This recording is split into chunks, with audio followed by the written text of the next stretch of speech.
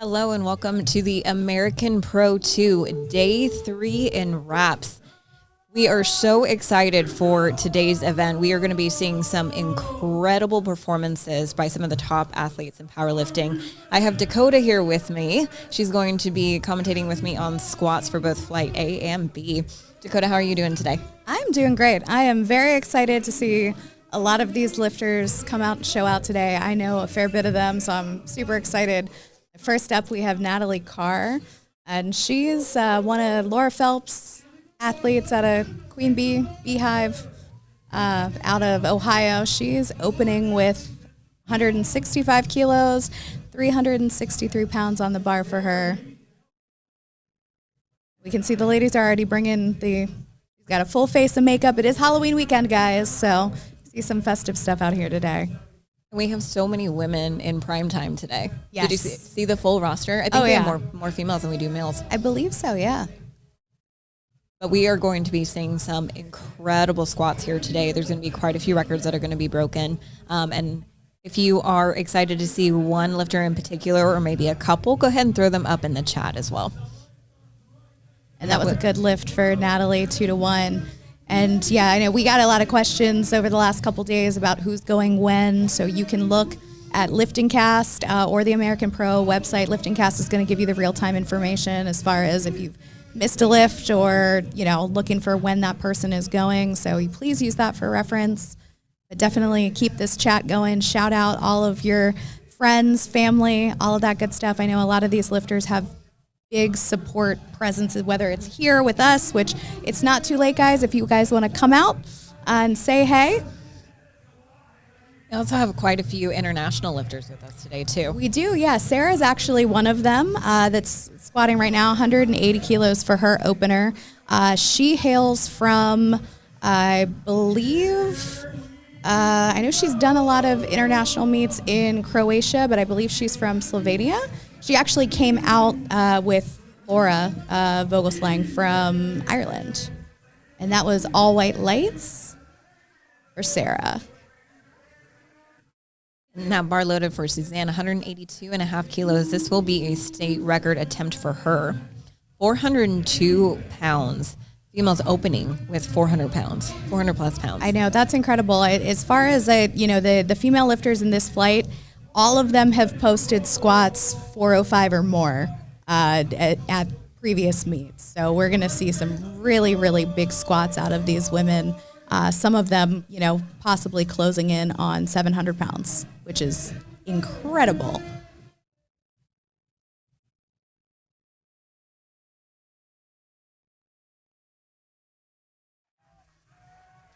And we'll also see a handful. Suzanne is one of them. She is also an IFBB Pro. So you're going to see a lot of female lifters, especially in, today in prime time in particular. A handful of them are multi-sport athletes that are truly on top of their game wherever they go. Suzanne being an example. And she's also been in the sport for about 10 years.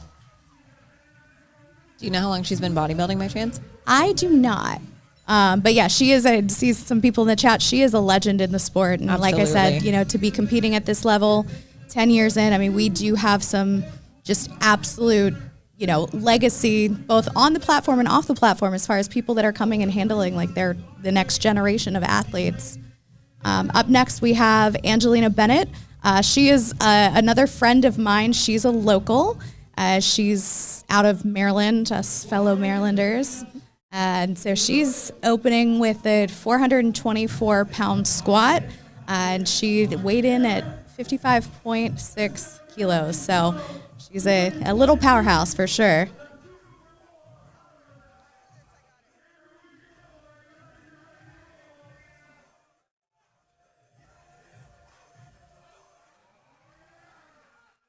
Beautiful squat attempt there by Angelina. And the judges agree.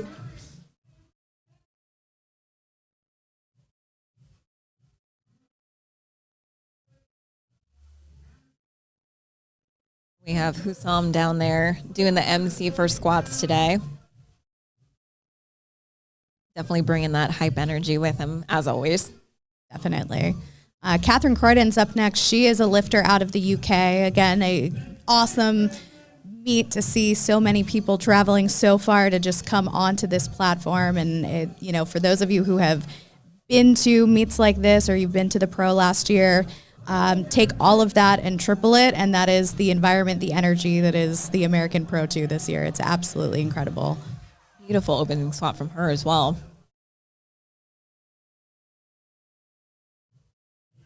Judges agree, 3 whites for her. Yeah, it's going to be interesting to see. I think, we're probably going to see a lot more clean lifts now on day 3. The lifters have had a couple days to it's interesting that you say that. I don't know if you saw the morning flight or the morning round. So the open for flight A was very, very interesting, the squats. So typically when you lift in wraps, there's a lot more things that can go wrong, right? And all of our lifters today are lifting in wraps. Yeah. So a lot more that can go wrong. Timing is an issue. Depth is typically an issue. A couple of everything that can go wrong in wraps went wrong on flight A. Oh, goodness. We had a lot of lifters that timed out. We had a lot of lifters that didn't hit depth. Couple that bombed out on squats, unfortunately. Yeah. So hopefully we don't have a repeat of that here. Yeah, I think that's definitely something too. And Brittany's up next right now, 200 kilos on the bar for her, making that look super easy. But I think too, we have the primetime session where you have a lot of these more experienced lifters, absolutely. whereas I think, in the earlier time slot, you might have some people that it's their first big meet. So there's a lot of elements, a lot of there. variables. So, and wraps, timing is such a huge thing, but also, just trying to learn the judging, learn the meet conditions, those types of things as well.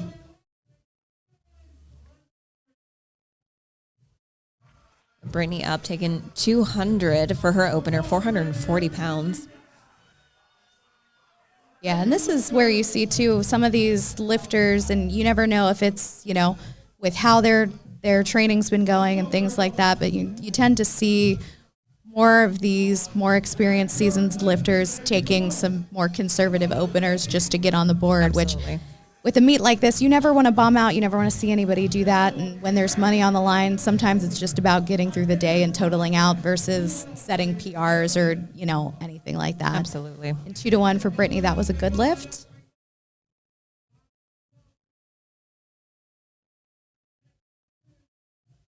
We're taking that bar up to 232.5 kilos for Laura. Huge opener here. Yeah, Laura is an absolutely phenomenal lifter. I was a fan from afar for a while. She's from Ireland, and eventually will pop up at some of the stateside meets.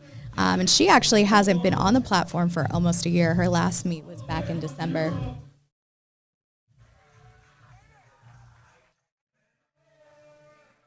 She is just an absolute powerhouse.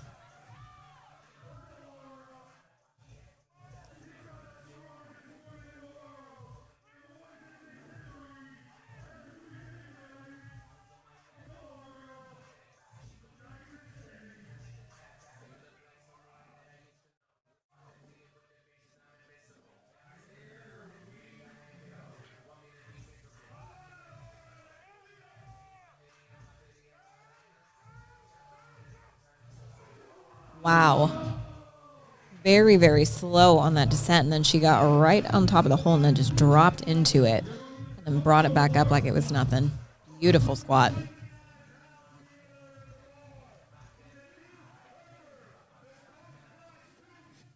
Yes, Denise is up next. For those of you that have been keeping track of her lifting history, she did win the Ghost Clash earlier this year. Another just absolutely phenomenally strong woman. Also known for the fact that she pulls beltless. That is definitely something that people tend to remember about Denise, but she is just all around incredibly strong across all events, squat, bench, deadlift. So again, definitely somebody that's going to put up a fight for what placement's going to look like today. And she is opening with 240 kilos, 529 pounds for her opener.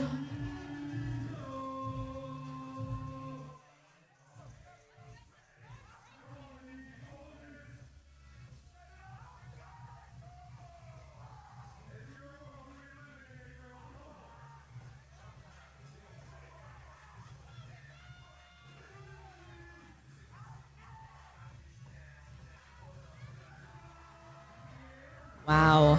Yeah, she is just such an incredibly technical lifter, which you can see across everything, and that squat showed it. To give some perspective, though, that's 3 pounds over her heaviest posted squat, I believe, if what we pulled from Open Powerlifting is correct. I think so.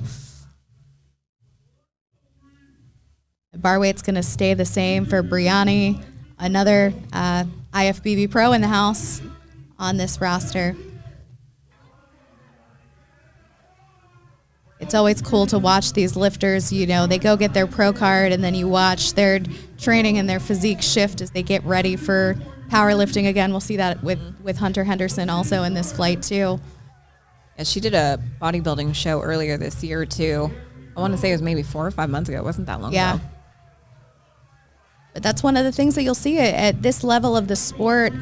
A lot of these lifters look like bodybuilders. They have a ton of muscle mass. They do their accessories, and she just smoked that. She's going to have a really, really great day, I think. Oh, thank you, chat. She earned her pro card in July, so not that far off.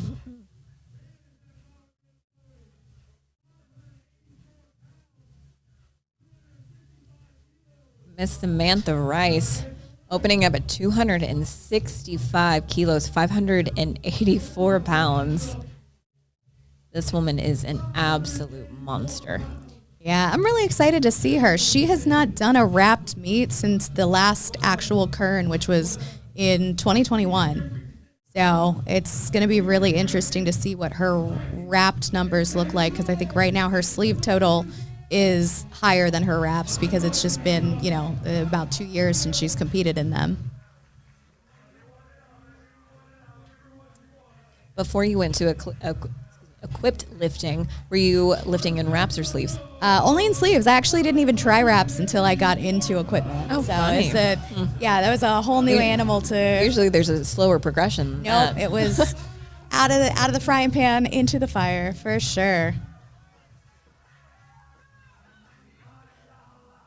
Yeah, so what Sam had them do was bring out the arms of the mono. If you see where her grip is, it was basically right where those arms would have hit.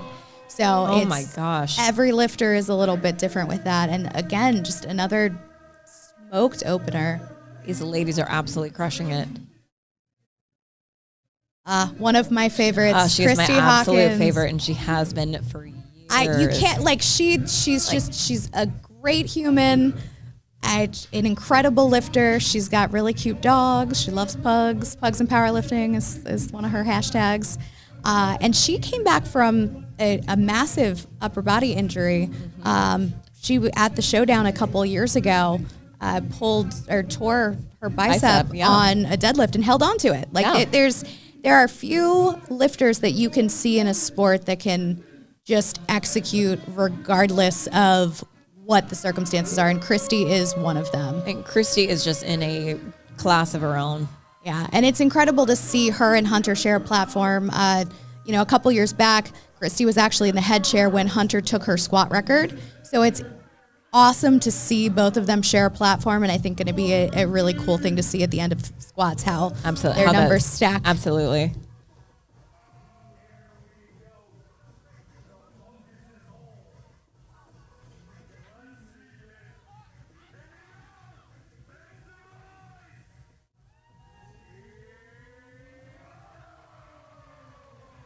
And easy work Beautifully for Christy. executed.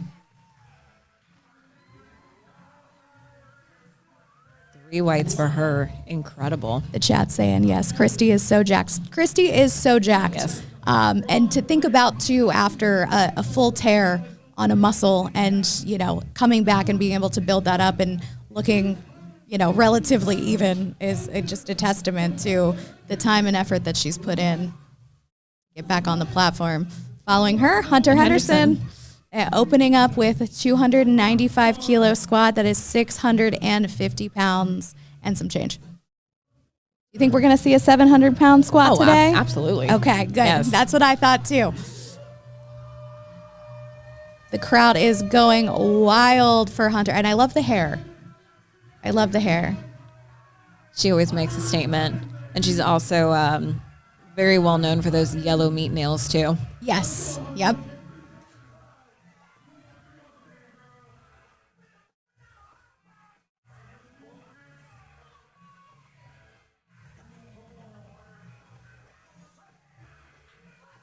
Yeah, so that readjustment that she did, when you're using the mono like that, you want to make sure that that pick is solid. Sometimes you need some readjusting. She's looking a little like it didn't go quite as she wanted, but judges say it was good. I think it was she just trying to find that balance point. Is when you're using the mono, you got to set everything up. You stand and go. It's not like your walkout. So for her, she also has a wider stance, which you traditionally see a little bit more in like multiply lifting, which I love to see, somebody that is, because I think a lot of times people are like, oh, well, that's not a strong stance. And then you see somebody like Hunter who can make it work for raw lifting too. So I think that that's awesome to see. And now we're kicking off seconds. Natalie Carr is up first for our second attempt squats. Again, someone else is celebrating with me, dressed in kind of festive. I was one of the only people around here dressed up with some Halloween stuff. We had Stacy here with her Power Rangers costume. That is true. You'll see that again later, I think. Mm-hmm. So Natalie taking 374 for her second. Yep, and she's being handled by Taylor, her partner, who competed yesterday and did a hell of a job. So it's always cool to see, people in powerlifting that have kind of found each other and get to handle each other at meets and come out and support. Right, we were having that kind of conversation over lunch, right? About how powerlifting has brought us all together, right? And just the paths that brought us here and the connections that you make and those long-lasting friendships.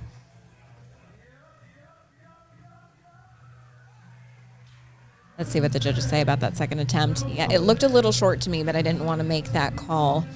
Yeah. Sometimes it's hard to tell from our perspective here. We are not down on the floor like the judges are. Yeah, and it looked like she was just kind of feeling things out a little bit.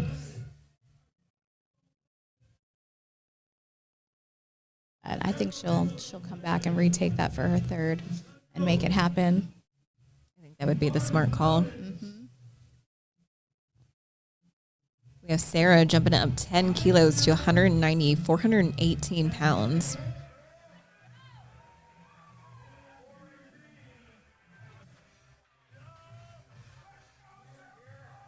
She had a very well executed opener as well.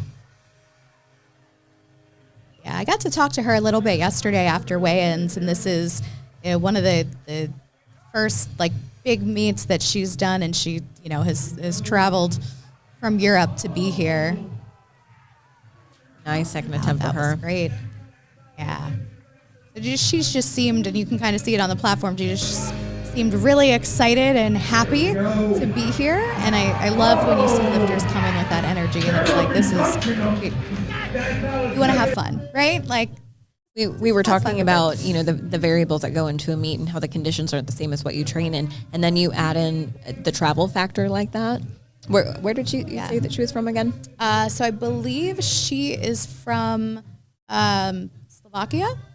So taking into account the extensive travel that's involved with that, and then trying to make weight, and then having to consider the water retention from the flight and all of these other things.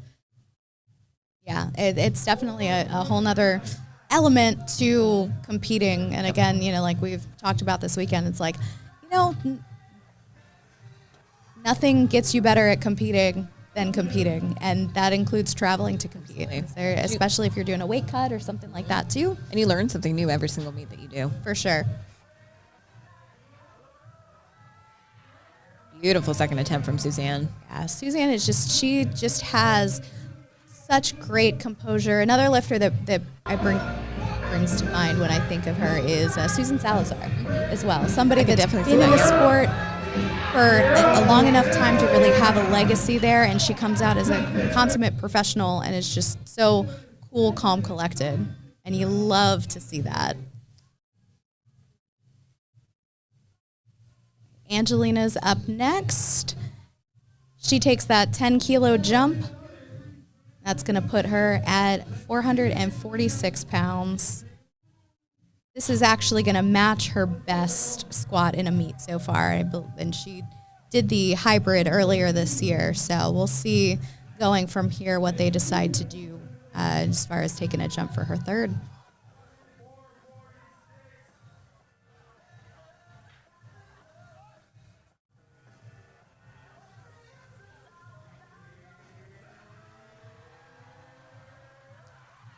Yep, she sticks with it, hits a little bit of turbulence on the way up, but 2-1, that's a good lift. Probably see her make that smaller jump from second to third.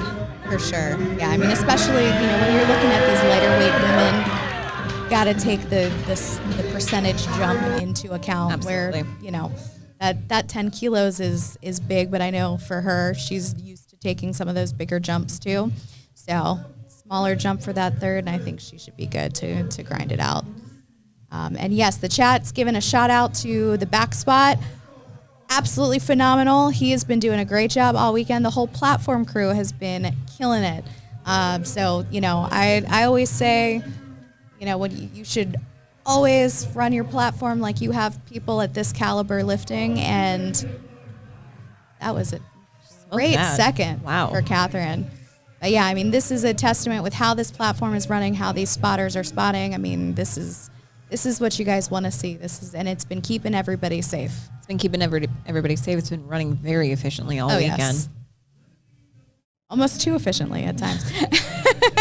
Which again, that's another element too. The speed of the meet is something that can really throw people off, and I think it's been keeping a good pace here. But sometimes you have meets that have will run faster or slower, and it's all about the conditioning and what you're used to. Brittany up 217.5 kilos, 479 pounds for her second attempt. She took a big jump here, 17.5. I think for her, that's another one of those, open light and then take big jumps from there. Good second. Yeah, it's very, very confident descent there. Patient, but fully in control. And you saw her come up with great control there. Judges say 2-1. What do you like that? Got a red light on that left side. What do you expect her third to be? It's tough to say, right? Because I think she's already hit a platform PR for her squat by a little bit over 20 pounds. And again, it depends on what the goal is, right? So if you're here trying to take home the big checks, which I feel like a lot of the lifters are, she might be a little bit more conservative, or she might say, hey, based on where I am, I can take that and move on to bench and deadlift and just get through the day. Brittany up 237.5, 523 pounds for her second attempt. Took a 10 kilo jump from the first.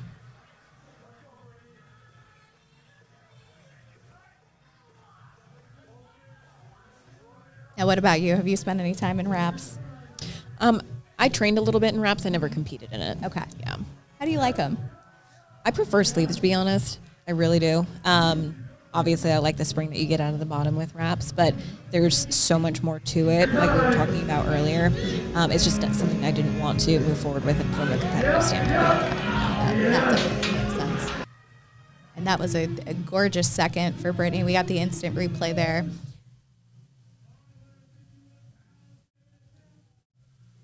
Denise coming up for her second attempt, 250 kilos, 551 pounds here. Zooming in, Denise is from Germany. I zoomed in. She has a big support group wherever she goes, whether it's, coming out, and we're seeing some of that in the chat too. And we love to see that. We love to see everybody supporting their friends. We know everybody, can't make it in to hang out with us and see this in real time. But I think, Denise just, her body of work in the sport has just been so impressive, especially the last couple years.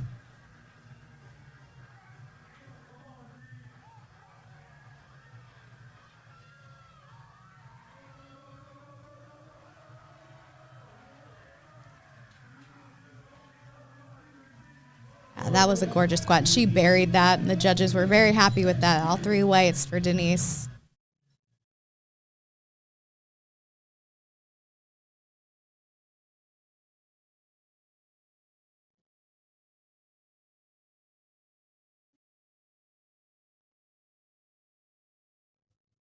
Another international lifter with a huge support group.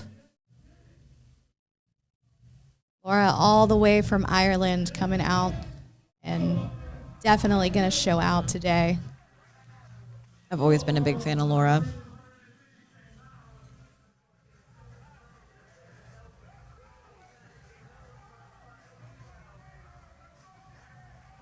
She's another one that took a pretty hefty jump from first to second, 20 kilo jump here. But that's pretty common for her. And it's great to see a lot of women who have traditionally competed back when we had the 181 as the cutoff or 198 being in these new weight classes, and they're not new anymore, but that 100 kilo weight class, 110 for women, she just blew that up. That was super speedy.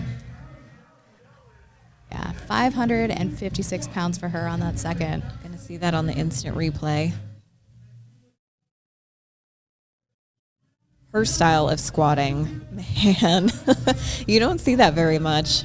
No, especially with female lifters, you don't see that. I think we've seen some of it for the larger men because there's more tissue to kind of bounce off of at the bottom. But I think for, leaner women like that, it's a real challenge, and it's just a testament to her strength and control to make that happen.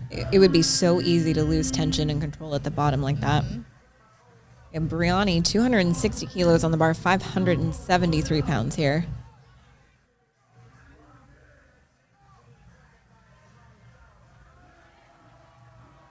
Good second attempt there from Brianni. Let's see what the judges say. Must have been a depth issue. 2 reds on the side. Yeah, that sounds like what they're saying on the platform. Yeah, I can kind of see it now on the replay. Mm-hmm. But it moved well, so we'll see if she might make the decision to go up. Yeah, that's one of those. It could go either way. I mean, it moved really well, but she did get reds. So some lifters, some coaches will say, we're going to retake it. It looks like she is going to retake it, whereas some may just make that jump and make it happen. Sam Rice is back up next with 280 kilos for her second attempt. We're back north of 600 pounds for the rest of second attempts in this flight.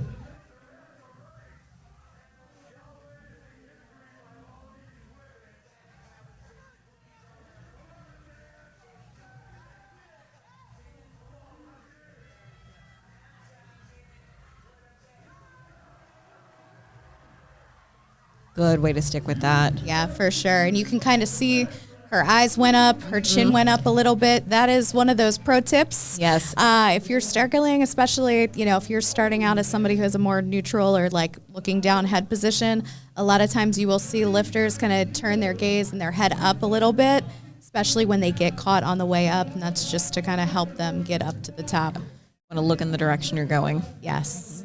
Because they're, the head follows the eyes, shoulders follow the head, all of that good stuff. We have Christy back up 300 kilos, 661 pounds.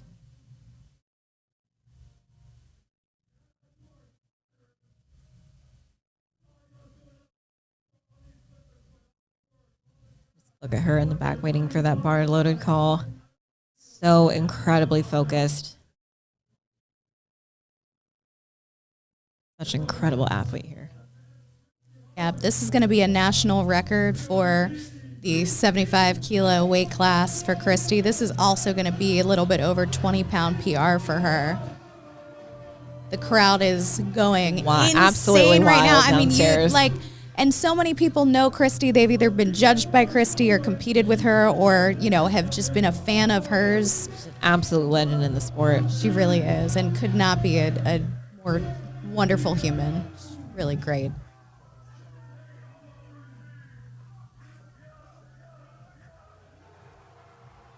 Yes.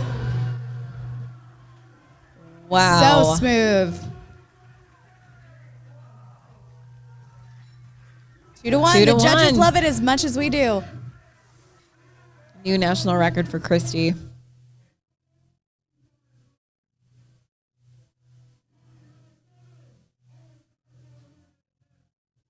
Beautiful. See that picture in the background? Yes, She's got her with her pug with doggy. her.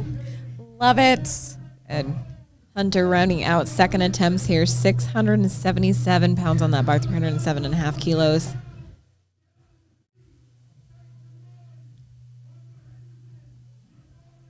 This will be a 5-pound PR for her. So Hunter and Christy are not competing in the same weight class today, but it's still going to be interesting where they finish comparatively with Dots.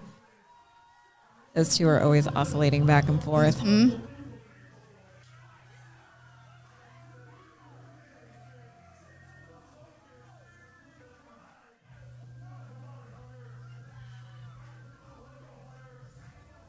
And after that first, you can tell by her facial expression, didn't quite go the way that she thought it would. Yeah. So let's see if she can make those little corrections here. Oh, not quite there. No. Yeah, much more confident with the pick there, but just kind of bobbled in the bottom. Again, spotters got her and brought her back in where she needed to go. So we'll see what her second looks like. Or sorry, her third.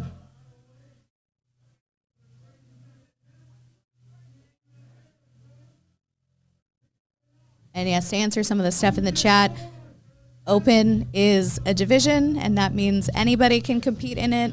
And today is untested wrapped, and we are in the primetime session. So this is the very end of the American Pro 2 weekend. We've got one flight of female lifters, one flight of male lifters.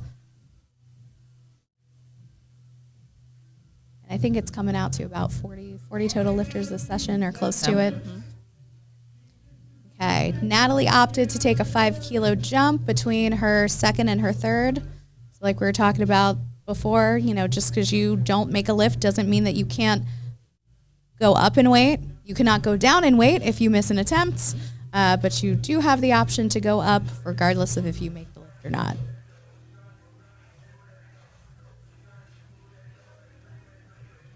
Starting off those third attempts here, 175 kilos for her.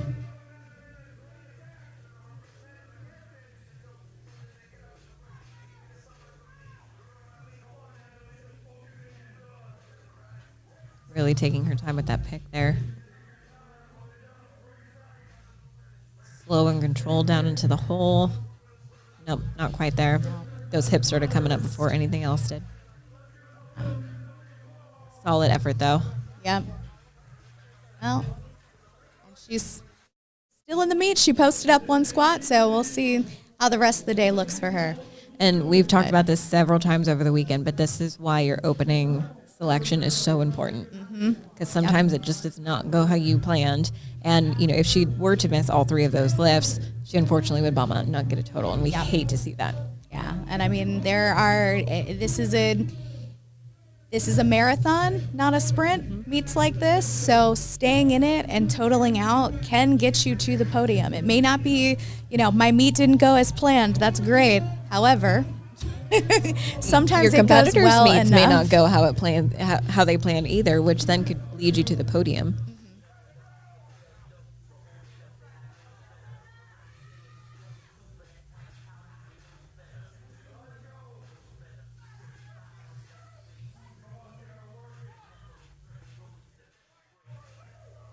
Sarah taking 200 kilos here for her third attempt, excuse me, not quite there.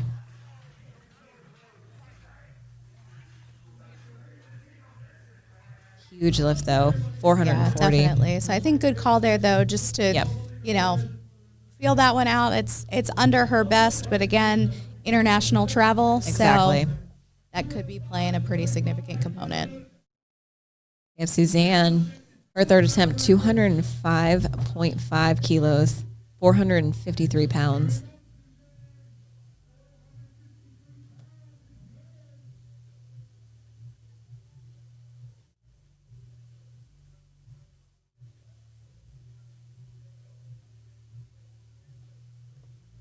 Suzanne hitting that ammonia. It looked strong, whatever that was.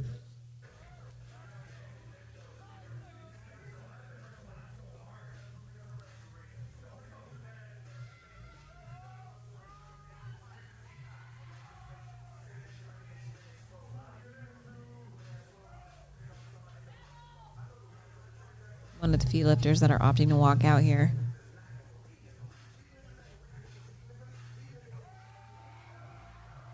What a grind. Yep. Wow. Stayed in position, stuck with it. Let's see what the judges say. 2-1. That is a great lift. Good for her. Yep. And that was a state record for her. Not sure if that was in her at the master's class or the open. That looked like it was about to go sideways. Yeah, it really did.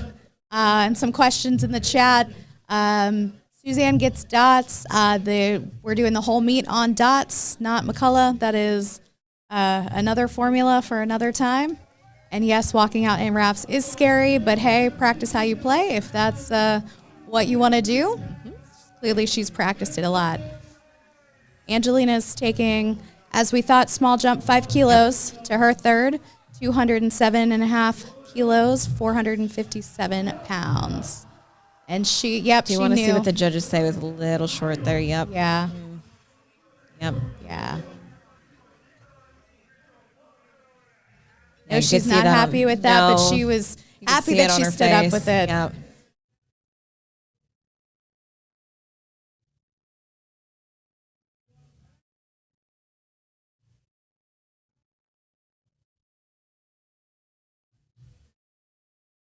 And that bar loaded for Brittany, 227.5 kilos, just over 500 pounds, 501.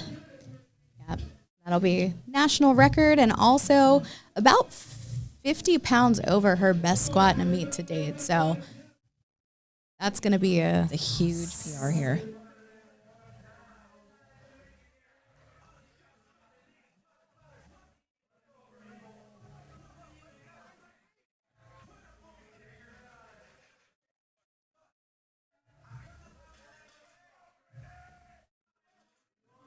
Taking her time to really set that up, make sure that pick is nice and strong.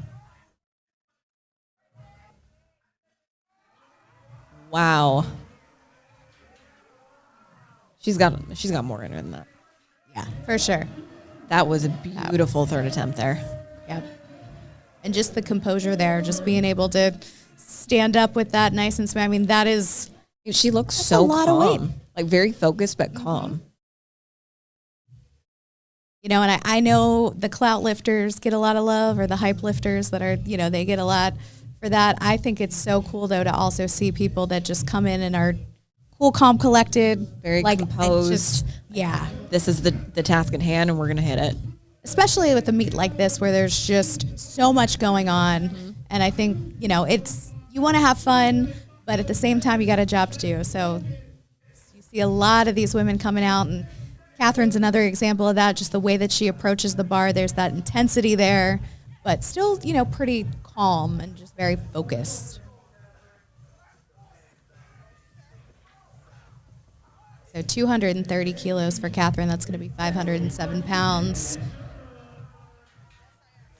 That looked good from here. Let's see what the judges say. 2-1. Good lift. It looked like she was fighting to stay in position on the way up. The bar just kind of rolled a little bit, but she stuck with it.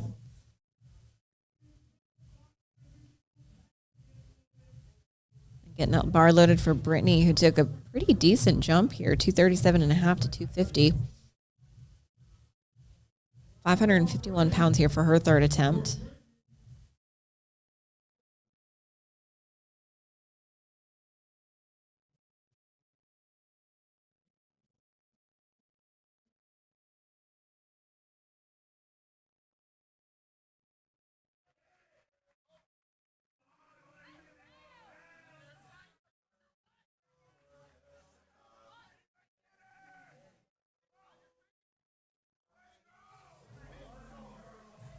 One just taking her time to really get set up there and make sure that that pick out of the mono is as solid as it can be.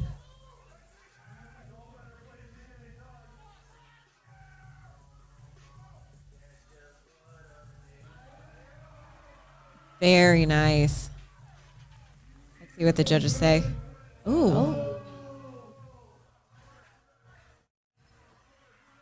Sure, we're going to see a replay here. Yeah, I'm trying to hear if they'll tell us what she got red lighted for. Not sure what the front judge gave her the red for.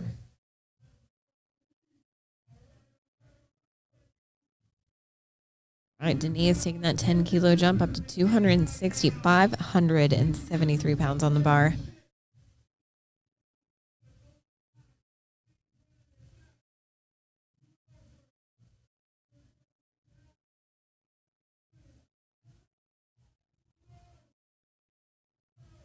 Crowd is going crazy for Denise.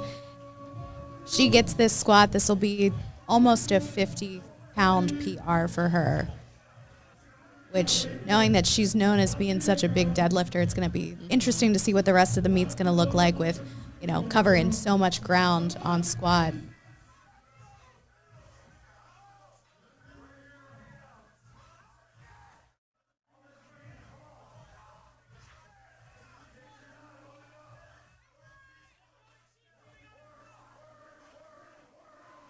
Yes. Controlled on the way down. Nope. Just not quite Couldn't right quite. out of the hole.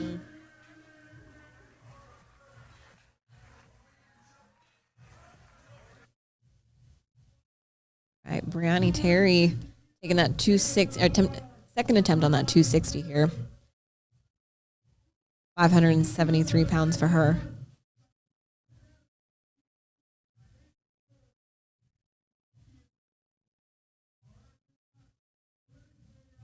Needs a sink that's a little bit deeper than she did on that second attempt.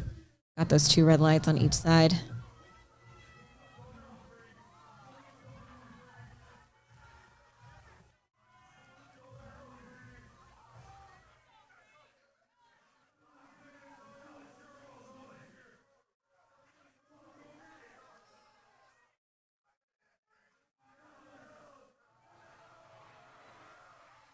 Let's see what those judges Came say up on the happy side. with it. Yeah. Let's see. Nope. Still got called for depth on that. Let's look at the replay. A little hard to tell from the front. It's definitely but, tough yeah. to tell from the front. But both side judges agreed. Yep.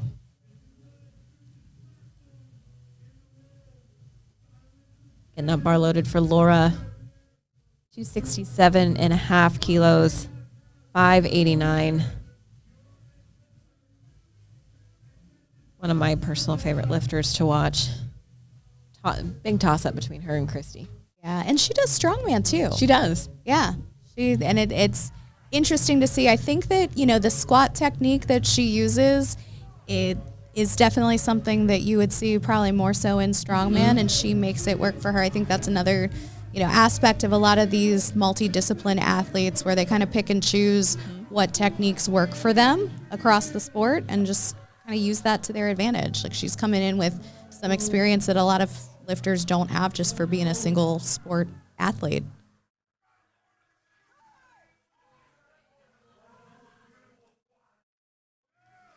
Slow. Drop. Yep. Yeah. Nope, not quite. Looked like she. It looked like she had it. Lost a little bit of balance there, I think, on the way up. There was a lot of confidence right out of the hole, and then I think it started to fall back a little bit on that left side. Again, shout out to our back spot and the rest of the platform crew for making saves like that. It's definitely a huge confidence boost to see the platform crew running so well. As a lifter, you go out on the platform, you're going to be safe. You know that if something goes wrong, and we've seen a couple of those, crazy mishaps happen today or this weekend. Over the course of the weekend. Yeah, that you have a platform crew that's behind you that's going to make sure that you are good.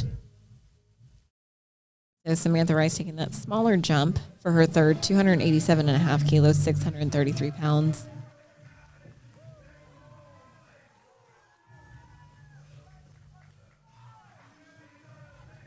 Hyping herself up before she approaches the bar there.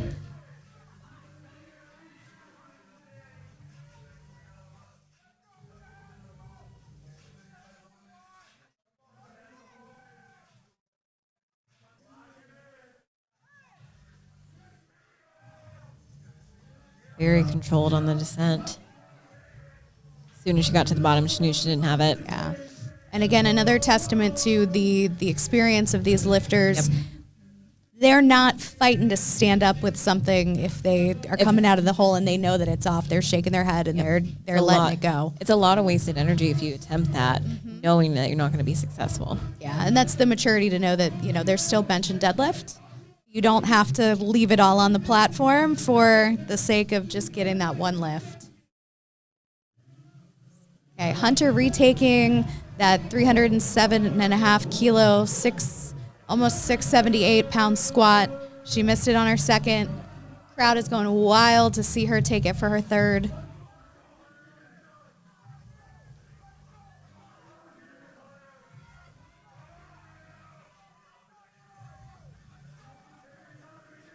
Good pick. Yeah, when the pick goes well, it's like it's weightless. Oh my gosh. She struggled with that. Let's see what the judges say on that. Nope. No lift for Hunter.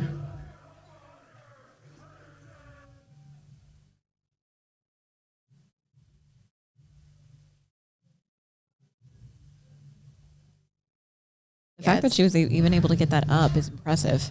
Yeah. Just with the way that went. Christy Hawking rounding out our squats here for flight A. We got close to the 700, but I think we had some stuff not exactly progressive. I think 700 was the plan here. Yeah. Yep. But Christy's going to close us out 683 pounds, a national record attempt. That she just set. Yeah, and I think in the chat, yes, depth, downward motion. It could be a mix of all of those things. Very well could have been. Side judges are going to have the best view of that, obviously. So all we can do is speculate up here. And somebody else put a comment in about how far female powerlifting has come, and absolutely 100%. Yes, it is absolutely incredible to see. Yesterday, I know there were a couple of Laura Phelps' athletes out here. Laura was here this weekend, and she's been part of the reason why. There's another one of those phenomenal, legendary female lifters. So it's cool to see her now have the next generation of her athletes out here. Christy's approaching the bar. She looks ready for it. Always so focused.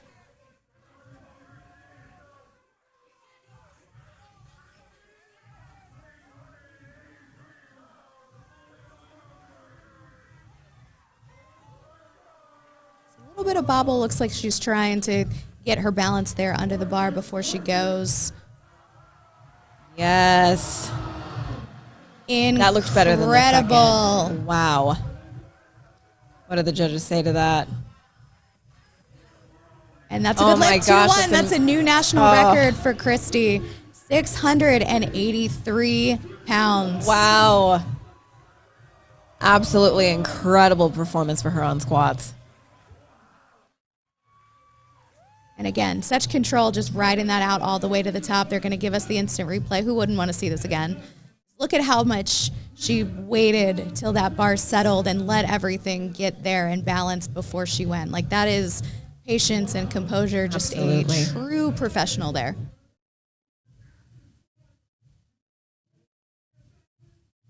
Three for three on squats for Christy today. Absolutely incredible. She's going to have a great day. Absolutely. Setting her up for success here.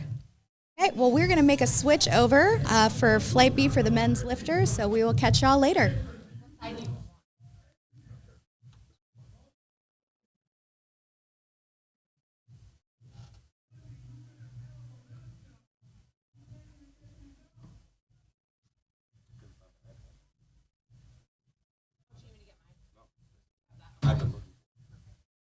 Oh, it's not back here the whole time. Open up the kilos.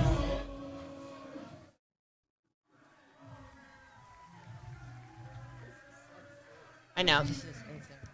Absolutely magnificent women's flight today. Huge numbers. I mean, dudes don't squat that. I know. At much higher weight classes. Absolutely insane to see. Hello, everybody. My name is Garrett Fear. And I'm Brittany Diamond. And we are here to bring you the men's squats here in the wrapped flight of the American Pro 2. And yes, that was a huge all-time world record.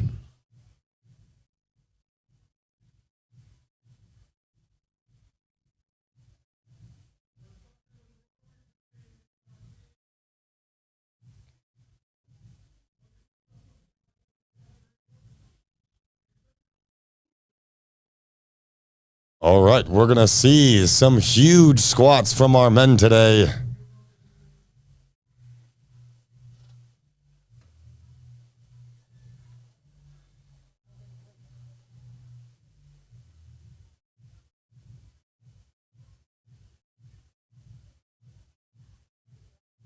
let us know where you are tuned in from.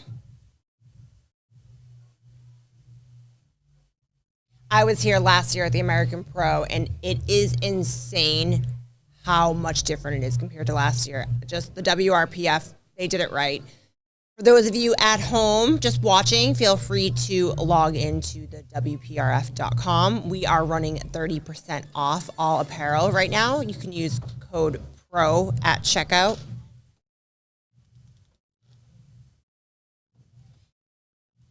Garrett and I have a really cool view from up here because we can see all the athletes in the warm-up room right behind us.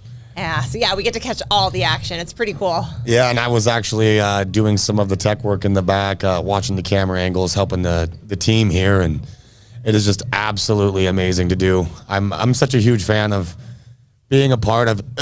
I'm a huge fan of fulfilling any role that goes into an event like this. It's absolutely amazing. Man of many talents. I try to be. I was having fun too. I was getting to interview athletes, putting chalk on some of the athletes, powder, you name it. So all of it's a blast. It is. We also have a Halloween party after this. Are you dressing up? Oh, I do not dress up. You don't do Halloween? Not anymore. Okay. I went as Woody from Toy Story for about 7 years straight, and I think that's about all I needed. Scary, naturally. It's fine. Yeah, we have an absolutely huge flight today. Some familiar faces: Rory Payne, Ed Blair, Blake LaHue, Joe Corsi, Fernando Arias is in this flight. You can expect to see 900-plus pound deadlifts. Justin Zottel, hailing from Ontario, Canada. Chad Penson, Pat McGuire, Phil Herndon. An absolutely massive flight today. Going to see a couple of squats opening over 900 pounds. I want to see a deadlift over 1,000. Do you think we will? A deadlift over 1,000 today? No. No? Okay. That's Fernando could take a shot at it. He's opening at 881. That's what I saw, yeah. Yeah, I mean, he could take a shot out of it. Well, I don't think his training has, brought him in for that, but we'll see. I have high hopes. I always have high hopes. Always. You're more of a realist than I am, from what I've heard. Oh, apparently I'm a hater. No. Me? You don't think I'm a hater? I've worked with you before. Chat, let me get a thumbs up if I'm a hater and a thumbs down if I'm not a hater. Trying to start stuff. We are about 15 seconds out from beginning the men's flight here at the American Pro 2.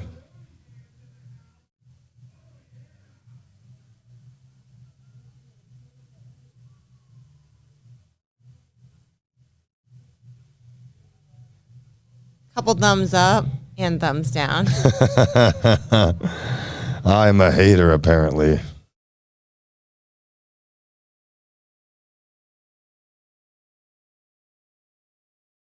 Right. Gonna get all of our info ready here.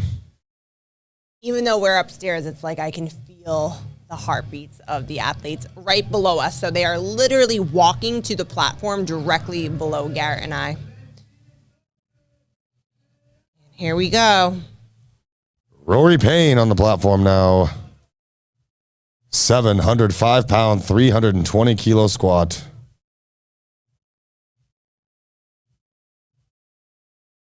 I always love his name. It's like the perfect powerlifting name. I don't know. Fear is pretty. Yeah, fear, pain.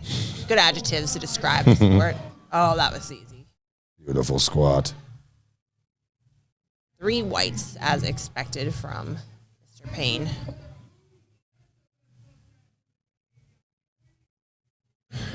Three white lights. You can expect 20, maybe even 25 kilo jumps in this range. I'm sure there's going to be a few guys taking 15s. Also, it always depends on the opener.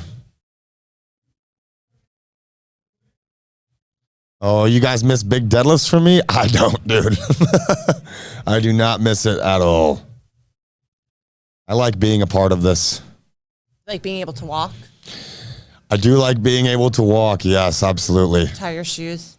Tying my shoes is a big one. Antonio Carter approaching the bar. 325 kilos, 716-pound opening squat.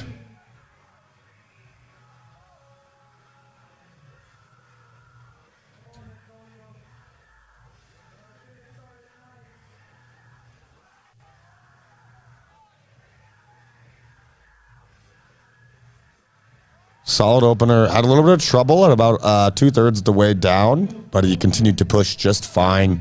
Probably end up getting a little more out of the wraps from there. Yeah.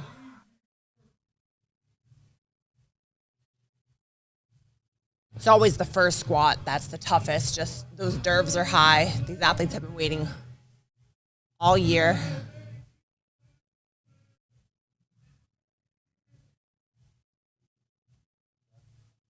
You'll see Edward Blair getting ready, getting wrapped right now.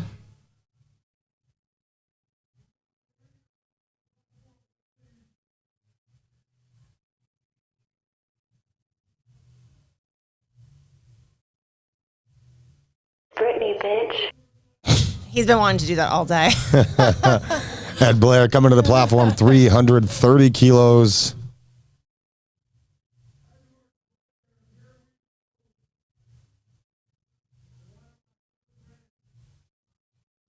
Ed looks like he put on some tricep size during this prep, too. He looks good. All right, 727 pounds on the bar for Ed. He's focused. Ed is typically a very calm lifter.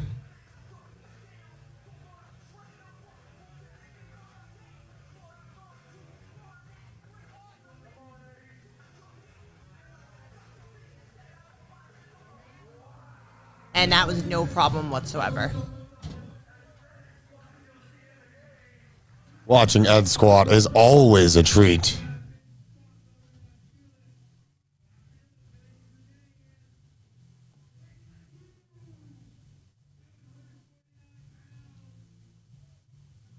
Blakey LeHue, one of the absolute best powerlifters of all time, had his 181-pound sleeve record taken yesterday, competing today at 198 in the 90-kilo division, weighing in at 86.5. This is a 340-kilo opener, 749 pounds. Blake's beard looking on point. Yeah, it really is. Yeah. Now, Blake is one of those guys who is a little harder to predict his attempts. Blake can mess up his opener, mess up his second, ascend 20 kilos through both, and have a perfect third squat.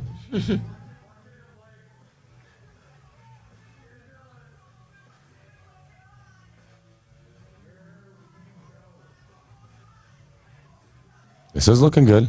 This is looking good. This is looking good.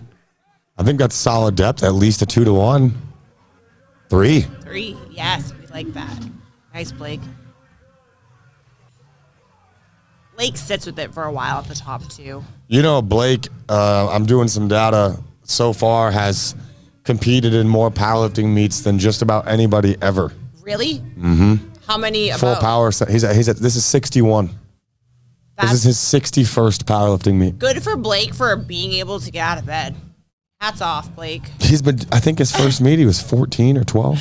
That's love for the game right there. Yeah. I don't think there's an active lifter who loves the game more than Blake does. I love that so much. We have Colton Stewart approaching the bar. He is a junior lifter right here, opening with 342.5 kilos, 755 pounds. That means he is under 24 years old in the 20 to 23 category. I believe he's 22. Slamming that head against the bar. Getting focused. Nothing like a concussion in a non-contact sport, huh? It happens.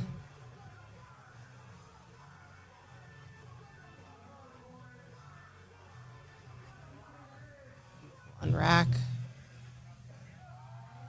Yeah.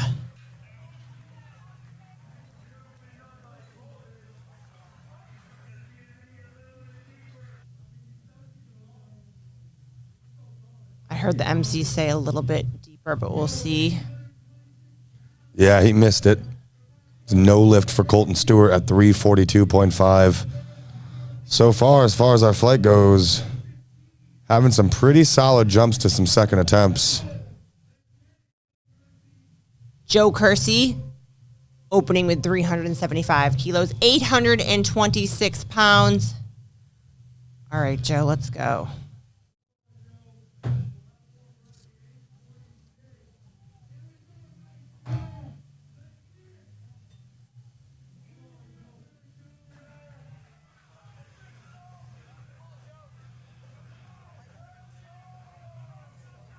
Very wide grip there from Joe.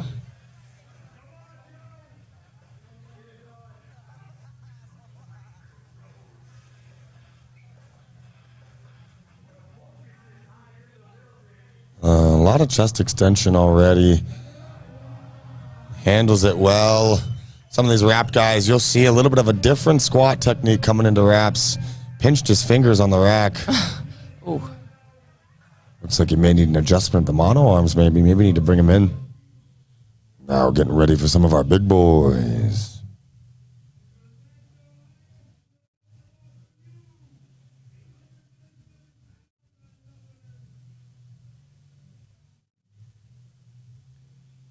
Fernando getting in the zone. You'll notice, and Garrett and I were talking about this the other day, just these lifters know exactly what to do. You'll see, they know exactly when to wrap. All that timing matters exactly for when to take their headphones off. Or at the very least, they should.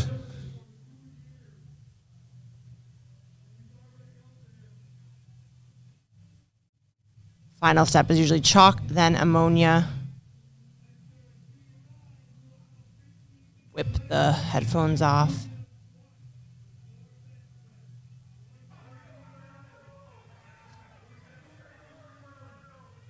All right, 380 kilos, 837 pounds for an opener. Come on, Fernando.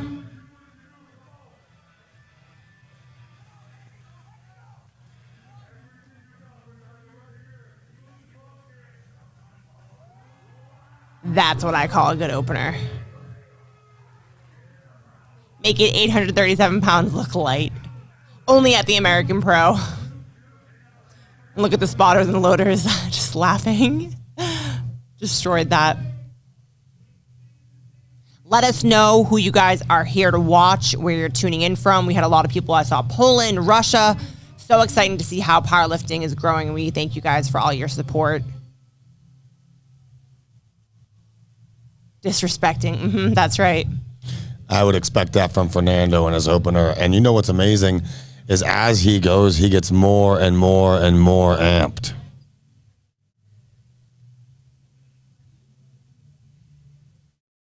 Also, bye-bye. Getting ready now for Henry Craig. Garrett, someone wants to know if you prayed today. Want to know if I prayed?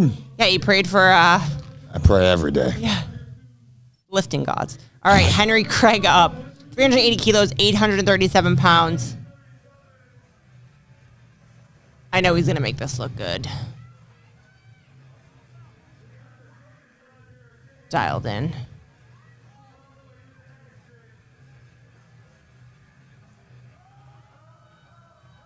A little trickier than he wanted it to be. Maybe the wraps were a tad loose there.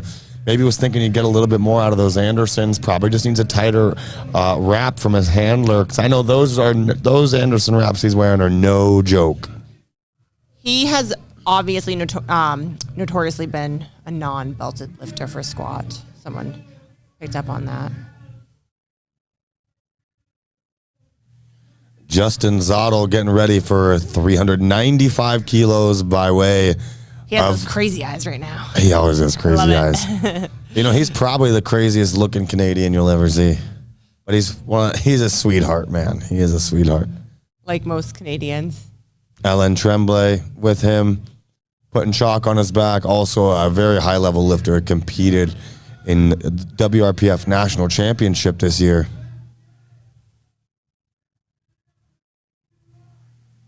Oh, he's getting the crowd pumped for him. Let's go, Justin.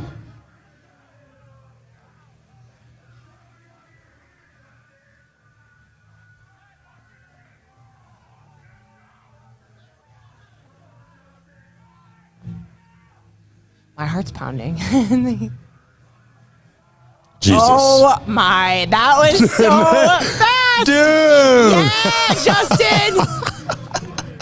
What do you think that's going to be a big jump. I hope it's 25. That'd be insane, but. No, it's not.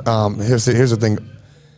15 from here is pretty normal, but as is 20 or 25. 15 is 410. That's that 900-pound number. So I could see that. I could also see 415. And I know Justin, he's going to be looking for a huge squat. Going to put his name in the Canadian history books. I could see 417. He went 417.5. All right. You asked for 25. He gave you 22 and a half. Close. I'll take it. All right. Chad Penson, one of my favorite lifters, opening with 400 kilos, 881 pounds. This should move fast, and then I have no doubt he'll be in the 900s. 881 pounds is absolutely no joke. It's a huge landmark number. He's opening with it.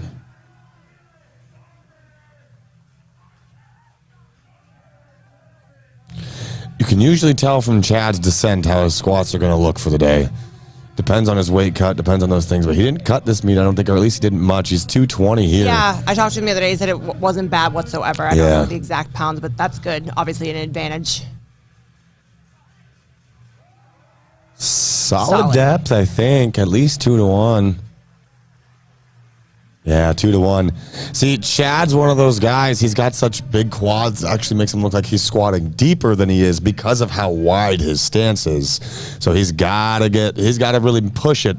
It's got to look really sold visually from the front in order to make sure. What I mean is, from your guys' standpoint, if it's not really sold on the live stream, it's probably not great on the sides for the referees. Patrick McGuire opening, okay, with 432 kilos, 953 pounds.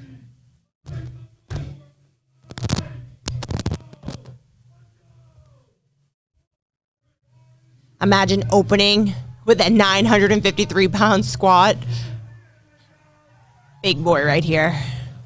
Big traps, big legs, big beard. Let's go. Pat is also one of the nicest and funniest guys, sweetest men you'll ever meet. Usually how it is. The bigger and more intimidating they look, the nicer they have to be. I believe he's just a couple of years shy out of junior, maybe 2. He might be 25.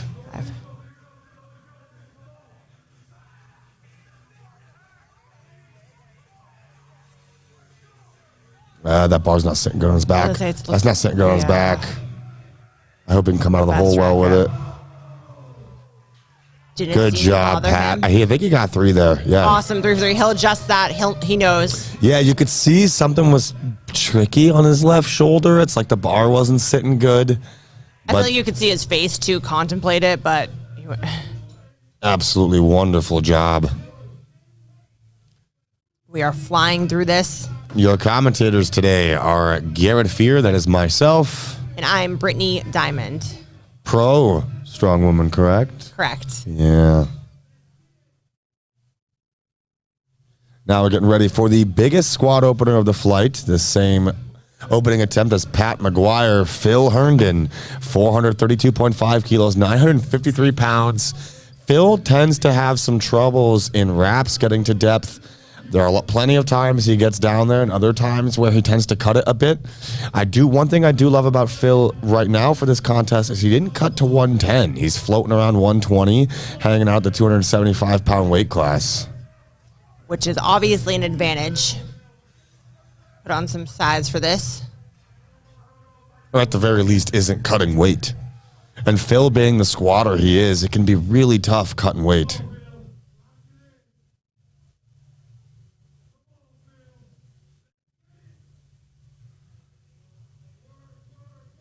That was one of his better squats and wraps. Nice.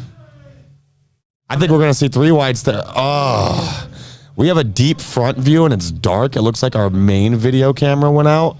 That looked like one of his better wrap squats, but Phil can squat pretty high from time to time. I think that was a lot closer than it may have like actually looked. The thing is, we had to switch to a tough camera angle. And it's a real dark one. I don't know. Sitting where I'm sitting, it looked like a solid squat. It looked solid for me as well. But that's the other thing with wraps, man.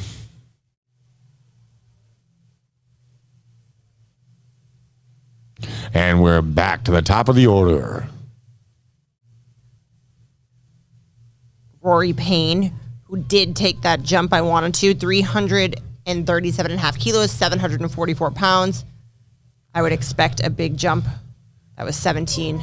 Every flight of squats, I'll adjust the voice a little bit until I get to my movie trailer voice.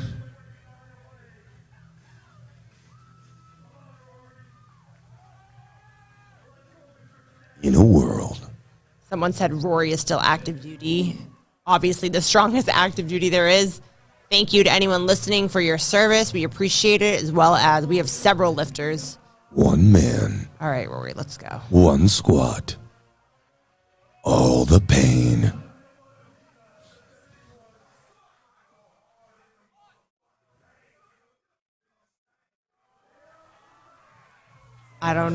He just said no. Wasn't feeling it. Sometimes it just doesn't feel right. See if he'll Yes. take a third. A couple good points coming from the chat. Phil's squat was more borderline. And I think there's something to be said for, Phil in wraps tends to squat so far above a parallel point that when he gets to that parallel point, it looks so much deeper. And I think that combined with the camera view that we were experiencing, both you guys and us, made it look a little more sold than it probably was. If I were to look back at it, I'm sure you could probably even see in the femur angle, it's parallel at best. Very good point from the chat. Thank you. Antonio Carter up. Second attempt, 345 kilos, 765 pounds. A nice solid 20 kilo jump, which he destroyed the first, so. Yeah, 20 kilo jump here based on his opener. Maybe a really good call. It's just when you're walking out, got all these loads, I can see this moving quick, no issue. It's just after, yeah.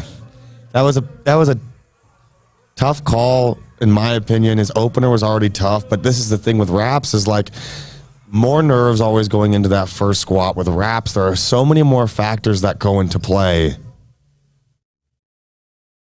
No lift for Antonio. Tony Carter. Hope he comes back on his third and pulls through on that, but my hopes are not high. My hopes are high.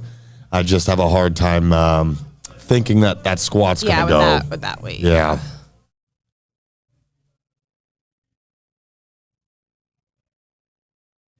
Getting ready now for Ed Blair, who took a 25 kilo jump, 355 kilos, 782 pounds. Again, calm lifter, has been in the game a long time, knows what he's doing. So he came. Do you remember when was his first meet post injury? I think it was his last meet. Okay, so I believe this is his second meet back. So he's hungry. He's also one of those loves the game. Yes. Yeah, and Ed has... Oh, nice, Ed. Wow, that looked identical to the first lift. 3 whites. I'm going to say 20 kilo jump. What do you think? Are you going to be a little more aggressive? I think he's going to be a little more aggressive. I hope he's not. I would imagine he's going to make a 25 kilo call because that would be... Yeah, he did. Made a 25 kilo call because his PR is 377.5. Okay, so he made the call to 380. Which makes sense. That's a tough call because I know that's going to kind of be heavy for him post-injury. But again... He made the call quick, too. See, I personally wouldn't have made a 25 kilo call from it. Or maybe 17 and a half. But this is a tricky range to judge. And wrap squats don't give you as much insight to attempt selection from a viewer standpoint. Really, the coach-lifter relationship, the lifter themselves... How they see things really, really dictates the attempt selection even more. And you can have a game plan going in, and it can change that day. I think a lot of these lifters base it off instinct, just solely after the lift. Yeah, powerlifting as a whole is that way, but wrap squats even, any equipped lifting. Blake LeHue on the platform now, 355 kilos, 782 pounds. Looked really solid on his first one. You can expect to see a shaky squat with Blake. This is less shaky than the opener, but it was a little higher. I don't know if he's getting this one. I cannot tell. I don't know. He did. Hard to tell. Nice. Blake squats so narrow. There's so much external rotation of the femurs. The knees go so far out. It's I would close. have to see that from the side. I would have to see it from the Yeah. side. Can't tell from here. And with big quads too, you're always going to see. Sometimes it can look more sank. The narrower the stance, it'll look higher. The wider the stance, it'll look deeper, depending on the size of the quads and how high the highest point of the quad sits above the bottom of the hip in the hole. Colton Stewart now making a 22.5 kilo jump. Got to that 800, over that 800 pound marker. So it's 365 kilos, 804 pounds. Hitting that ammonia hard. Got to get ready for this, Colton. Got some slaps.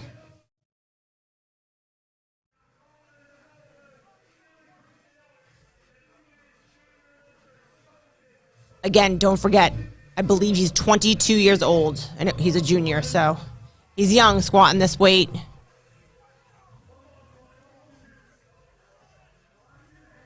I always have so much respect for those lifters. That's, college age. I don't think the judging has been shaky at all, actually, so far. Hearing that in the comments a bit is surprising. I think that the standard for wrap squats just hasn't been up to par until the last year, 2 years or so, at least at this level.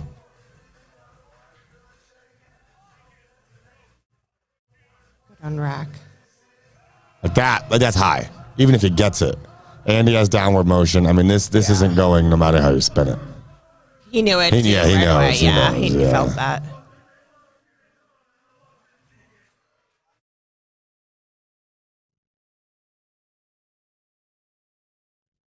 Yeah, you can tell. It depends on what you look at inconsistent as, in my opinion. Talking about inconsistent judging, all judging is different. And when you're rotating referees, and we can't have the same refs do the AM session and the PM session and sit every lift and sit every flight in the same spot, in the same order. That isn't how the sport works. Henry Craig getting ready, 390 kilos, 859 pounds. He looks a little calmer this time around. Like I said, sometimes that first one, been waiting all day, prepping for months.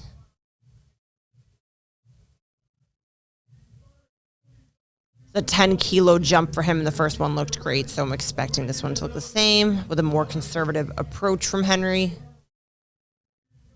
Just setting that monolift.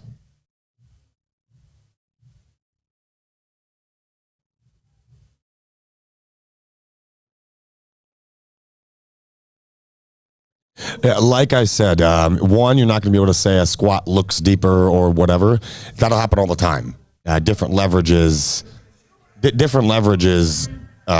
different squat styles, different sizes, different loads, different knee wraps. And also, wider squats tend to look more sold. Wider stance, narrower squats tend to look less sold. Dan Bell's a great example of that. That was solid. Lost it. Lost it, yeah. Yeah, and that's the thing. Like, if you look at Dan Bell, for example, I do think Dan is one of those guys who has, gotten, I wouldn't say gifts before, but has gotten squats that maybe were a little high that shouldn't have gone. But I have also been very vocal about that and gone to an event and reffed his squats. And they look the exact same from the front, and they're very clearly depth because he's got that high quad, the low hip, and he's got a narrow stance. A narrow stance squatter will always look higher. A wider stance squatter will always look deeper. Yeah, so important lesson for all you at home. Make sure you squat deep, even if you're not competing. We don't like high squatters. What? What do you mean we don't like them? I don't. What, you don't like them? No, I don't. Their whole personality is dictated by their squat depth? Correct. For me, yes. Oh, man. I don't like high squatters. Fernando Arias making a 20 kilo jump from 1 to 2 here. This is 400 kilos, 881 pounds. That's what I thought.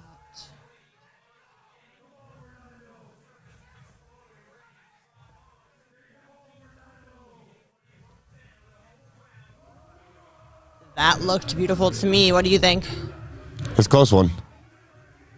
3 whites. Yep.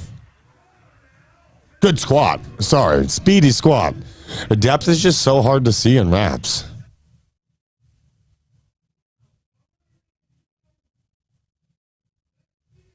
And in that angle this time looked better. Other squatters, that angle looks worse.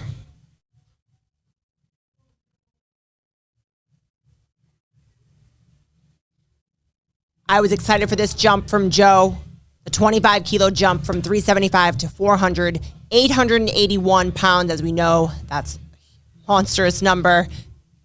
Do you know what his PR is by chance, Garrett? My encyclopedia? Joe's, I don't know. I want to say it's around 400. It might be 405.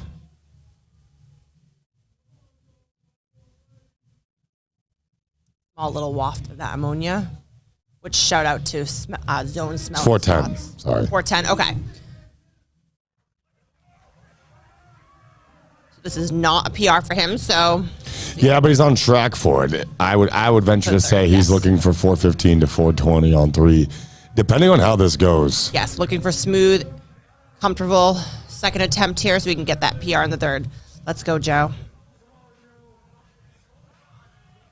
Solid depth. Best depth of the day. No downward. No downward. No downward. Nice. This should go 3 whites. This should go 3 whites. Yep. Yes, 3 whites. But that did look heavy for him. Honestly, he may have just gone a tad too deep. And the stopping power of the wraps will kind of run out. And if you go beyond that point, you lose some rebound. Honestly, if he can cut the squat a little more, hit the hole a little quicker, take away some of the visibility from the referees, that's what you do. That's the trick. The trick to getting away with some depth issues in a wrap squat is and has always been to hit the hole quick. So if he does that, wraps the wraps a little higher above the knee, a little lower above the knee, gets a little more stopping power, a little more rebound out of him, I could see a 10-kilo jump for Joe. I could see a 410 call, maybe 412 to beat out his PR. But I would venture to say 410 is the call. He did call 410. Justin up. 22.5 kilo jump, 417.5 kilos, 920 pounds. Look at you. I know. I'm getting good at this. He might have some competition. Look at you. Oh, I'm excited for this one. Justin Zottel, our house Canadian, 417.5 kilos, 920. Who here is from Canada behind Justin? Yeah. Wow. So fast! Dude, Yes! you can tell by the way, you can tell by the last 6 inches into the hole how he's coming out of the hole. And one thing Justin has learned to do well is handle that. You'll see a slight kind of shift forward through the shoulders as he comes out of the hole, and he doesn't try to correct it too much anymore. He just lets it happen and goes with the flow, and now we're seeing it way less exaggerated. That's what I call fast. All right, you call his third attempt before we can see it. Don't look. Don't look. It's not there. It's not there yet. Okay. He's gonna go 430, maybe 435. I think 435 is where he's gonna go. I thought he put it in right away. I thought I saw it No, flash. he's gonna go 435. Okay. I would be shocked if you went anywhere above 440. 440 is the max. 435 is my projection. All right, if you're right, I'll give you, I don't know, tacos or something. I'll take tacos. Okay. All right, Chad.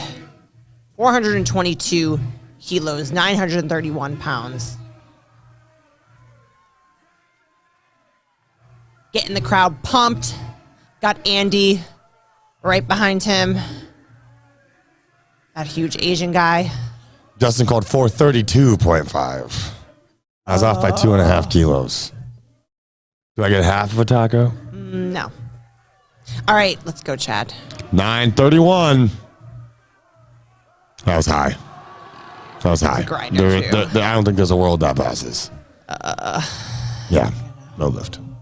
That was I really feel like he high. knew it right away, too. Just judging He did. He didn't look excited. He No. just got back down, took his wraps off. He doesn't look like he's feeling good.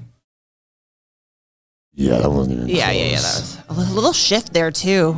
Yeah, actually, sometimes not going deep enough in knee wraps I mean, or in sleeves, but particularly in your ups, actually messes you up a bit. Yeah. Sometimes you need the depth for the material of the wrap to really, really stretch and get that potential energy in there. It almost feels like when you hit it depth, it almost feels like a boing. It like, No, exactly. I've only done it a couple times, but man, they are fun. Wraps are fun.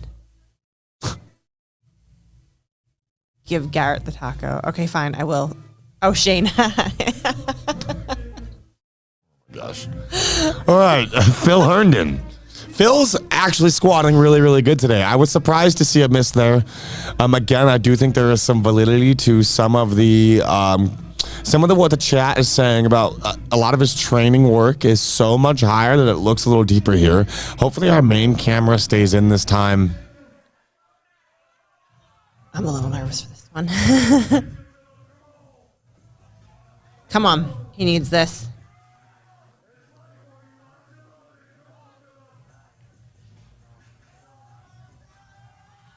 That was a lot closer. Damn.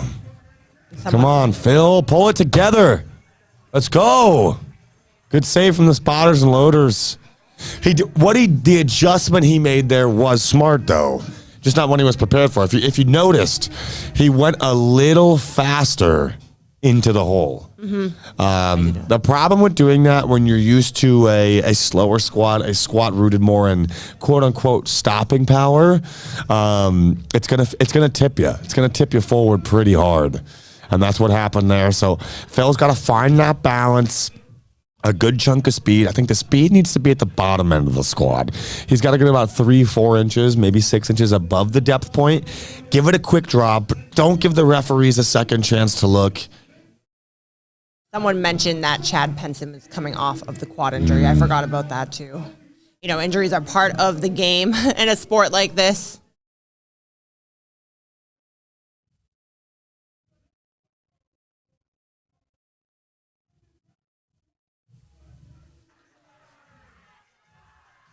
All right, Patrick McGuire.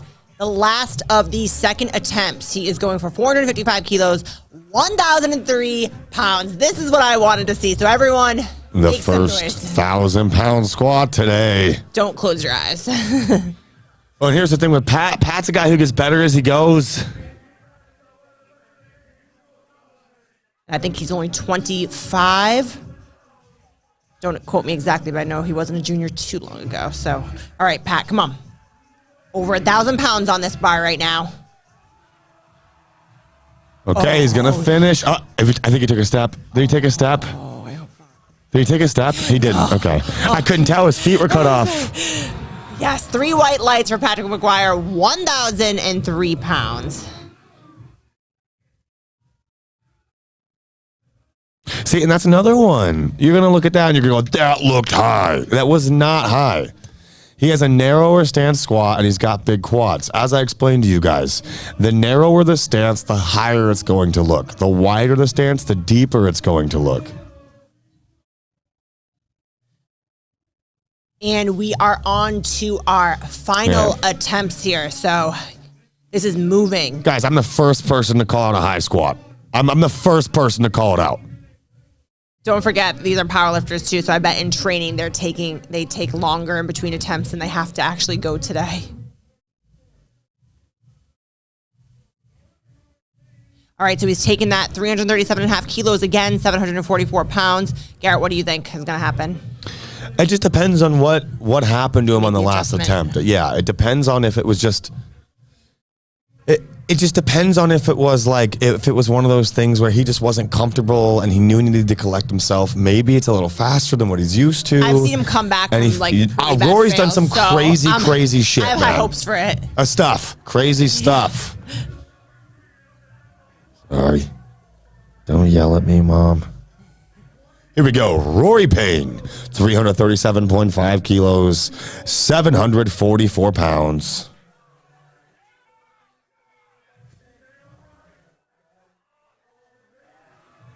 Yeah, he's not feeling it, man. Yeah. Well, what I love about Rory is he's giving the spotters the signal. Yeah. He's not putting too much effort into finishing. He's got to conserve energy. He knows it. 6 more lifts left in the day.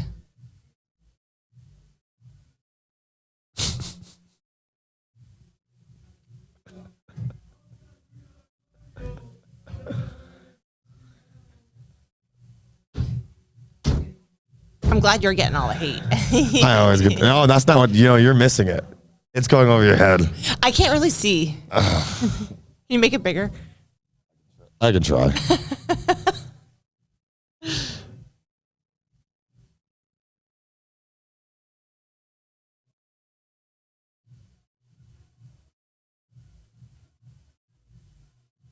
Getting ready for Antonio Carter here.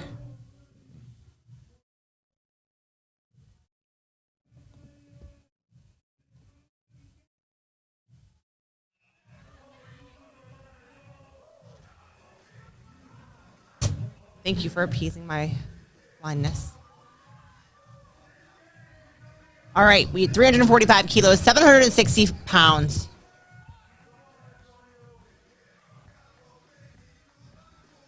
This is going to be tough. Yeah, again, this is going to be tough. You missed that. Look pretty. Okay. Oh, a redemption, okay. Was Antonio. the depth there? I don't think it was. Yeah, 3 reds.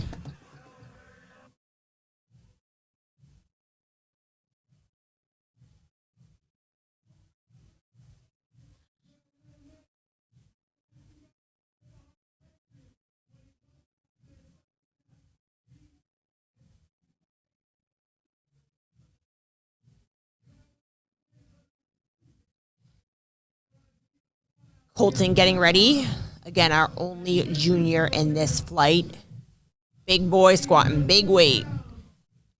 Needs to get this, though. This was the 365 kilos, 804 pounds.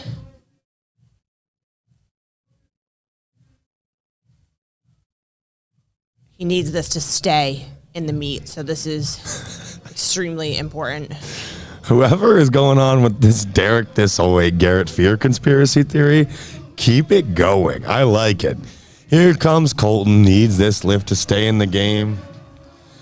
Here's the issue here, man. I think Colton dumped his adrenaline on 1 and 2. He came out slower this time. I think he's trying to finally. I don't think we're going to see Colton really get more than halfway. I've seen people do way crazier stuff. Yeah. All of the hopes in the world going to Colton right now. Just from a realistic standpoint, he looks gassed. Yeah, Oh, yeah, I just didn't see him getting out of the hole. I also don't agree. This is just what I've seen across multiple sports with the whole slamming your head against the bar thing. I can see how it pumps you up in the moment, but I do think that it taxes you to some degree. No, it taxes you a lot. That's what I was saying. Yeah. I think he dumped all of his adrenaline out. It was He's a junior. Plenty of time to yeah, learn. lots of time to fix those mistakes. Mm-hmm. And I just hope that missing those attempts and bombing out here at the American Pro, I hope it doesn't kill his drive. I've seen it happen. It all matters what happens on the platform. You can be the best lifter in training, but a different degree when you do it under the big lights with all the people, with all the stress on, with an unpredictable environment. Absolutely.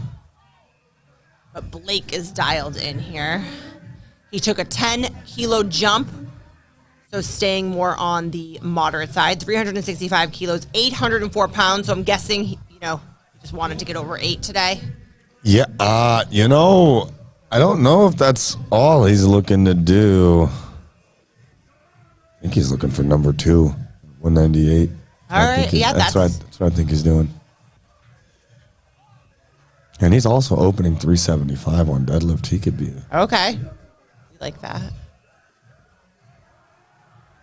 Okay, I think he's getting 2 to 1. You're gonna see a right on the left. Oh.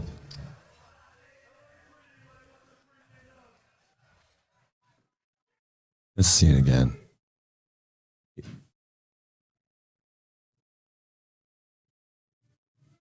Oh. Basically got a rack command before he finished. That's going to be the toughest one. Simple mistake.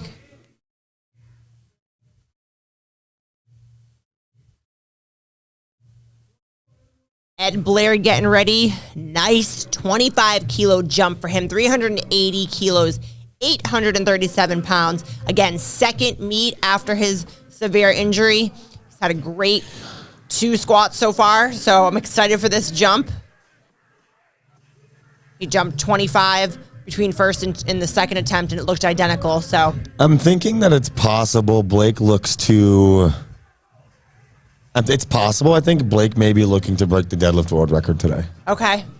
I think that's what he might be looking to do. That's his goal, so. Did he say that? No, he didn't. Maybe he's keeping it a secret. Beautiful job from Ed Blair there at 380, 837 pounds. Got some light delays.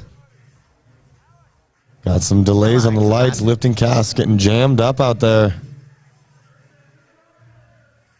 We have a good lift from the referees. Had to get a manual light system out there. Part of the WRPF rulebook, because these are some issues that happen from time to time when you're using an electronic light system, especially one that is internet based.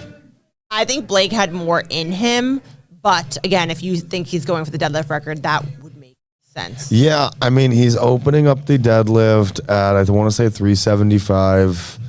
From there, a 20 kilo jump isn't insane. It's not like it's necessarily super close to his best or anything. But it's not far. And Blake doesn't post super often. He posts well. All right, Henry needs redemption for this 390 kilos, 859 pounds. We haven't seen anyone yet today in this flight miss a lift and then get it. A little bit different with the wraps. Less common. Yeah, Blake is opening at 826. Blake's deadlifts are tricky, though. Maybe he's not looking to get to the world record, but I think he could on his best day. Henry Craig, I lost that too. Knew it.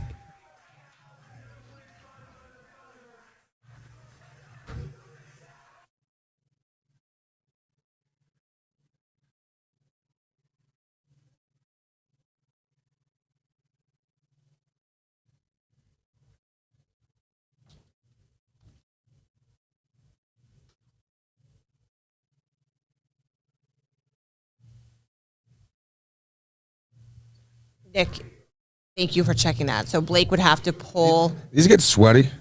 When I was walking, yeah. These get like weirdly sweaty. No. Like I feel like they glide against the skin once they're sweaty, or they stick really hard. You know what? I was trying to dress Halloween themed today, Garrett. So, Oh, that's a joke. Just leave me alone.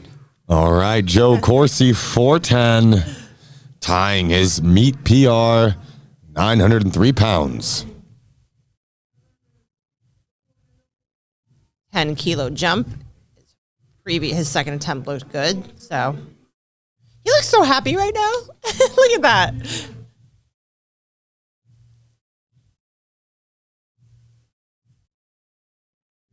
You know how old he is? Young. Joe? I think Yeah. he's 28. Okay. His baby face.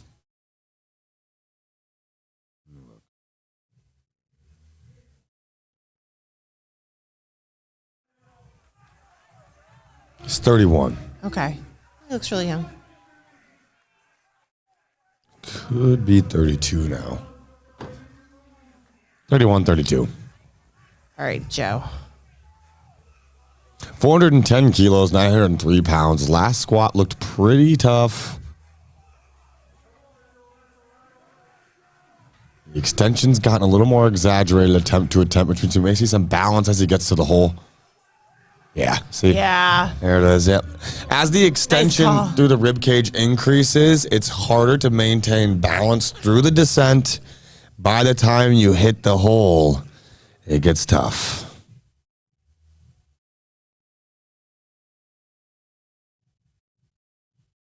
Man, I know I love powerlifting. I love it so much. Only 4 lifts left in this flight. Fernando, who took that 12.5 kilo jump for 412. You know, he's always been a strong guy, but his squats are really coming along. 909 pounds. And it's a good call.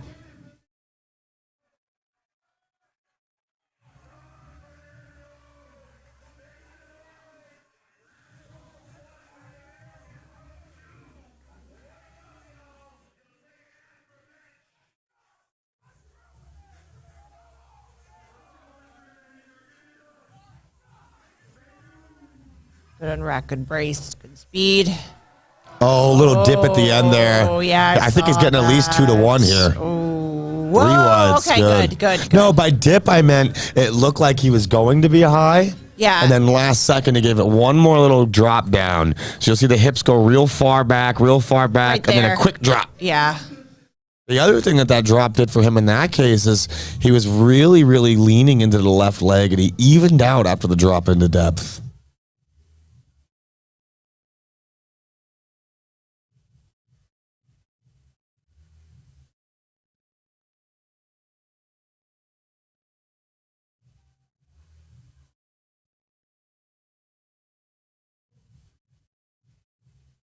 Justin with his final attempt, 432.5 kilos, 953 pounds. Big jump. But the first two, I think he's the fastest. I think he's gonna blow. I think he's been gonna blow it up. Fastest in this. I think he's gonna blow it up.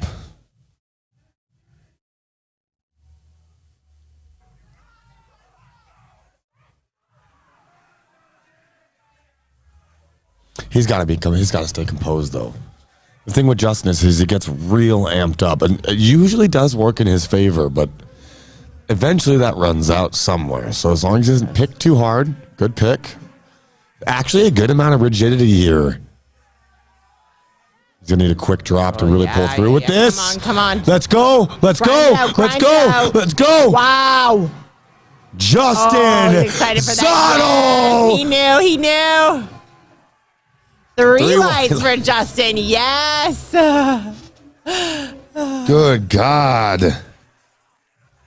I wonder, 432.5, 953 pounds. All right, this next lift for Phil is extremely important. He needs this to stay in. So please start sending him all your energy. Come on.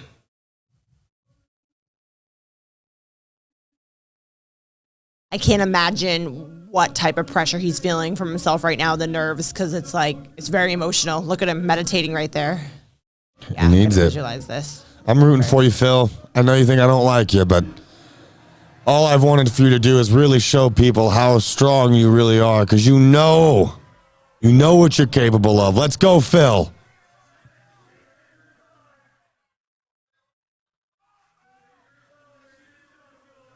Again, that's why I keep saying it's what matters in the platform. That shows if you're a competitor. Now, you can be as strong as you want at the gym.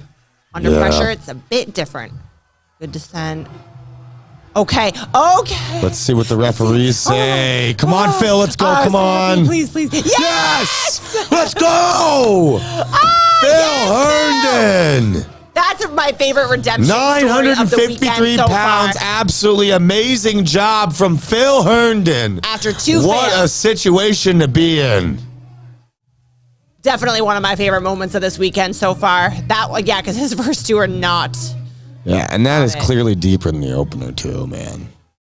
Good job, Phil Herndon. Let's go. Again, that just speaks to the caliber of these athletes to Absolutely. fail, to Phil fail Herndon- twice. Hey, Phil Herndon's one of the strongest powerlifters ever, one of the best squatters ever. He deserves to put a lift like that on the platform. And we have the heaviest squat of the day from Patrick McGuire's attempt here. 465 kilos, 1,025 pounds to wrap up The final squats here. squat of the American Pro. Yes, And just so everyone is aware, Justin Zottel, second heaviest squat in all of Canadian history. So Canada, cheer him on. 465 kilos, 1,025 pounds. No, Zottel. A couple lifts ago. Oh, okay. That's what I Yeah. thought. Okay. Patty's a U.S. boy. Patty's a 25-year-old. Let's go, Patty McGuire. 25-year-old Irish American boy.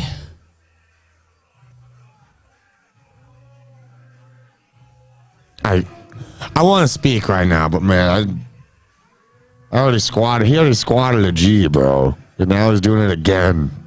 1025. May have some troubles with depth. May see some already seeing a little bit of balance issues. That was high. He's not finishing. Oh, yeah. He's not finishing. Still a good day for him. Wow. Lots more to go. Good work from Patty McGuire. What an event. What a weekend for squats. Great work. Absolutely stoked for all of these lifters here today. an amazing flight. I think, Brittany, I think you and I both probably have the same favorite moment of the entire squad flight.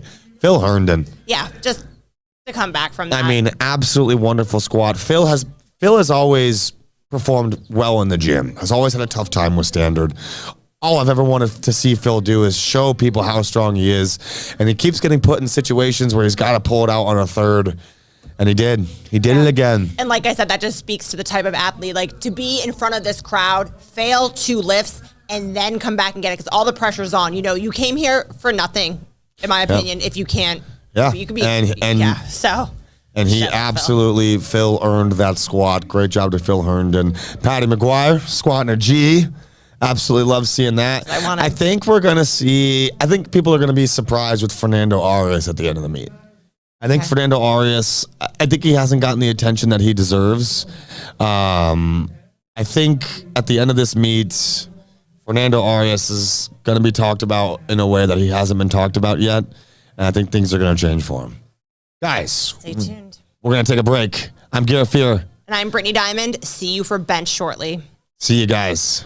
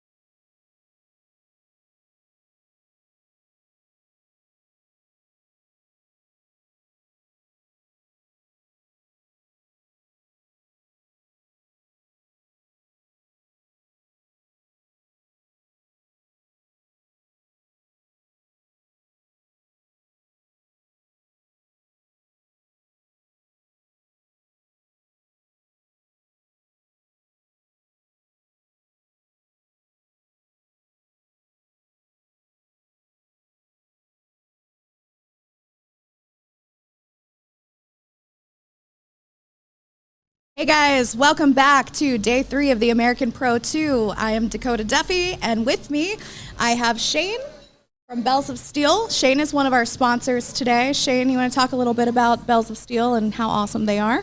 Absolutely.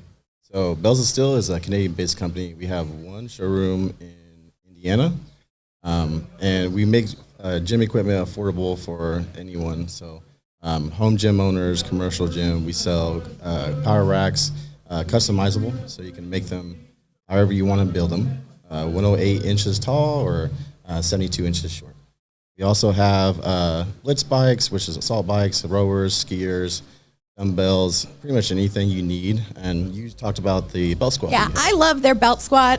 I'm really picky when it comes to belt squats, I will say that. So like the Bells of Steel belt squat, one of my training partners and I, we have it in the garage setup that we use, and I had ruptured a disc a couple years back, and it's the only one I've been able to use with no back pain. That's awesome. So thank you for that. I do a ton of belt squat marches on them, which I absolutely hate, but they're good for you. They're so good. So thank you for coming out. I know it's a quick feature, but yeah, so Shane, Bells of Steel, you can find them on the interwebs, and, you know, great quality products. Thank you for coming out and supporting the American Pro. Absolutely. Thank you for having us. This is a great event. Shout out to everyone who's hosting this. I love it. It's a great event for powerlifting. Love to be here. Awesome. Thanks for your time. We'll see you out there. Thank you. Okay, so we are going right back, starting up with our Flight A bench. We have Natalie Carr up first. 77.5 kilos on the bar for her, 170 pounds.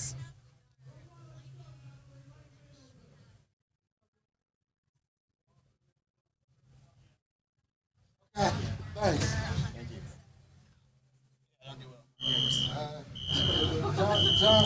And you can hear softly in the background that there is an alarm going, as we've had a security thing going on every day.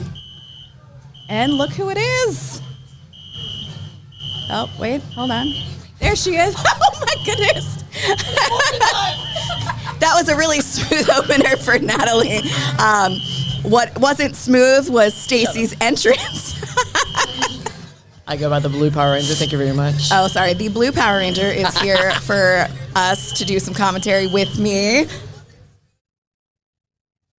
All right. Bench is my absolute favorite, too. Good. I love me some bench. Unfortunately, that was not a good lift for Natalie. She'll retake that, come back, and make it happen. And yes, all 3 days with the fire alarm going off, that is how hot it is in here. Let me tell you, it is a little warm in here. We got a fan going, though.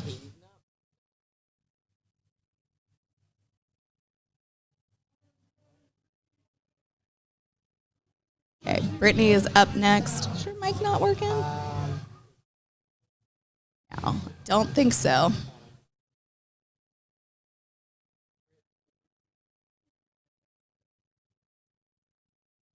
Here, come over here and share my mic.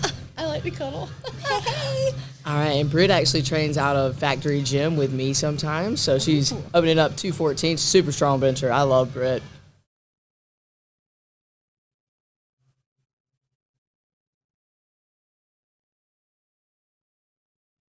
Oh, yeah. Easy, nice and smooth. White lights. And so, Dakota, when you're benching, are you flat foot or are you like heel, or do you like heels up? So I will say now I am a flat foot bencher. I've competed in a variety of feds, and of course some allow you to have your heels up, some allow you or make you put your feet flat on the floor. So I've done both. I will say I find that I actually like the flat-footed a little bit better. I can get, like dig my heels into the floor and really get a bit more leg drive without compromising my arch. Thank you. Oh, there we go. You're back. I mean, you can stay here. It's just cozy. All right, Suzanne Davis up here. We got 225 on the bar.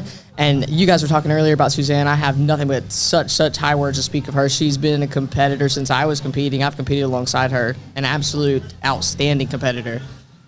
Yeah, she is just, it is so amazing to watch people that are just good and have been good for so long. And, like we were talking about before, so, she's one, Christy's another one. They're just professionals. And I mean, to be able to stay in the game for that long and stay healthy, right? That's the big challenge. I mean, right now we're seeing, and we were talking about this earlier too, is, people's career in the sport, if you can even call it that, it's usually 3 to 5 years. It's a really high turnover rate right now. And it's unfortunate because I feel like after you get past that 3 to 5 year mark, that's when the fun really starts. Oh yeah, that's when the fun really starts. But that's when it gets hard, yes, right? And so like these pound PRs, I say it took me a year to improve my bench by 1 pound. So in the beginning it might be 20 pounds, you get 30-pound PR or something. Then you're scratching, and have to go deeper and deeper for those smaller PRs. Yeah, so all those newbie gains. Yeah, Angelina Bennett is up next. 112.5 kilos on the bar here, just shy of 250 pounds, 248. She's a 56 kilogram lifter. She is, and she had to do a big cut to get down there. She's another one that she's incredibly lean, and this is one of those things I think with a lot of female lifters you see, and you can see in her picture, she could step on a stage at some point. Yeah. But I think sometimes I would expect her in the future to go up a weight class. Oh wow! Yeah, that was. That's 248 pounds. She loves bench. Yeah. She's had a lot of fun with it. But and it's like you find people that love bench, and they typically have pretty big benches, right? Yes. Because there's it's definitely easy a correlation. to love things that you're good at. Time out. What if it's the opposite, right? What if because we go in and we're excited about it, maybe when people say I hate bench, bench is gonna hate you back, right? Yeah, exactly. That's if you identify as someone who can't bench, then that will manifest. Is thoughts words and become mindset. things, right? Yep, exactly.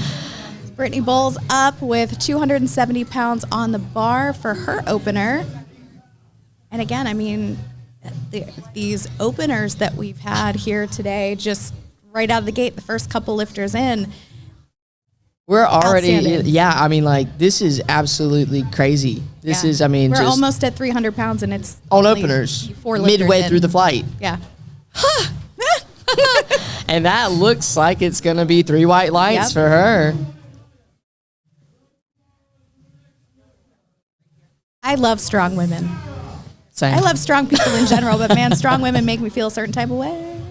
Deeply relatable. Deeply relatable. Speaking of really strong women, we are going to have an interview coming up in a couple minutes here with one of our competitors from the sleeve day. Had an outstanding day. Yes, she did. And we've got Sarah coming up. And where'd you say she was from? Sarah, I believe. So I know she competed a lot in. I think she's from Slovenia. Okay. But she competed a lot across Europe. So she and Laura actually came together. Her favorite lift was bench. Yep. And she is opening with 275 pounds. So there might be a correlation, guys. Just throwing it out there. And wow. My goodness. And didn't even use any leg drive there, truly. That looked exceptional. Oh, thank you. Yeah, we did see her hometown is a city in Croatia. So there we go.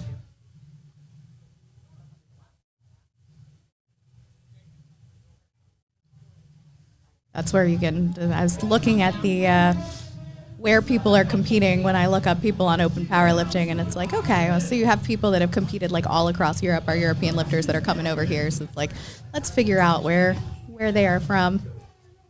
How cool is that? Speaking of another person that came from across the pond, Laura is here. Laura is from Ireland. She came all the way here for us. And, sometimes people complain about, the oddest things, right? But we have lifters that are taking these international flights and coming over here, and still we're opening up with 281 pounds. It's just crazy to me, the amount of resiliency and the amount of, planning. Just they're coming here and showing out and taking care of all the things they need to recover, because that's one aspect of, competing at a high level that people don't think about. Yeah, for sure. And that was an easy opener for Laura. I know it was Sarah's first trip over here for a meet. I know Laura's come over to the U.S. to compete a couple times. But again, it's, it's a skill. Being able to travel internationally and do well at meets. Denise is another example. She's from Germany. She's come over here a couple times, Ghost Clash and a couple other meets, and just has done outstanding every time she steps on a platform over here. And pretty cool. Speaks pretty, highly of like the meets that we're throwing here, right? Like, the level of production, level of competition that we have, these caliber lifters that are making the effort to get over here and travel to us. So that is great. One thing I'm seeing with a lot of our lifters right now is just I'm liking seeing the setups here, right? I think that's always very interesting, seeing how everyone's getting their legs anchored. Mm-hmm. It's like Denise took that unrack with the butt up, and that's something that we see, sometimes, especially on a self handoff too. But there we go. Look like an easy opener for Denise. Yep. Brittany, bitch. Here with Landry Peaton, who had a phenomenal day yesterday, 524-pound deadlift. Let's just talk about yesterday. You did it. You don't even usually compete in that. You're usually wrapped. Yeah, it was kind of a last-minute thing. I actually was sitting in my hotel room Friday before weigh-ins for the Power Surge at the beginning of the month and got an email that said that there was a slot open for this meet. And so we decided to commit to it. So didn't prep for this, just showed up and had some fun. So you had, 3 weeks to prep, if you want to call that a prep? Yeah, pretty much. And you're also an Army vet, a mom. So let's just talk about your day-to-day activity. Oh my gosh. Well, yeah, very busy. I mean, juggling. I have 3 dogs. My son is a freshman in high school. He's involved in wrestling, jiu-jitsu, theater. He's on stage crew, so he keeps me busy, but he's a great kid. What initially drew you into powerlifting? Well, from my Army days, I suffer from PTSD, and I lost that sense of community when I got out of the service, and powerlifting literally saved my life because I felt like I didn't have a place, and I found it here. I absolutely love that you shared that. That touches my heart. I have a lot of clients that are in the military and that compete, that camaraderie. It's so true. Even your direct competitors. So thank you so much for your service. And I see your shirt. Anybody you want to give a shout out to? Any sponsors or son back home? Doggies? Well, my son back home, Gabriel, dogs, Duke, Emma, and Kratos. And I am sponsored by Reach, Sisters of Iron, and Pegasus Smelling Salts. So thank you guys for your support. Thank you. And also, I just want to talk about what's next for you, because I know, and I don't think anyone else does.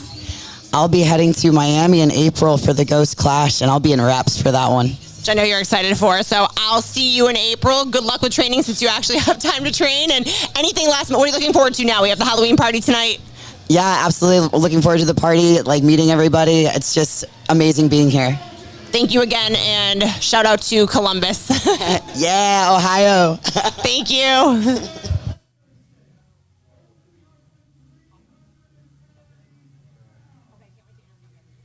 All right, guys, we're back. And while we were gone, we saw Brianni and Christy smash those openers. And we've got Hunter Henderson coming up here. She's opening up with 150 kg. That's 330 pounds as an opener. Yeah, we'll see how this goes. I think, she only got her opener for squats, took that second attempt and came back and tried it again on her third. But she did, make the right call of just that third when it wasn't coming up. She was just like, you know what, take it, I'm done. So hopefully that'll reflect well for the rest of the day.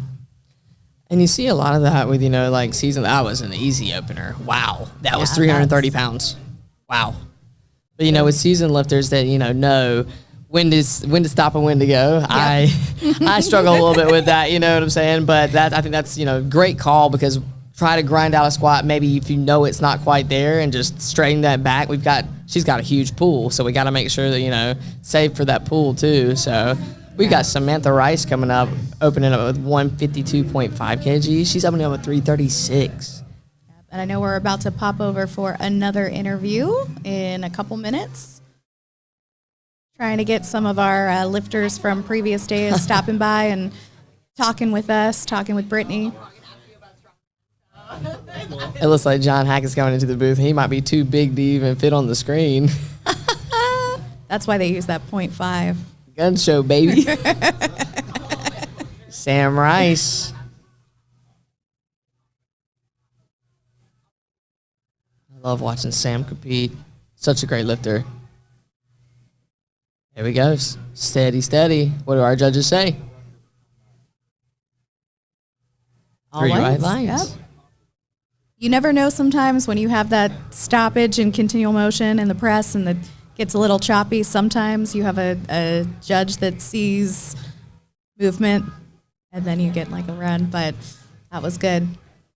Catherine Cronin is opening with 352 pounds on bench. We have had 3 women open with 330 plus this flight.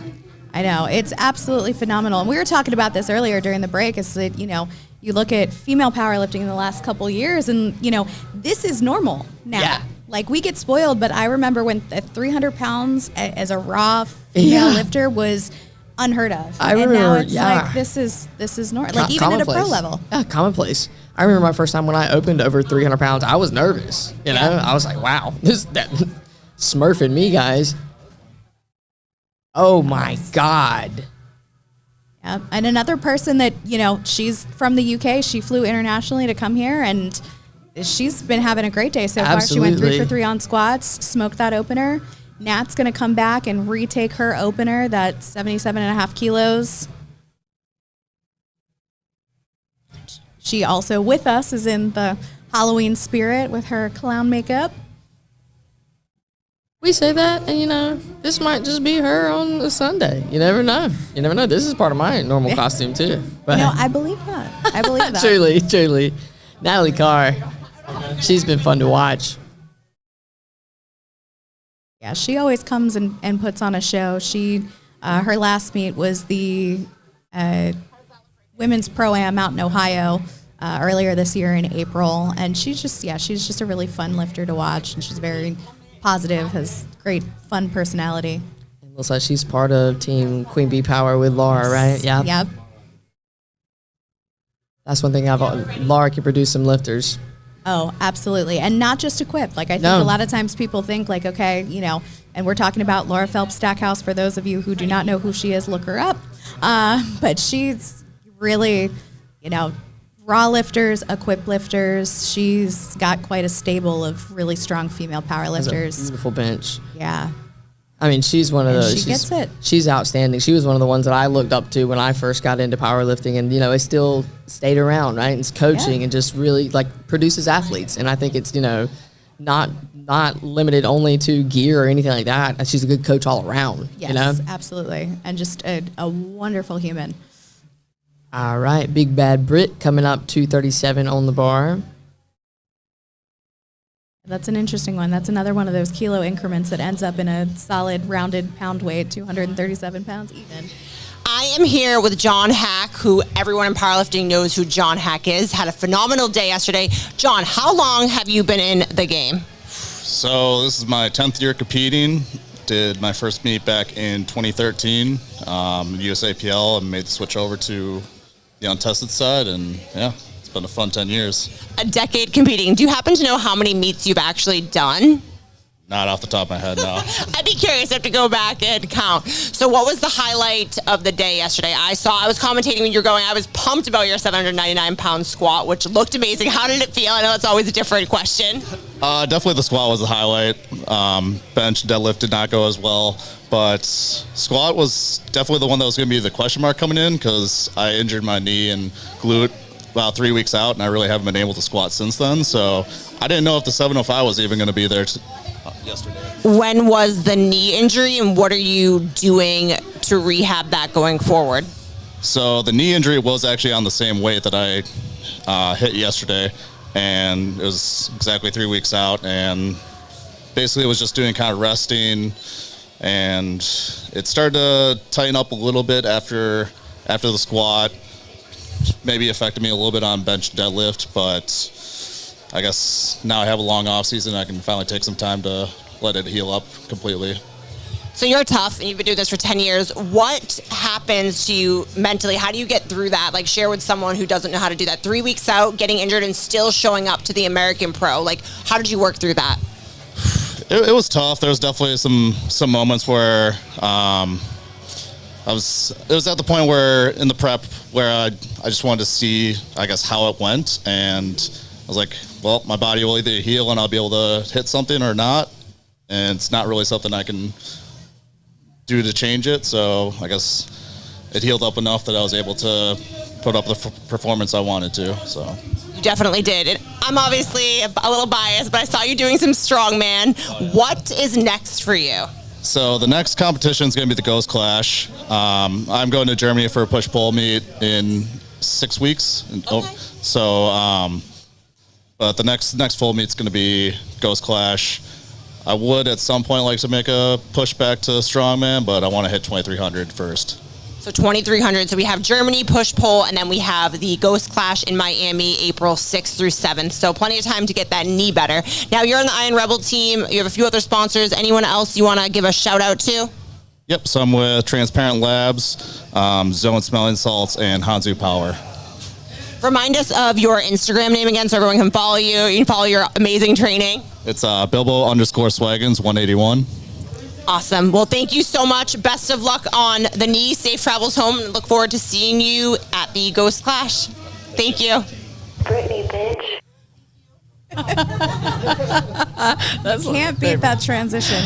And this was his 26th meet. We did a little researching during the interview.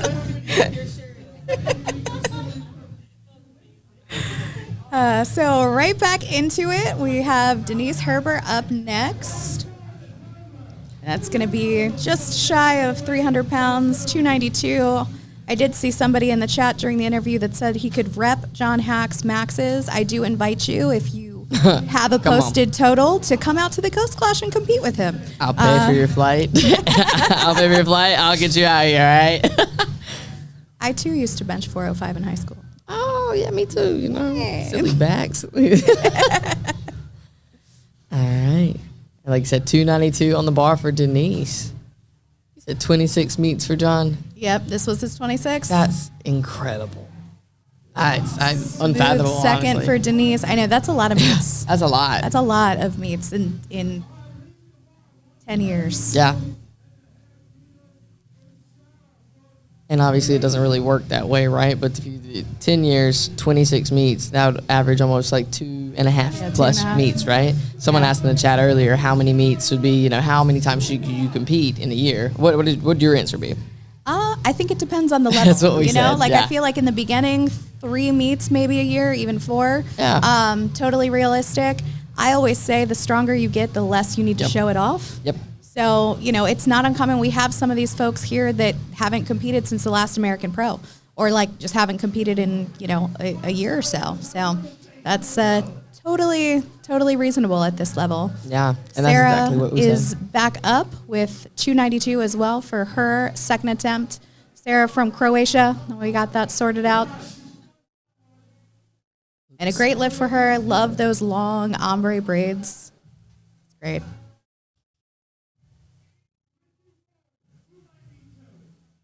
And one thing that, you know, I think a lot of people mistake about bench is to think, okay, bench is just a completely upper body lift, or bench is just chest dominated, right? Yeah. And you can see in some of these replays and some of the angles that we're getting here that just how loaded your lower body has to be too. Your lower body, your legs, your back, everything has to be.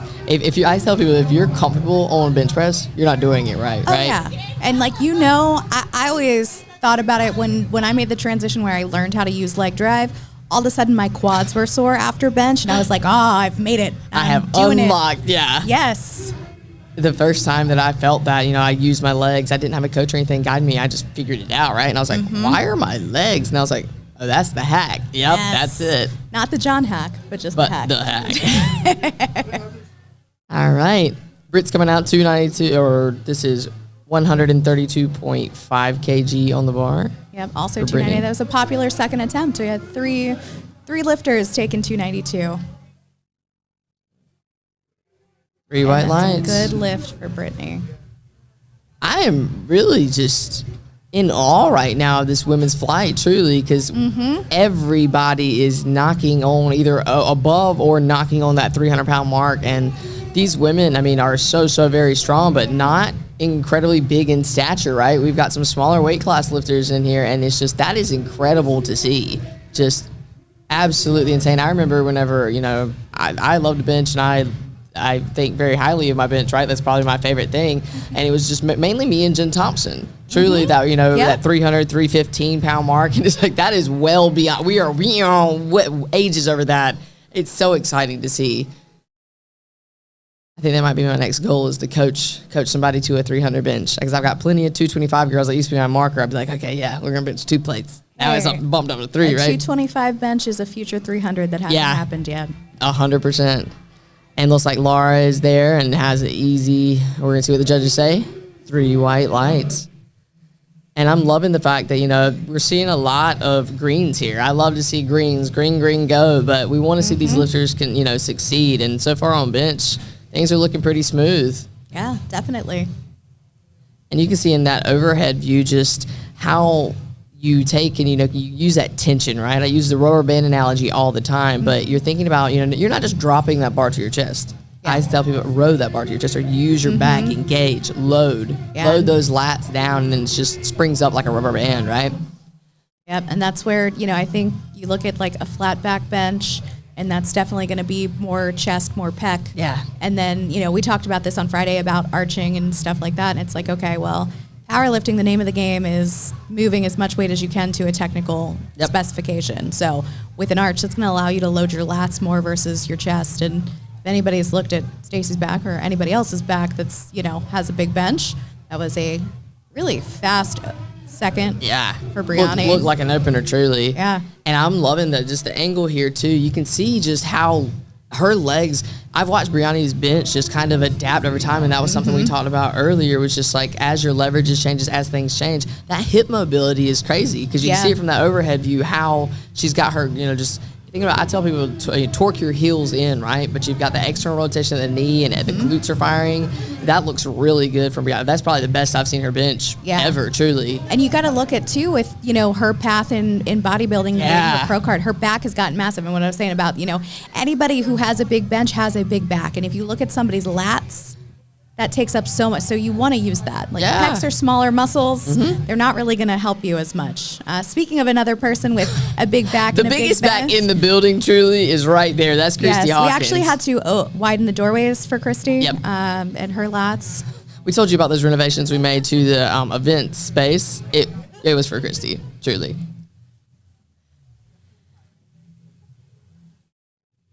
And she's got He-Man the Pug back there with her. Hugs and powerlifting. Priorities. Oh, yeah. That a girl, Christy.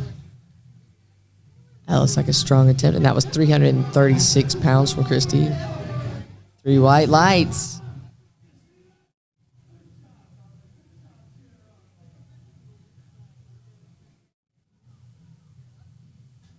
Yeah, look at her throw that bar off her chest. I'd love to see that. And that's something that, timing on a pause and timing on that leg drive, that's something that is really just helpful because that first, it's almost like, the first couple inches once you throw that bar off the chest, you can get it to be almost weightless, right? You got to be careful with that because if you're not using your leg drive to go back towards your traps and you're going up, that's when you see that butt pop up off the bench.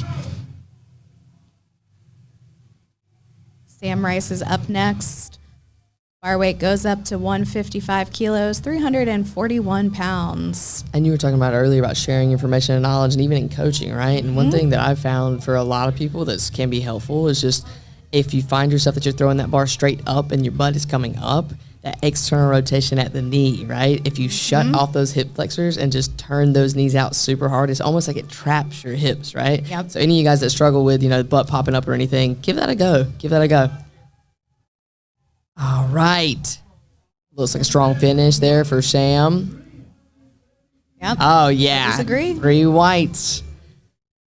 And Sam is a mom, and I've, met her daughter before. Just love to see that. And I love the fact that, all of these strong women are showing these, younger generations, their daughters, and just other people's daughters, what is possible, How...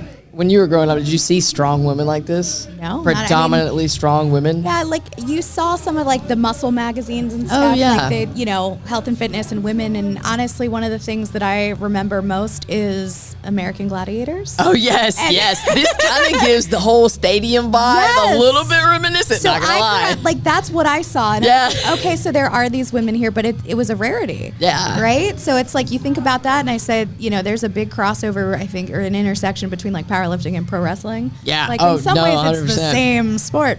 I can get down with that. With a lot of big characters and big personalities. That was a Good Easy. second for Hunter. Yeah, another easy lift for her. 352 pounds. And This is a world record attempt. The Catherine Croydon with a world record attempt. 171 kilos on the bar. That's why it ends in a 1, is because it's a world record and we can chip it. And that comes out to almost 377 pounds. So Catherine's actually chipping her own record here because her best bench in a meet right now is 375.9 pounds. there's nothing better than that, right? No, she looks ready to just demolish this. Let me take my own world record attempt, and then this is only her second. So then guess what? I'm anticipating her to smoke this and then go for it again on the third. And this is an 11-kilo jump. I mean, I don't know if she'll take a swing at 4. I would love for her to take a swing at 4, but it's not my meet. It's her day, but I would love to see it. Absolutely love to see it. What is? I'm curious, and I might get on the Google machine myself to see what's the heaviest female bench press that's ever been done. Oh goodness. Okay, so Allison Hind had, it was something over 4, I believe. Yes. I'm gonna get on the Google machine sometime. Let's look it up and let's see. Come on. Oh, not quite there. Maybe a little I miscue think she'll there or take another something. swing at that for her third. Yeah, see, that's where I get a little bit backwards because I know there's a lot of the sleeved records.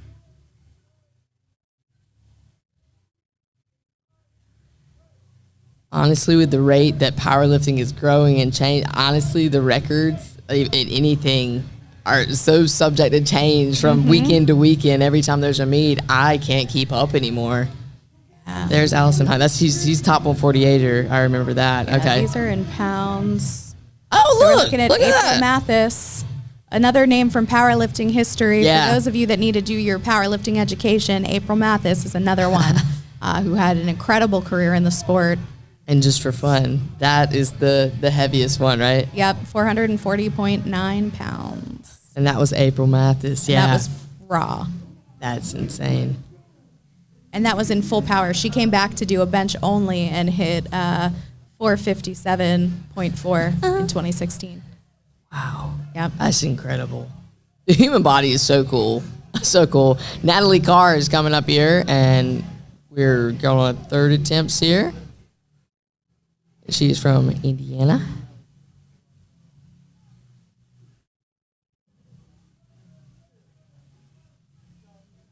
Really controlled on the way down. Up. No, not quite. Well, I got a little sticky in there. Yeah. Good catch by our spotters. And there's a question about open powerlifting. So open powerlifting, a lot of the data, because it's all reported to the wonderful people at Open Powerlifting that do all of this in their spare time and out of just love for the sport. We do have some meets that go back to like in the 1980s, but a lot of that stuff was lost in the sands of time. I was like, how are you going to describe and this? issues of Powerlifting America. All right, Big Brad Britt's coming out here, third attempt.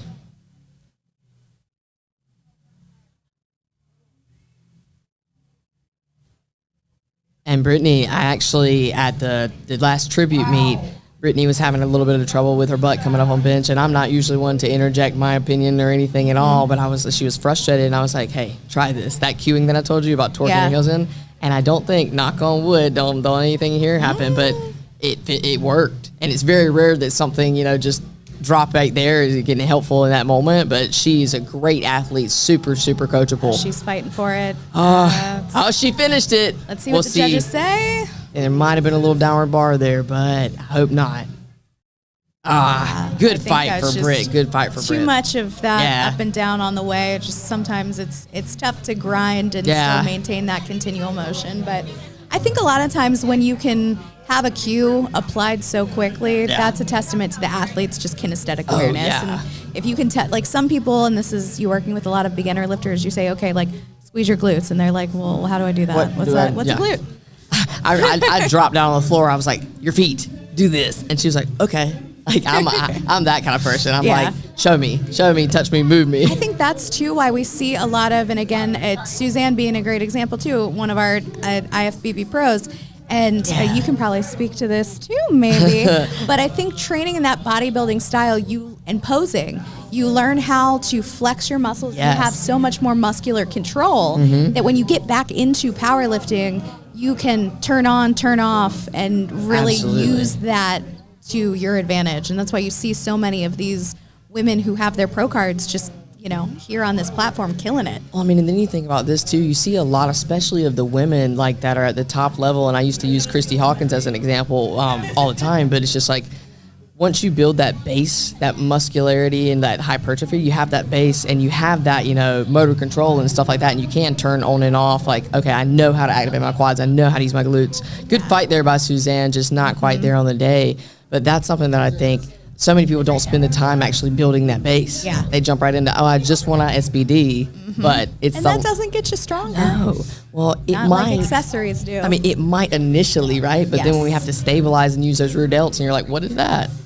What? I think you see, the stronger you are and the more time you have in the sport, the more you're going to get out of the accessories versus the Say that barbell again. rower. Say that again for the Yes. people in the back, please. One Do more your time. accessories and then do more, and that's what's going to get you stronger. Angelina's up next, 122.5 kilos on the bar, 270 pounds. This is a huge bench for Angelina. Going into this, her best posted bench was 248 pounds, and that was at the Ghost Clash earlier this year.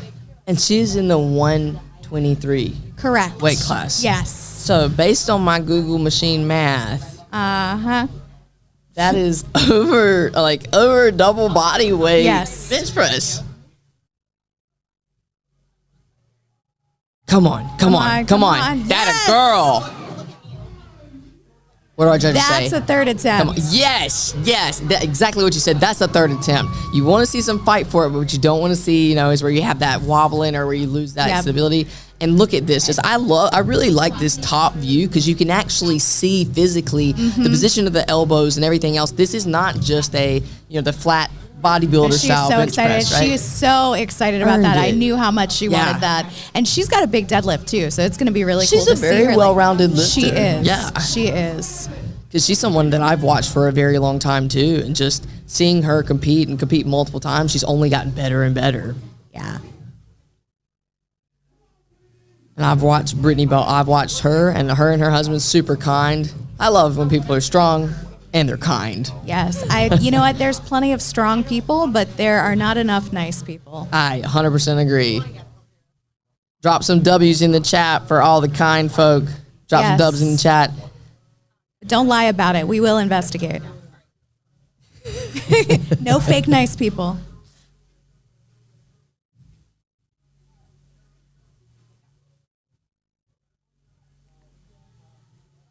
All right. She's fighting for it. Not quite. A little sticky there in the middle. Oh, nice people. Oh, checking in yeah. on the chat. Drop in Hey, the guys. Dubs. Let's go, team. Let's go. I hear being a genuinely good person actually makes you stronger. 100%. I'm 100% a believer in that. Okay. Yep, we're about to transition into Brittany's next interview, so hang tight and we'll get over there. I am here with Max Z from Sigma World. They are the ones putting on this amazing production. They have lights, floor plans. Tell me a little bit more about what Sigma World does. So Sigma World is more professional into all LED related products, and we do sorts of events like powerlifting or corporate events, and then we also do permanent installation of all LED stuff as well. And you're no stranger to powerlifting meets, correct? You guys have done plenty before, right? Yeah, not only American Pro, we also do winter record with a lot of other powerlifting among this area, DMV area especially. And I have to say, when I was commentating all weekend, I live in Las Vegas, so I see some of the best productions in the world. This looks like a club. It's amazing, just everything you guys have done. So what is your favorite part to being at a powerlifting meet? What is something crazy you've seen? So probably is the energy, because I love to watch all this, like powerlifting lifted up, because I cannot do that by myself. You could. I'm not going to try to convince you on an interview to do powerlifting. Okay, so I did a little bit of bench, when I was outside, but only with a single bar. Yeah. And that's it. So sweetie. We'll get you benching some weight on there, girl. We got it. after here. Anybody you want to say thank you to, or anything you want to mention? I would just say thank you for all my team. You know, they did a wonderful job with one day installation, did all those LED, and thank you for Anna and also for Micah. They put everything together with tons of work. It was. Where can we find more information about Sigma World? You can watch our YouTube channel, Instagram, can follow us, and we have a website called sigmaworld.us. Everything related, case studies, go through it.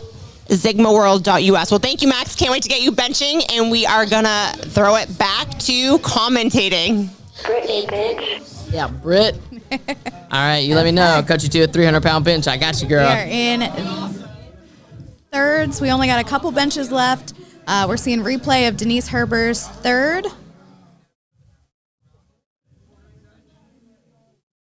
Over twice her body weight. And looking at that bar path looks really, really good. You see that touch point, really consistent there too. And just a lot of times you'll see we start and we're going to a little bit lower touch point so we can go up and back with that bar instead of straight up off the chest. That's a really good way. You can see it from this angle, how you can load into those those lats like we were talking about there. Mm-hmm. And we got Sarah. Sarah's a national record attempt here with 303 on the bar. So smooth. Ski. 3 white lights. Yep. No doubt about that. She's 5 for 6 on the day, but just That's nice. again, like talking about that international travel and just being able to come in and put together a performance like this is so commendable. I mean, just absolutely. crazy. And I mean, and especially if there was potentially like managing any kind of weight cut or anything too. Because yeah, she did have to cut weight, so that she is had intense. a lot of variables going on here. Brianna coming back with 140 kilo bench for her third, 308 pounds. And what one of our, we were talking about just the energy in the building, and like even us being removed in the commentary section, we can still feel it from up here. It's incredible. And I'm really excited to see Brianna's last bench here. And thank you for the love in the chat. I appreciate it. Oh yeah, baby. She did that like it was an opener. Yep. 308 pounds, 3 white lights for Big Bad Bree. Champ is here.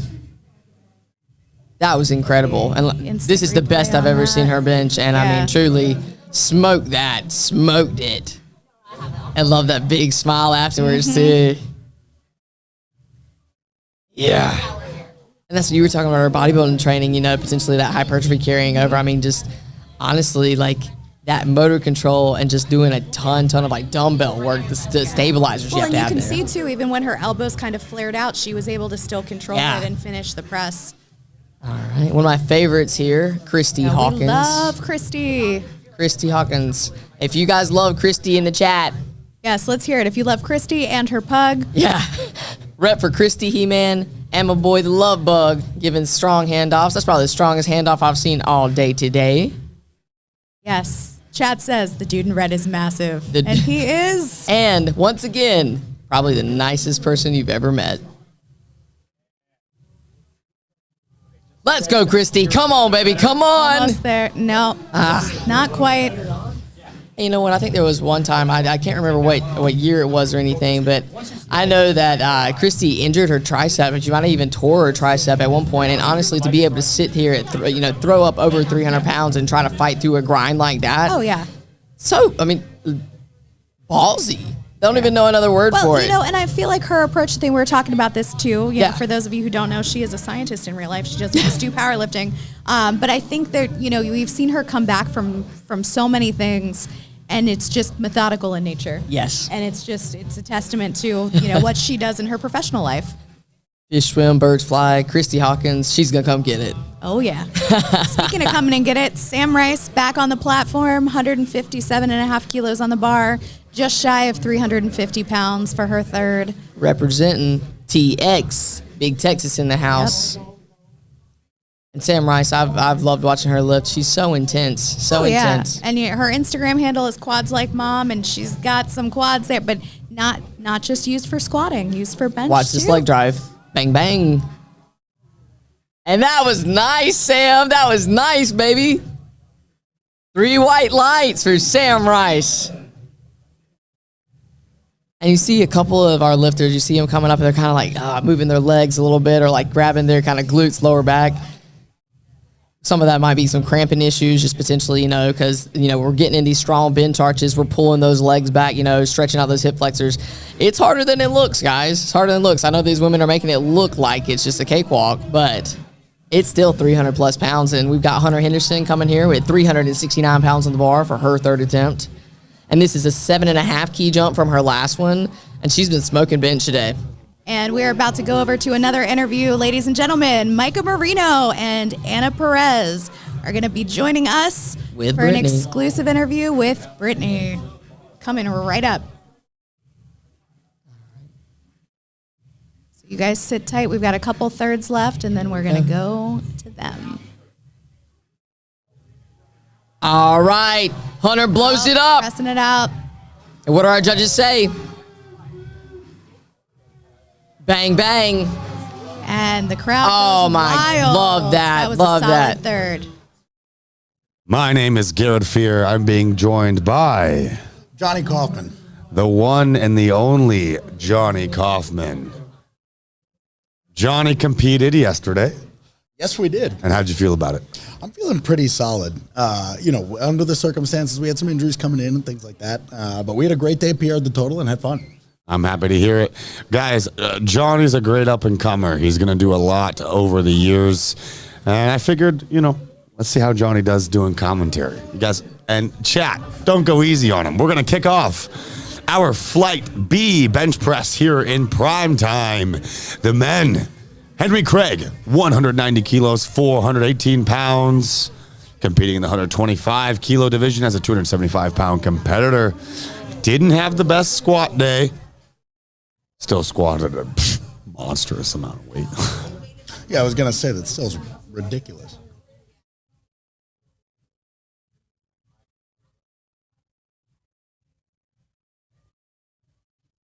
Beautiful opener from Henry Craig. Our referees say, white lights. The biggest bench we'll see today, well, here's the thing. We don't, it could be a lot of things. We take a look at the flight.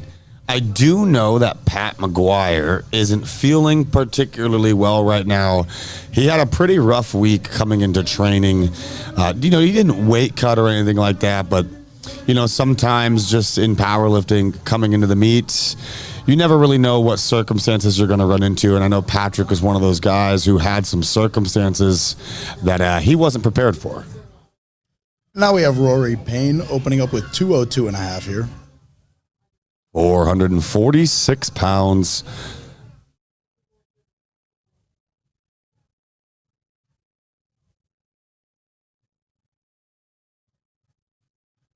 Absolutely beautiful opener. Good speed there. Going to be a great gauge coming into the second. It was a rocket, and honestly, really nice control to the chest with a soft touch. Yep. Anytime you soft touch, you can expect to see a little bit quicker press commands, or perceivably quicker. I do know our heaviest opener today is going to be Patrick McGuire. I do know he dropped it a bit, so not feeling too well. 247.5 kilos, 454 pounds. You know what? That's what you see out of some of the more mature, experienced lifters. That ability to auto-regulate is almost as important and valuable as anything else on meet day. Especially on meet day. Rory Payne, easy work at 202.5.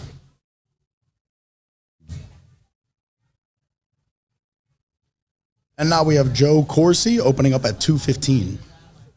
474 pounds, 215 kilos. Quick start command. Like to see that. Perfect press command. The one and the only Quadzilla giving those press commands out there. 3 white lights for Joe Corsi. Joe's got some room.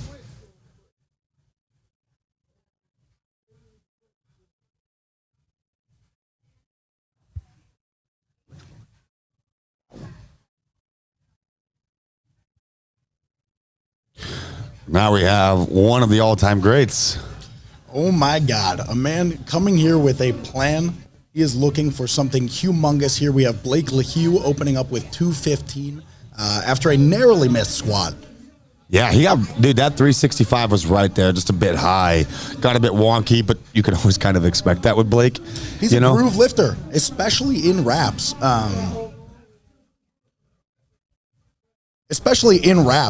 And somebody like Blake, right? You have those guys like Fernando Arias who are just bulletproof in the back with humongous conventional It's funny benches. that you said that, dude. Fernando was the guy I said at the end of squats, as everyone's going to be talking about today, I think. Blake LeHue, 215 kilos, 474 pounds. Good control. Great touch. Oh, wow. Yeah, it may look like a quick press to you guys, but read the rule book. Motionless. Once that barbell is motionless, you will get a press command.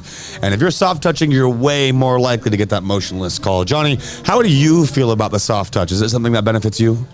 Personally, no, but I know that Blake is somebody who has very favorable humeral insertions into his shoulder. He talks about it all the time. He can stay under that weight really, really well and tension to the chest, almost build that eccentric loading, and have a very admirable almost explosion off the chest, regardless of not sinking. It's very impressive. Yes. Antonio Carter now getting ready for 217.5 kilos, 479 pounds. Hasn't had the best day so far. Had a little bit of a rough go on squats. Maybe opened a tad heavy. I wonder if that's going to be a trend here coming into bench press. I'm curious to see if his bench press open is also going to be a bit heavy. That descent didn't look the greatest, but the bench moved well. Maybe one of those benches that's actually a tad harder than it looks. What you don't want to see here is an emotional decision like a 230 call. I think a 225, 227 and a half call from there is probably going to be the way to go, especially given his squats. Yeah, now we have Fernando Arias opening up with 220, a good 485 here, and he's looking for a disgusting day here. Oh, he's going to have a huge total, 3 for 3 on the squats. Squats has really always been a good squatter, by the way, but squats have really pulled through in this last training season.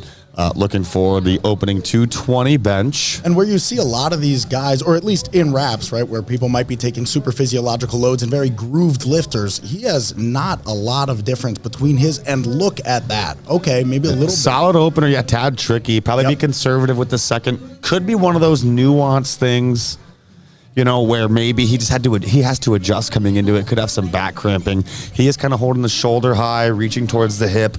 Could have some cramping. May just have to be conservative. And keep in mind, Chad, we are not roasting anybody. We are using statistics. www.liftingcast.com, the American Pro Day 3 wraps. See what we see. Talk about what we talk about. And now we got big Phil Herndon here with 220 opener as well at 485, an absolute monster. What a storyline for squats, eh? Seriously, dude, after I saw that opener, I had no idea what was going to happen, especially uncharacteristic for Phil, from somebody who usually maybe, squats high from time to time, but blows particularly big weight in wraps. Phil's never had a problem with depth in sleeves, ever, really. No, absolutely not. He is capable of quite a bit here. 220 kilo opener, 485 pounds. Good touch. Wow. Dude. Whoa. Phil Herndon's looking to do some work today. He didn't get what he wanted out of the squats. Let's see if he can get what he wants out of the bench. We already know the deadlift is probably considered Phil Herndon's weak point. He has some struggles with the lockout, tends to go soft, always wishing him the best. And here we have Big Chad Penson with a 222 and a half opener. And I'm just happy to see him out here after that quad sprain is what it looked like he had. He put some cream on it, wrapped it up. And I know he had some hip issues in prep as well. Yeah, and I mean, it is not far out from a major quad injury for him. So this is really just one of those warrior guys, one of those seasoned veteran guys who really trusts his body and is willing to get out here and put it on the line frequently. 222 and a half kilos. 490 pounds.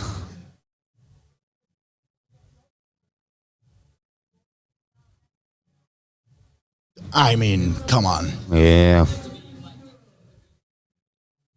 That just looked like an average Chad bench right there.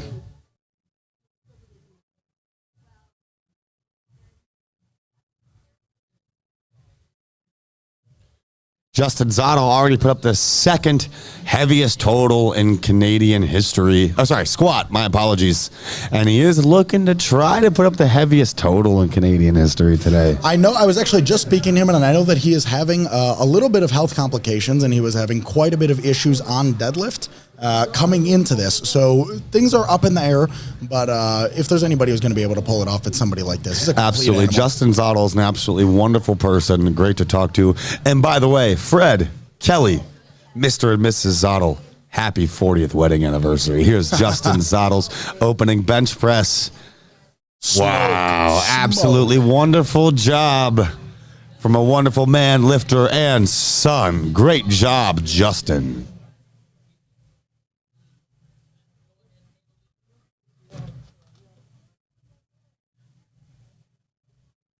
And here we have Ed Blair opening up with a big 240.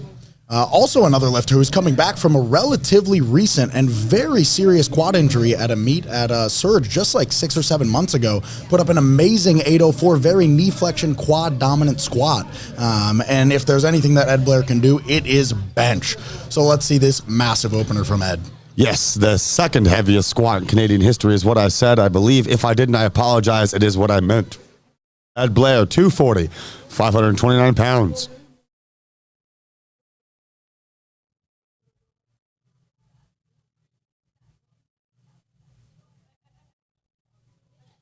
Wow. Fast, Interesting. but looked a little harder than I don't know if I have ever seen Ed do that quick of an eccentric in my life. He is somebody very maybe slow a attention. nuanced technical issue that he has to adjust coming into the second attempt. And I mean, come on, big Pat McGuire here with a massive 247.5 opener. And I know he's not feeling good right now, man. He's having some stomach issues right now. Wasn't feeling too great this whole week. Still managed a over 1,000-pound squat on his second attempt. Now he's looking to open at 545, which I believe is actually a dropped opener for Pat. You can see there's almost like maybe a look of concern. It doesn't seem like composure for me. I mean, Pat's, chances are, probabilities in his favor. He's going to blow this up, but.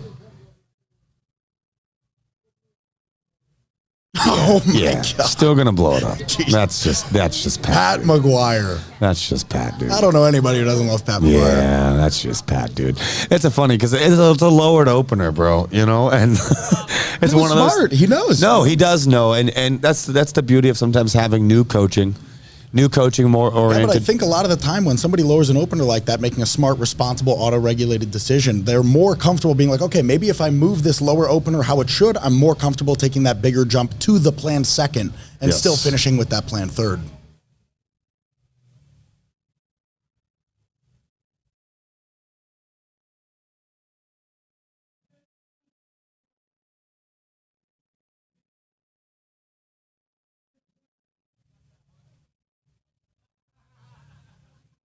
And here we got Henry Craig opening up with a big 200 kilos. Not opening up, excuse me, taking a second bench of 200 kilos. 440 pounds for Henry.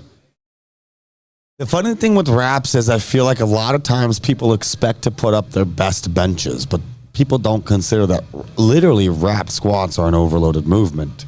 I was actually just going to say the same thing. Yeah. People talk about the fact that it's so much. Wow, nice. Yeah, people talk about how much easier it is to put up obviously a bigger squat, and people automatically think a bigger total because of that. But moving something that super physiological can be very taxing in the back and can take away from back tightness in something like bench and definitely take away from deadlift. Yeah, absolutely can. Anytime you're trying to maintain tension or handle load as a whole, overloading the squat is going to make that a bit more difficult. Pretty tricky. Rory Payne here opening up with 210 and just about the coolest mustache I've ever seen in my life. I imagine we're going to see what's going to look like an uncharacteristic jump from Pat McGuire. It'll look that way, but it won't necessarily be that. I know he dropped it.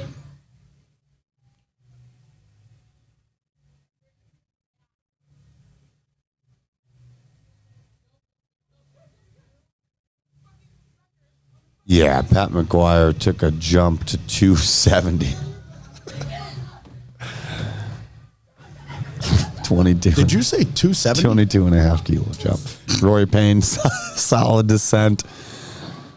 Good. Nice. I wouldn't go beyond a 2.5, maybe 5 kilo call there. Yeah, Rory's not too happy. I was going to say 5, but you know what? 2.5 yeah, might be the 2.5 to 5. It depends on if you see the value in 2.5. Of course. A lot of guys will just be like, I'm going to throw 5 on. If I want to make a jump, I'm not going to make a 2.5. Hey, at the last American Pro, I put 2.5 on, and it's not 2.5 I would have taken off or scratched. So. Yeah. And here we have Big Blake with a second of 225 kilos, 496 pounds, with a smoke show of an opener. Yeah, you can expect Blake, if this goes well, to make a 232, 235 call after this. Right about what I was thinking as well. Yeah.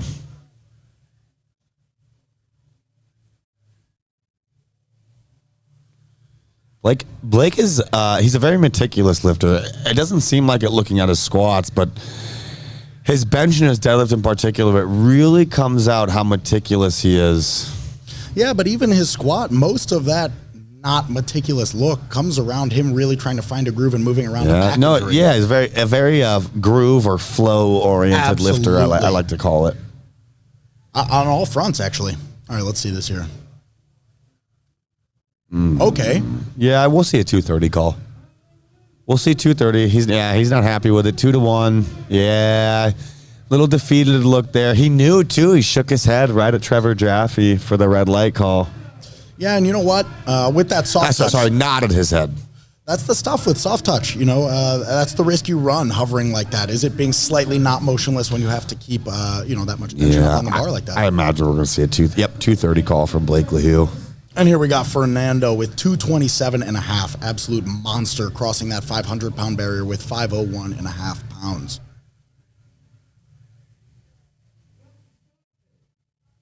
Let's see if he can blow through a little bit of those sticky points that I know that is not normally characteristic for him that we saw in that opener there.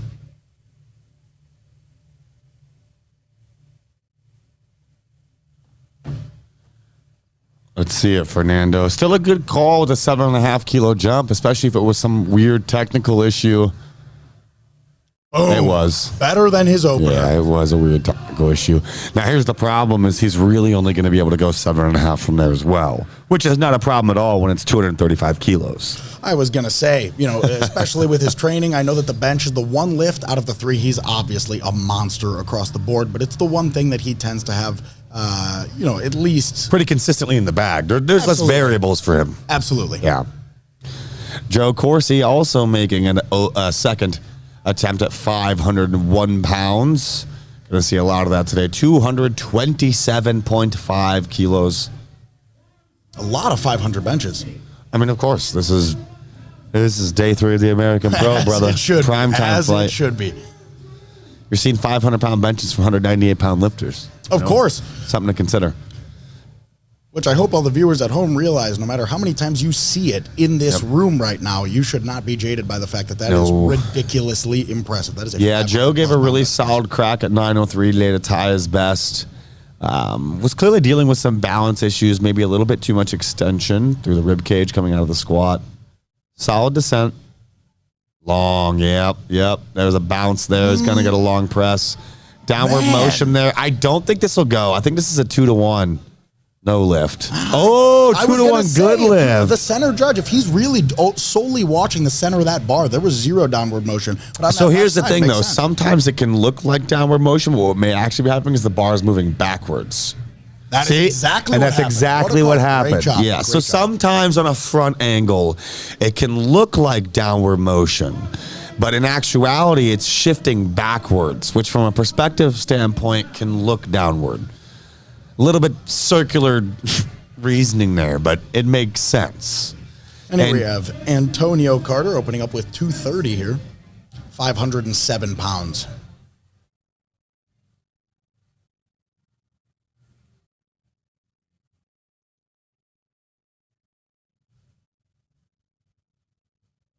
Looking tight, looking solid. A little bit too much tuck. You're going to see a lot of flare off the chest if he wants to finish. There it is right there. Man, see, so this is what happens when you see those low touch points. It's not just low touches. tons of internal rotation. Well, mostly those are usually one and the same. If not, you're I dumping agree. the bar on that stomach. But with that inherent low touch point, you're going to be able to maybe keep a little bit tighter, but there's going to be So watch these elbows. About halfway up, they have to pop back out. Absolutely. Yeah. Which, frankly, the elbows should maintain a more natural position. Anytime you're forcing a bunch of internal rotation or forcing a bunch of external rotation, you're going to leave what your body naturally wants to do in an already very unnatural movement. Of course. And we got Chad coming out with 235 kilos, 518 pounds. A 12.5 kilo jump opener to second. I think this means we can expect Chad to look for something like 245, maybe even 247 on 3, depending on how this goes. Yeah, it might sound like a big jump, but with the way that opener moved. Yeah, and in this range, it's not crazy. Yeah, absolutely. Good touch. Better touch than the opener. Yeah, we'll see 7.5 here, best case. We'll see 242.5 here, best case. Yeah, 2-1. Yeah, probably got a downward motion call on the left side from the head referee. Going to be right on your screen. Yeah. Slight downward motion call. Maybe the right side, actually. I was going to say the right side. Yeah, the right actually. side. Left side on your screen. Yeah, I wouldn't imagine Chad's going to call anything above 242. I think 240 is the call. I agree. That's exactly what I had in mind as well. And we have Phil coming in here with also 235 kilos for a big 518 press.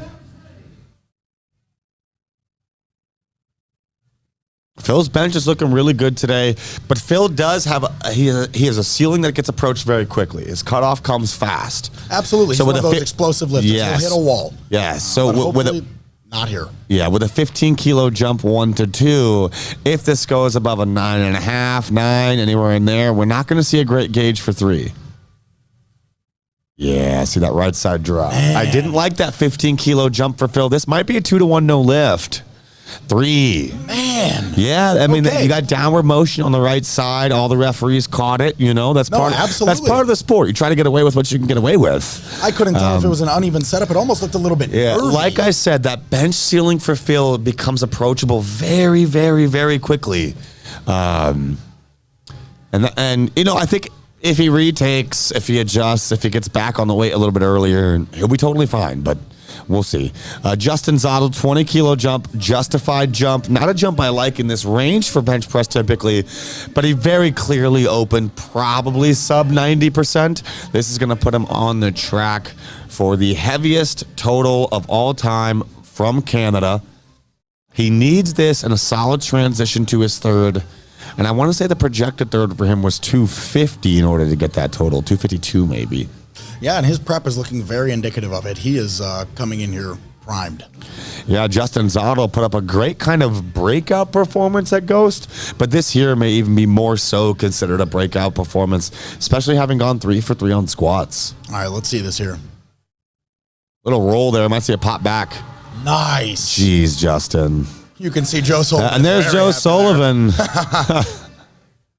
Yeah, I think we're going to see like a 255, 257 call. I could honestly maybe even see 260. I hope they don't. I think 255 is the call there. I think 252 or 250 was what he needed for the total. I would expect a little more conservativeness going into the third attempt here for Justin. I might, maybe based on that press, but I do know he is a little bit worried about the deadlift. I wouldn't be surprised if he is tossing 2.5 keys. Yeah, especially with the way the hands can swell up sometimes post-bench. That's exactly what he's worried about. Is not being just able got to make sure you ice those hands, baby. All right, Ed Blair here with 255 for a second, an absolutely massive second. And you know, usually this is where Ed is finishing on thirds. He's been dealing with a lot of injuries. If he's taking that on a second, 562 pounds, you know that he is feeling good. So he clearly has adjustments in mind. Yeah, Justin Zottel did make the conservative 247. Wow. Ed's doing great. I think that was I think it was better than his opener considering the load change. It absolutely was. Yeah, like obviously it may not have been as fast, but considering the load change, 15 kilos, 34-ish pounds. That was a longer press command as well. Seems to be no issue for Ed Blair. Those triceps of Steel, dude. Beautiful job from Ed's Blair. I'm loving the composure I'm seeing from Justin Zotto right now. Me too. Really. He was actually telling me in the warm-up room before squats, people were coming up to him saying, Very you need to get focused. hype. You need to get hype. No, He's like, he dude, doesn't. I'm in a flow state. He's in a exactly, and he's a lifter who I feel like for a long time depended on hype, and that kind of got the best of him. That's that maturing. When you're too hyped, dude, that adrenaline will dump early. It'll dump early. It'll dump second squat, maybe even first squat in some scenarios. That's that maturing right there. And here we have Pat McGuire with this huge 270 jump. Now, may look like a crazy jump, but he actually opened right around 600 last year, if I remember correctly. He's not feeling the greatest. So 22.5 kilos isn't crazy. Johnny Kaufman helped me out here with this commentary on Pat McGuire. Wow. Yeah, so he'll probably make the 282 call. See? He'll probably make the 282 call. Still a tad conservative. You can tell Pat's not feeling well. Yeah, national record attempt there. You can tell Pat isn't feeling the greatest. Shaky after the unrack. Little slower descent than we're typically used to seeing from Pat. Yeah, but that still moved so well, especially for knowing what he's dealing with at the moment. And back to the top. We have Henry Craig starting thirds here with a 212.5 kilo bench, 468 pounds. Yeah, Henry's done a pretty decent job today.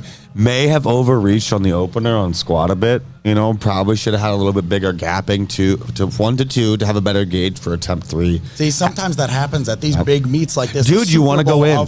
You want to go all in. You're going in to, a lot of the time, people feel pressure to load things that maybe they shouldn't. But really what we're looking for is 9 for 9, the professionals at these meets. Yes, and see, that this is the tricky thing here, man. 190 to 210 kilo jump, 200 to 12.5 kilo jump. I feel those types of jumps in most circumstances are like a bit cursed. Jumping bigger 2 to 3, I feel like a lot of the times doesn't work out well that it does 1 to 2. I don't think this passes. I think there's downward motion there. 2 to 1? No downward. Probably another situation where it shifted back. Or, I mean, it could be the case the refs didn't catch it. It might have gone back, but let's see. Yeah, it might have gone back.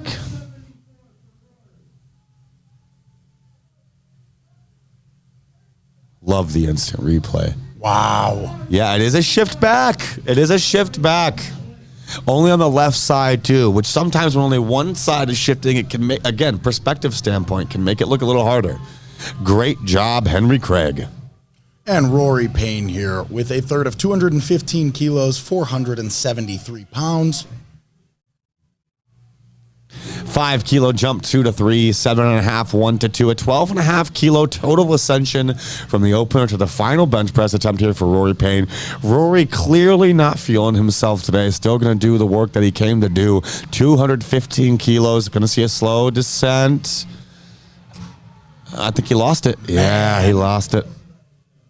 Good work from Rory. Bring the pain. I love doing the corny commentary stuff. I don't know what it is, I know bro. you do, especially the voices. Dude, the voices in a world, one man, one bar, one bench. You could go for days, but we got Blake LaHue here with a third of 230 That was so passive. Hey. No, I'm a fan of it, Johnny. You're killing it right now. Blake LaHue, 230 kilo opener, 507 pounds. All right. Third attempt, had to make that 5 kilo conservative call. Here's the thing with Blake, dude.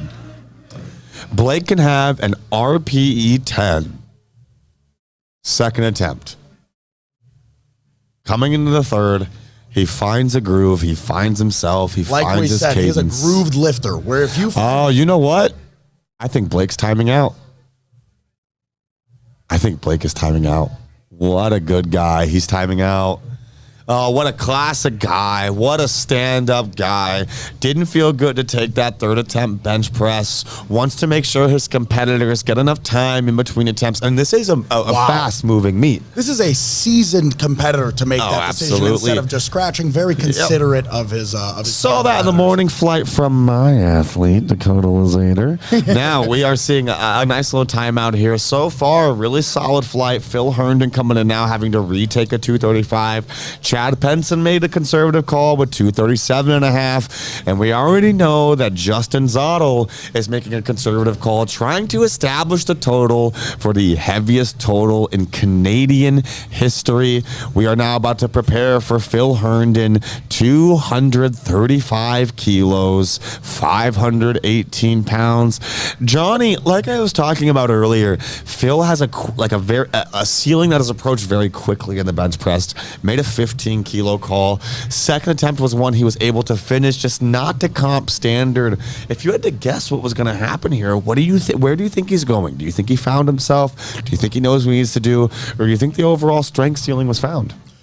Personally, as much as I don't like to say so, I love Phil, and he had a great prep coming into this. But when you do see something like that, especially after as tough of a time with squats as he had, he may very well have hit that ceiling. It is just that pressing strength into that transition, especially when you're talking about loading things like that on squat. The CNS is taxed, holding that bar, they're waiting for a start command. The elbows are shaking regardless of whether it is a maximal bench or not. This man is moving right now. I think this was a better third projection. I hope I'm wrong. Yeah. I think this was a better projection for his third all the way around. I actually think he might pull through here. Yeah. I am wrong. Yeah, like I said, I think he might pull through here. He could still see reds. Yeah. Man. That's the thing. 2-1, no lift. Better than his second. Anytime you see a heavy halt on one side of the movement and it's a legal uneven lockout, you can almost always expect the butt to pop. Yeah. Yeah, 235, definitely the big jump there. I think 227 to 235. I think 235 was totally there as a third attempt. And here we have Chad adding 2.5 to that for 237.5 kilos at 523 pounds for a third.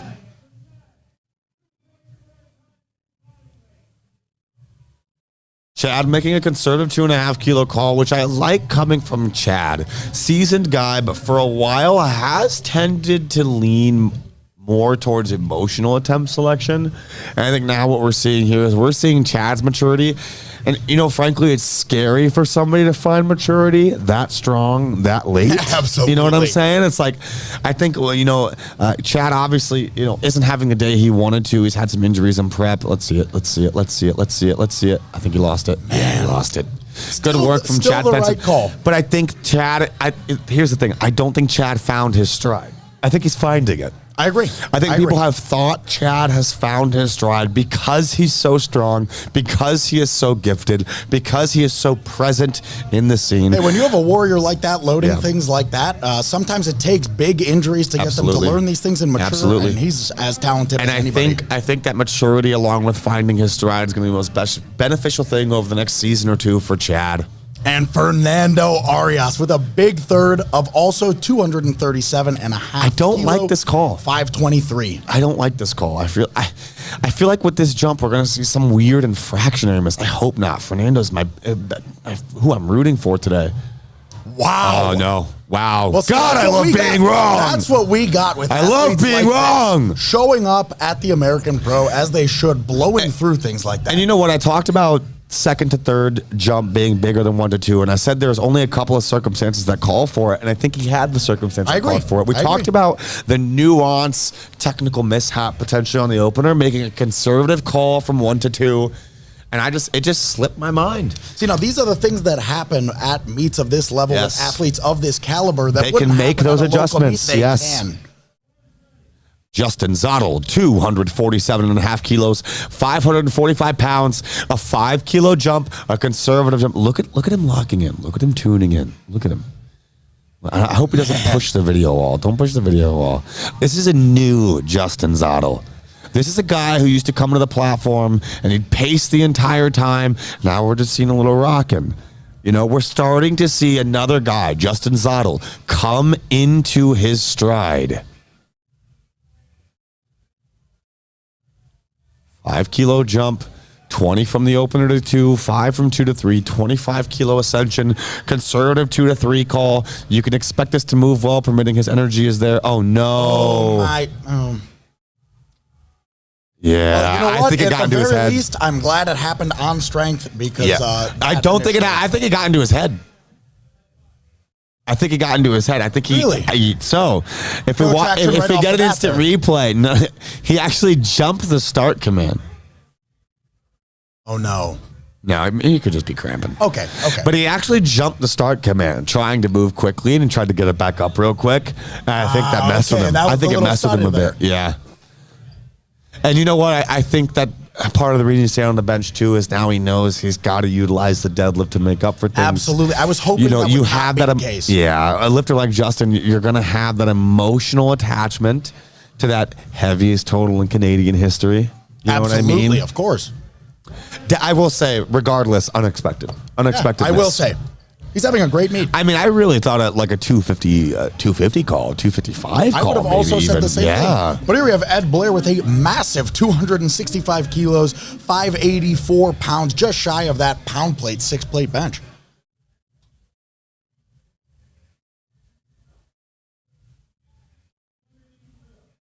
.584 landmark Nice number. touch. Good touch. Lost it. Ed. He lost it. Man, he did. Yeah, he did lose. You're right. Yeah,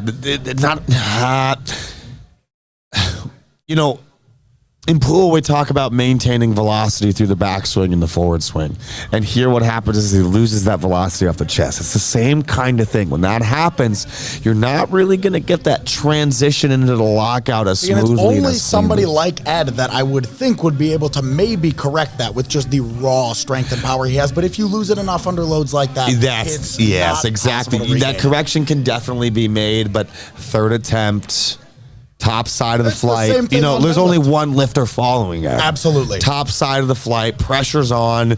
Speaking of pressure, 12.5 kilo jump for Patrick McGuire, 22.5, 1 to 2, 12.5, 2 to 3, a 35 kilo ascension to this third and final bench press attempt, the last bench press attempt of the 2023 American Pro, the second annual American Pro, 622 pounds, 282.5 kilos for Big Pat McGuire. Well, now let's see it here. 622 pounds for Pat McGuire. Not feeling his best, and he's still coming through with just about two 600-pound benches. Slow descent.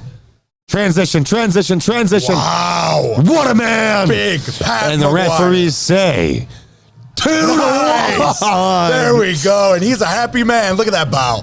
Let's go. That is a big man moving nimble like that. Man found his stride. Look at that. That's clean. That's clean. What a guy. Kind of a highlight moment. For sure. That was, Yeah. I mean, man. Kind of Especially a knowing highlight how he's moment. feeling. Especially knowing how he's feeling. Yeah, no. So I'd say, coming into that flight, I would say, obviously Pat McGuire, definitely a huge standout. Obviously the heaviest bench, dealing with a good chunk of circumstances coming into the flight. But still, for me, I think looking at the flight, I think there's this kind of sleeper presence with Fernando Arias. Absolutely. People don't really know him yet. Guys like me, guys like you, guys who are true deep fans of the sport, like anybody else with the NBA, the NFL, true deep fans, we already know of Fernando. Well, here's the thing with Fernando as well. He's out of Power Build, trains out of Power Build primarily out in Philly, but it is a rapid rise, and it has been a very linear progression for him at numbers that you just don't see. It's almost experiencing a beginner gains arc into this ridiculous elite level of strength that you just don't see like some that. guys find their stride a little later, and they already have the natural abilities. They already have the gifts. They already have the work ethic. They just find their athletic stride in their specific niche, in their in whatever. And whatever that background is, they find it. And I think Fernando Arias found it, and I think we're going to see it today. Definitely stand out to me. Guys, I'm Garrett Fear. I'm Johnny Kaufman. Had a great time with my pal Johnny. Thank you guys for having me. Tune in for deadlifts. We'll be back in about 10 minutes. And now, a word from our sponsors.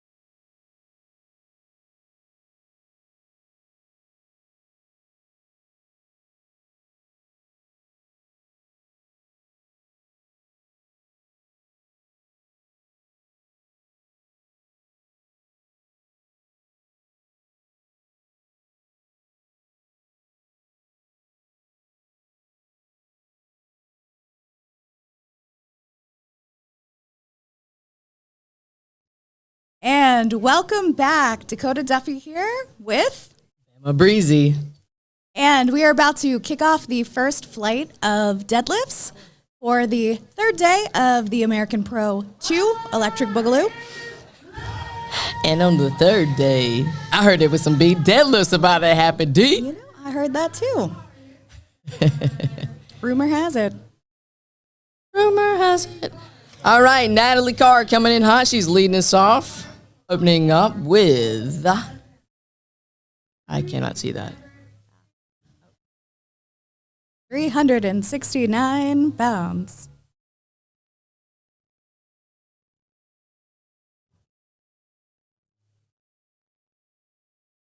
And there was one thing earlier today when we were in the morning session comparing how many sumo pulls to conventional pulls there were. The first flight, there was like two conventional pulls and the whole rest of the flight was sumo. And I was really surprised. I was like, okay.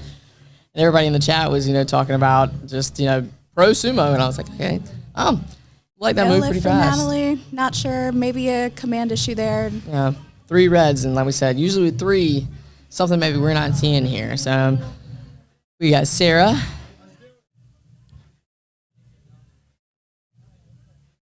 Big smiles over there. All right. 180 keys on the bar. This is 396.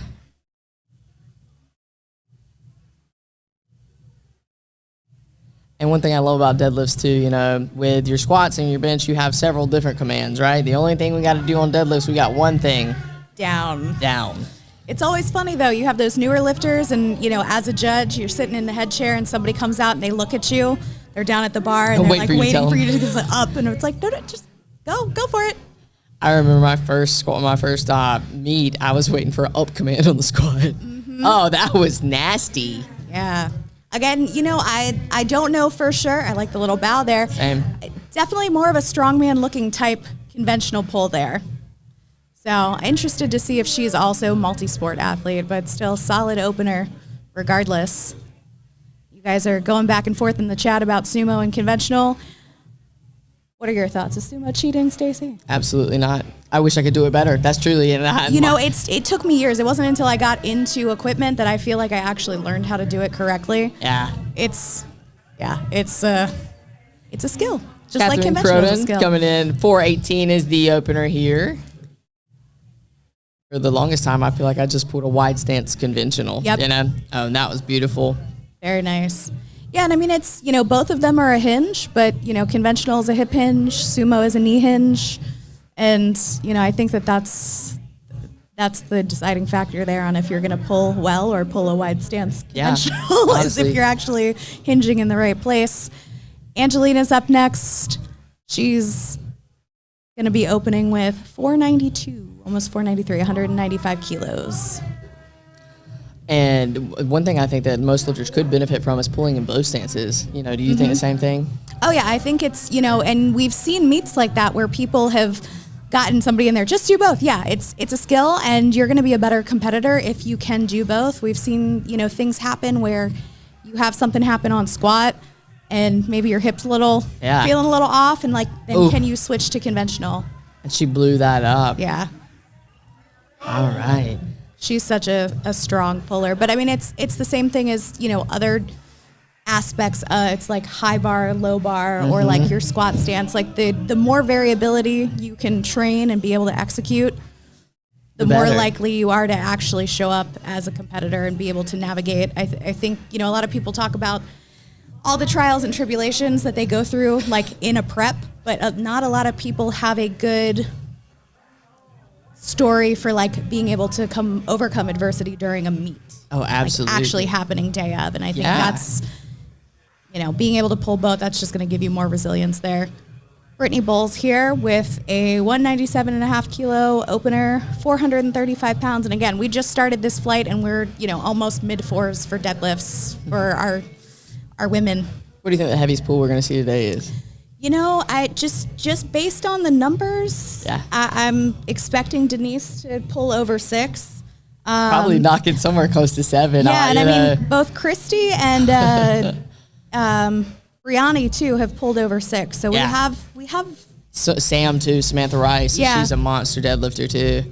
I would say we're going to see, a few pulls over 6, which is crazy. I'm hoping we see like a 650. I think that would be awesome. Absolutely. Suzanne opening up with another state record, 200 kilos, 440 pounds. And I think that's where a lot of people, you kind of mess up, right? You just pigeonhole yourself and say, oh, I am a conventional puller. Oh, I am a sumo puller. Oh, and look at that. Yeah, that was nice. It's really strong pull. Yeah, it's the same thing as when people are like, oh, I'm a X number specialist. Are you a total specialist? That's what I want to see, right? Not that single lift stuff. It's fun. It's fun, but I think, and we've talked about this kind of throughout the weekend, a lot of these lifters who have been known as specialists have actually been really challenged on that, and a lot of them have grown. I think we were talking about Nabil earlier in the weekend.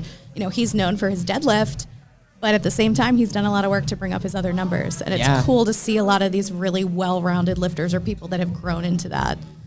You have somebody that's well-rounded just in general. Laura she can do it all. Absolutely. 473 on the bar for her for an opening attempt deadlift. And that's one of the things, too, we were talking about, just being a complete lifter, being a well-rounded. That was beautiful. So strong. Wow.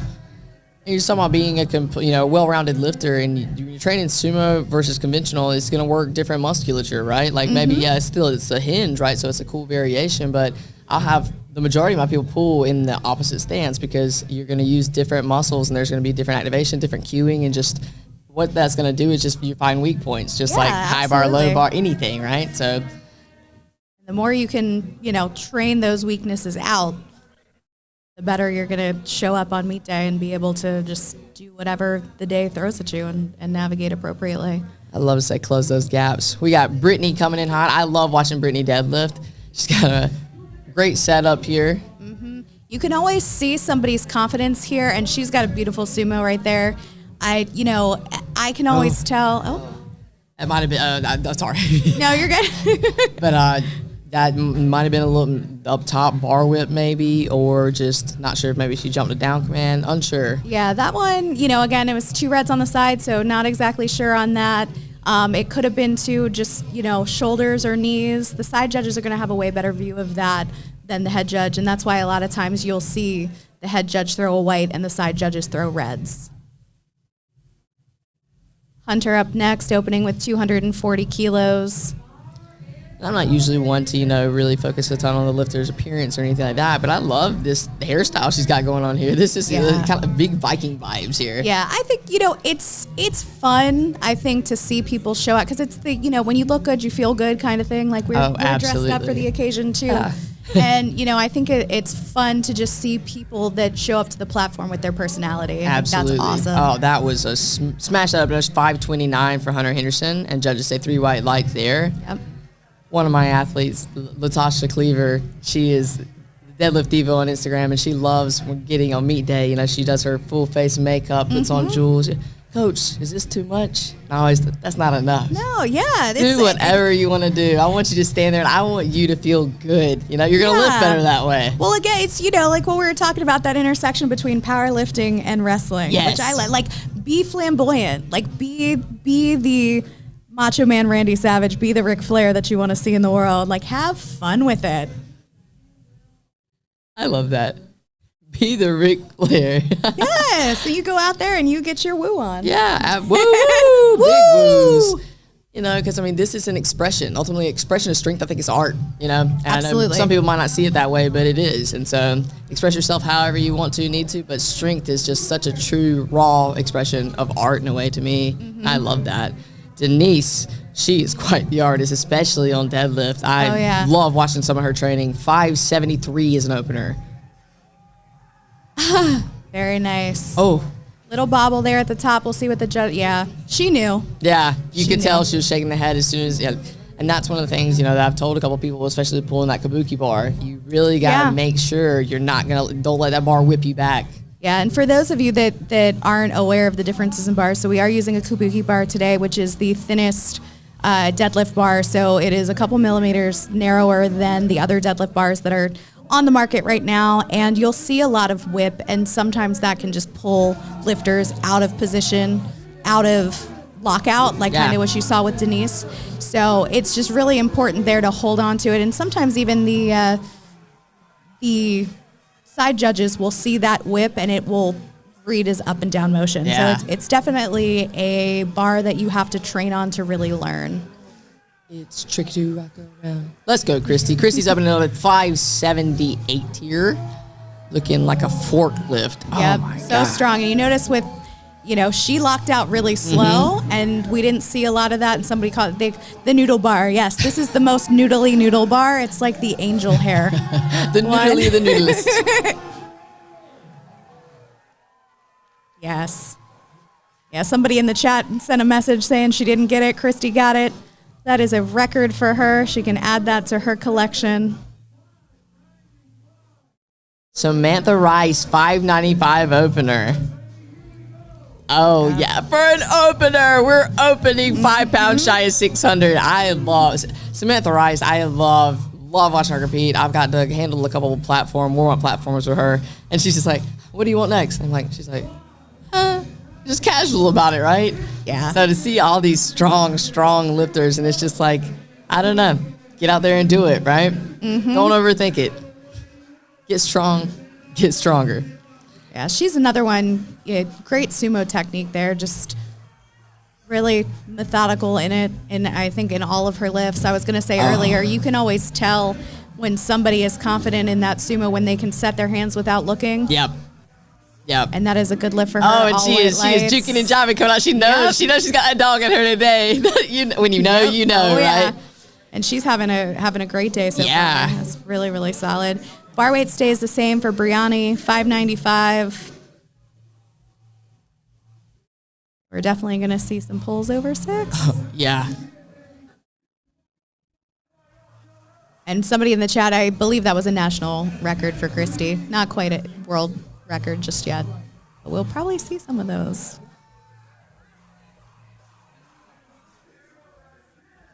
Let's go, Brig Brad Bree. She got some long legs. Yeah, she does. Oh, yeah. Nice and easy for her. Ski! Oh, yeah. Yep. I'm excited for this. Her and Sam might battle this backing off. Yeah. And you never know, somebody might come from, just take a couple big jumps. Yeah, we're only at openers. So, Yeah. again, there's a lot of people that are going to open light and take those big old jumps. And next thing you know, they're closing out the flight. Doesn't matter where you start. Yep. Nat coming back to the platform, retaking her opener weight, 167.5 kilos.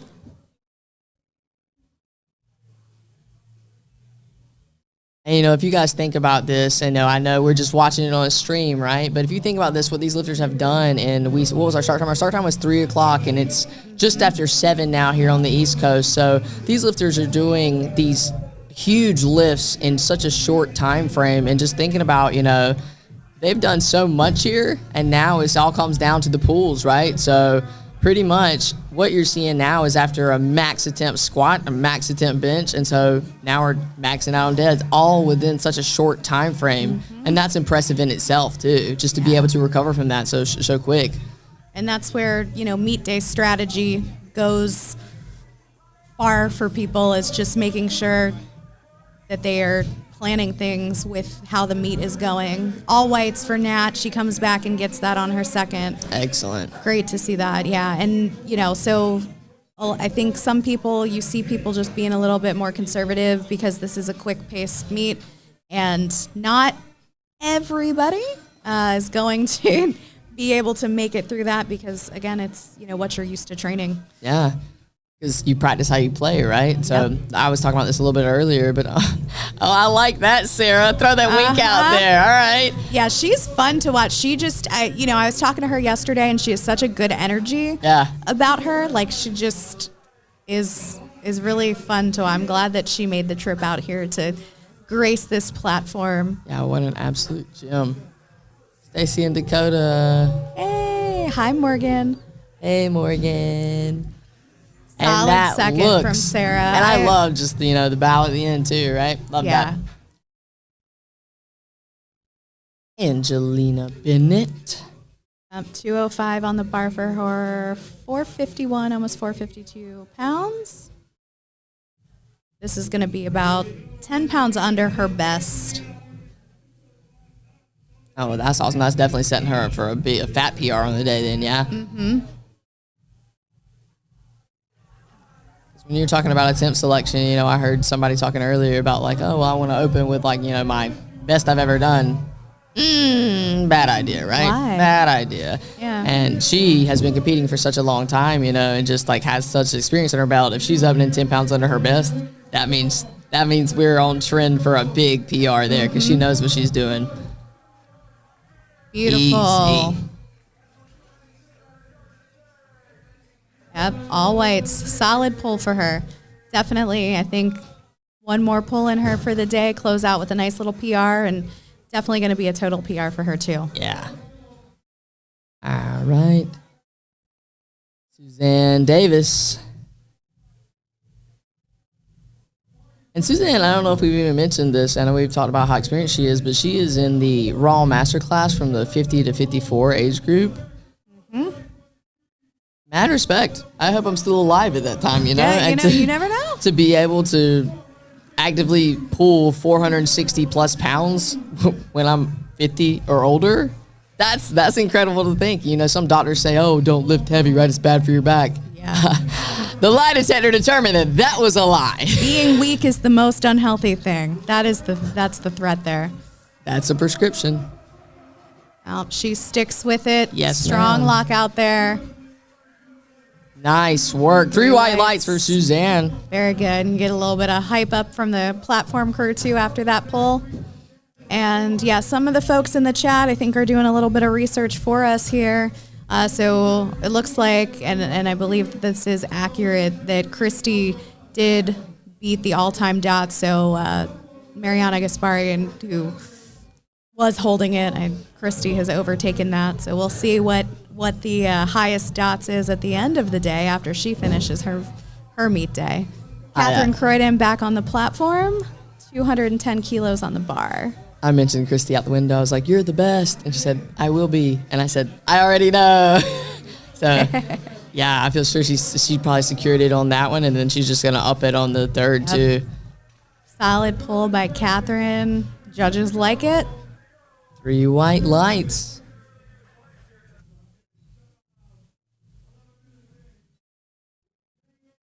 And you don't see that a lot. You see that, little roll in too. That's something you don't see a ton, right? But she's got it down to a science, what it looks like. Perfect roll in, getting those hamstrings set. That's what a lot of people say, love their hamstrings. But just for a lot of people, it seems to be a little inconsistent, right, on the roll. And I think it's tough too because you have to strike that balance of loading just all your posterior chain muscles without making it too much of a squat. Yeah. And like that, more like what you see with like a trap bar deadlift or something, because that can definitely get you in trouble real fast when you're at those maximal loads. I used to do that whole thing. I'd roll out from real far like I was a big strong man, right? But sometimes it'd work when you get it in the right spot. Sometimes it doesn't. All right, Booty Balls coming in. Solid attempt there. Nice. It looks like she really controlled that bar too. Good slack pull and just real consistent there. You see a lot of the explosive lifters that everything they do comes from the quads or it's really fast. That's when we have a ton of that bar whip, right? But the more consistent, slower pace kind of lifts, slow and steady here, honestly, looks like it's probably benefiting a little bit more. And I know that's not necessarily something to change on meet day, but just a statement, right? Laura, 5'12" on the bar, and she's in our open 100 kilo class.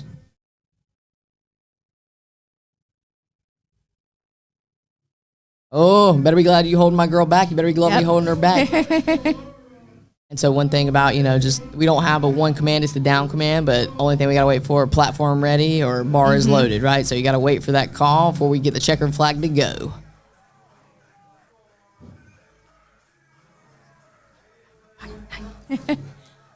Yeah, you guys can't hear the music. We had to mute it because of copyright issues, but it is bumping. It is a party. She sticks with it. Smooth lockout, just super in control of that. And Judges say, we're waiting. drum roll, please.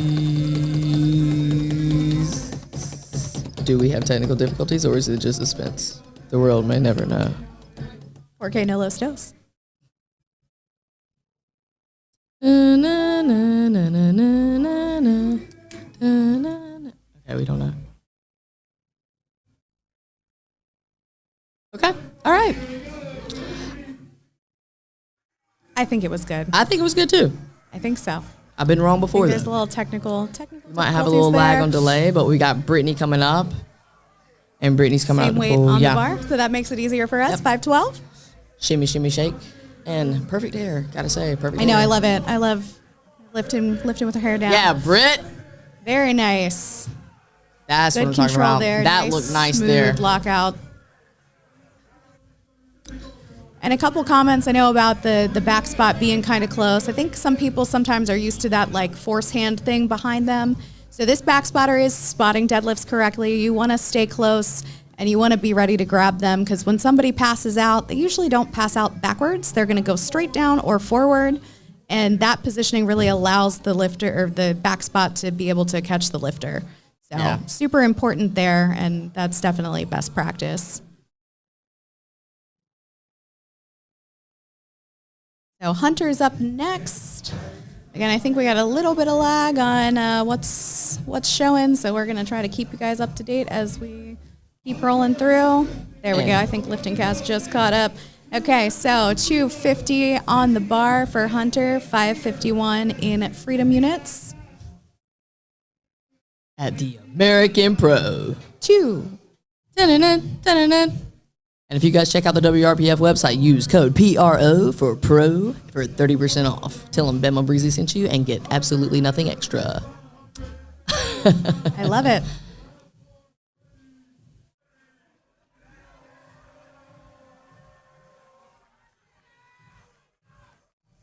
Got Hunter coming up, approaching that bar. And Hunter definitely pulls both stances. I've seen her pull in both stances in her training and stuff. She is so strong. Mm-hmm. Probably one of the most incredible squatters I've ever seen. Great lifter, but just wow, her squat. That was excellent.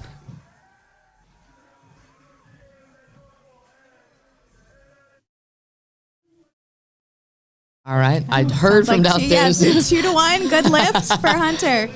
We do have a little delay here, a little lag, so we're a little bit behind on this, but 2 whites there. So good lift for Hunter. Big bag Christy Hawkins, 275. And we've been talking about how amazing Christy is, and we're going to say it again. Christy is absolutely incredible. And one of the things that I love about Christy is that she started powerlifting later in life. She did her first meet at 33. And I think for those of us who got into the sport a little bit later, that's just such an inspiring thing to think about that was 10 years ago for her. She's in her 10th competitive year of powerlifting. What a feat. But honestly, that gives, people hope, right? Because you'll see people that are like, 30, women that are 30, and they'll say, I've never, never lifted. I could never do that. And it's like the baddest didn't start till she was, start competing at least till she was 33. And it also kind of makes you think, too, who else is out there? Mm-hmm. Who else is out there that's strong or that's training or that has that potential, right? Yeah. That's one thing I love about being a coach. I see people in the airport sometimes, and I'll walk behind, I'm like, dang. Yep. Hey, girl, do you know you could deadlift a ton? You got a big old back of some arms. Holla at your boy. Talk to Hey, me. how much you bench press? You ain't never done? Okay, come here. 606 pounds on the bar for Christy. Come on, Christy Hawkins. Absolute phenom here. About 5 pounds shy of her best. Come on, Christy. Come on. Oh, man. Someone must have shot that out of her hands. Yeah. Because I've never seen Christy drop a deadlift. So it's not that. She's going to come back and get that 100%. Mm-hmm. But even if that looks super strong. Yeah. I think that's another thing, we were talking about the diameter of that bar, and it is a little bit harder to hold on to because it's super narrow, but I have seen, we've talked about this, Christy has done some absolutely phenomenal, incredible, just superhuman things. You guys were talking about this earlier, and I was up here in the commentary booth, and I was just listening. But I watched Christy pull. I think it was over 6, I believe. Yeah, I think it was sure. that 6'11" that she did. And I watched her pull it at the Showdown meet, I believe, when she tore her bicep. Yep, and Showdown I was 2021. recording. I watched her bicep roll up, and I was she like, finished the lift. she finished the lift and just looked down at her arm, mildly irritated, like, really? Man. And I We'll was talk like, more about Christy, but Denise is about to come. She took a 20-kilo jump. She had national record attempt here, 6:17 on the bar. Again, beltless. Wow. Conventional. wow. You think about how strong her core has to be. Oh, yeah. Incredible. Incredible. And this is it. We're up. Just slow, controlled right into that lockout. That We're was waiting. gorgeous. Judges say 3 white Yes. lights. 3 white lights. And we're getting a national record attempt there by her. That she got that, so she's getting checked. Yep. Yeah, got nothing don't to check. think there's anything to check. Just gotta make sure there's no briefs on under there, but there's no belt. Yep. That is. Yeah, so that pull did indeed break Christy's 6'11" because they are in the same weight class. She's a 165er. Oh boy. And that's Yep. such a cool time that you can, break people's records that you're competing against, right? And just all be a part of it in it together. We got Brianni coming in. This will be a national record attempt for her. It's 6:17.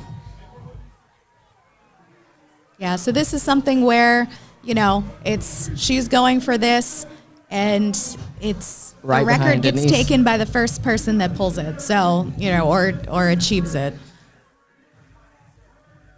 All right. And this is 6:17 on the bar, and that is That up. flies.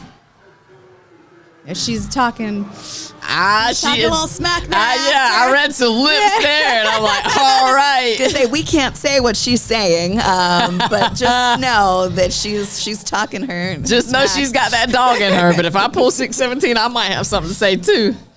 Yeah, especially that fast, she smoked it. Wow. The intensity is so real here. And yeah. this is Samantha Rice closing our second attempt deadlifts, and then we're going to go to our thirds. Yep. And I'm so excited. I have no idea what we're about to see here, because that who knows, there might be some attempt changes and stuff too, just in case, Yeah, that is something for those of you that aren't well versed in the rules of powerlifting. So you are allowed to change your third attempt on deadlift 2 times. In most feds, it varies, but third attempt deadlifts, you do have that flexibility because you're going to watch people try to pull to place. You're going to try to see people overtake for first place, second place. And yes, it is great competition here. We have, such high caliber lifters in this session, and they're really showing out today. Sam Rice, no exception. 6:22 on the bar for her, a national record attempt. Let's go, Big Sam. Use those quads, baby. Oh, yeah. Solid We got pull, a big battle smile. in here. Oh, yeah. I love this because you know what? I love to see when everybody's on. Because when you have, say, lifters, maybe, you beat somebody that's having not their best day. That's not nearly as fun. But whenever you've got people going head to head or going back to back, that everybody's having a day, that's what I'm talking about. And so we're about to roll into our third attempt deads, and somebody in our chat, right? Because if you're in the chat, let us know who you're cheering for. Let us know where you're coming from. Represent your city. Holla back. But somebody said, no interviews on the thirds. We're going to make sure we don't have any interviews. No and interviews. we're going to put that right in between. Who are we going to be interviewing? So I believe we're going to have some of our international lifters coming in for interview after. So after they finish, we're going to throw those in there. Yeah. Natalie Carr. And so we've taken our first and seconds, and everybody's walking from behind, and now we get to do the red carpet walk. Yeah, we got everybody doing their walk up, that gorgeous that looks so light sick. show, and you can see the floor is lighting up when they walk down. And it is not, in fact, lava. No, it is not. I mean, maybe. Yeah. And we can feel the vibration from the music. We can't necessarily hear it, but you can feel the vibration from the music. And yes, chat's saying, yeah, we got some all-time world records coming up. Yeah. We have that pull that beat Cece Holcomb's record that she had. So lots of good stuff happening here. Nat Carr with 175 on the bar, 385 pounds. Oh, yeah. Well, Nice like she and had some extra smooth. keys in there, too. Oh, yeah, for sure. Solid lift for her. 3 weights. Bang, bang. Yeah.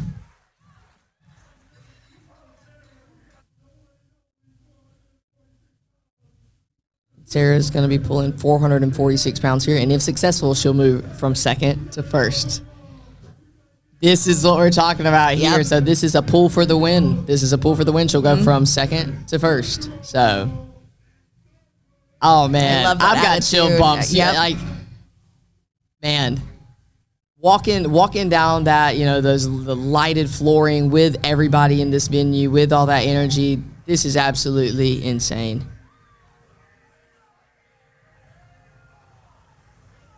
Come on. This is for the win. Come on, Sarah, stick with it. She's Yep, grinding it. She's grinding she's it. holding on to it. It's Oh. almost. Yes, she And did. Yes, she did. What do our judges say? Let's see. Come on. That's a good. Yeah. That was nasty. That is what we're talking about. That type of grind. Yes. Not everybody can do that. That's a skill. No. Being able to not give up on it and actually see that lift to completion.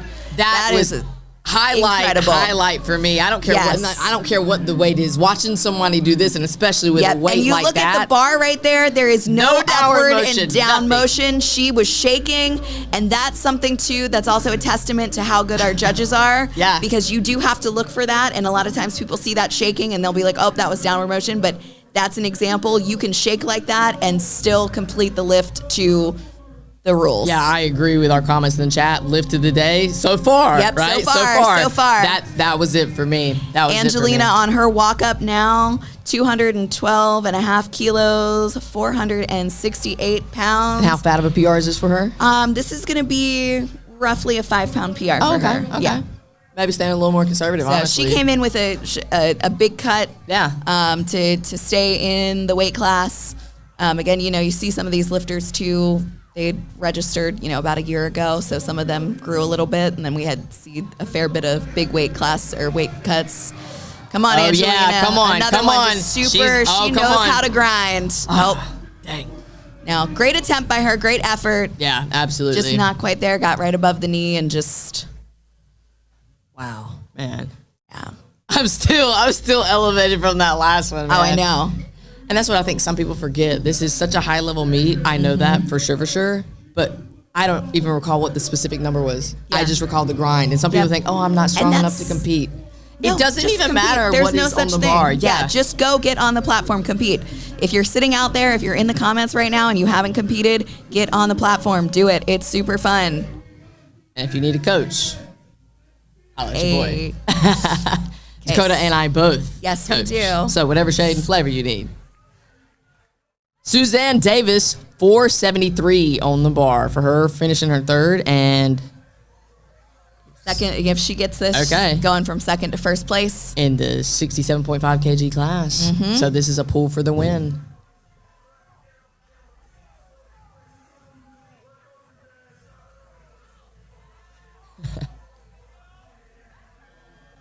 No, not quite.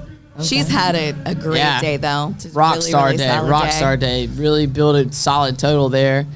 And she just took a 5 key jump on that. So honestly, not even missing out on a ton weight on the platform there. Not at all. Catherine Croydon up next. 215 kilos on the bar. It's about 474 for her.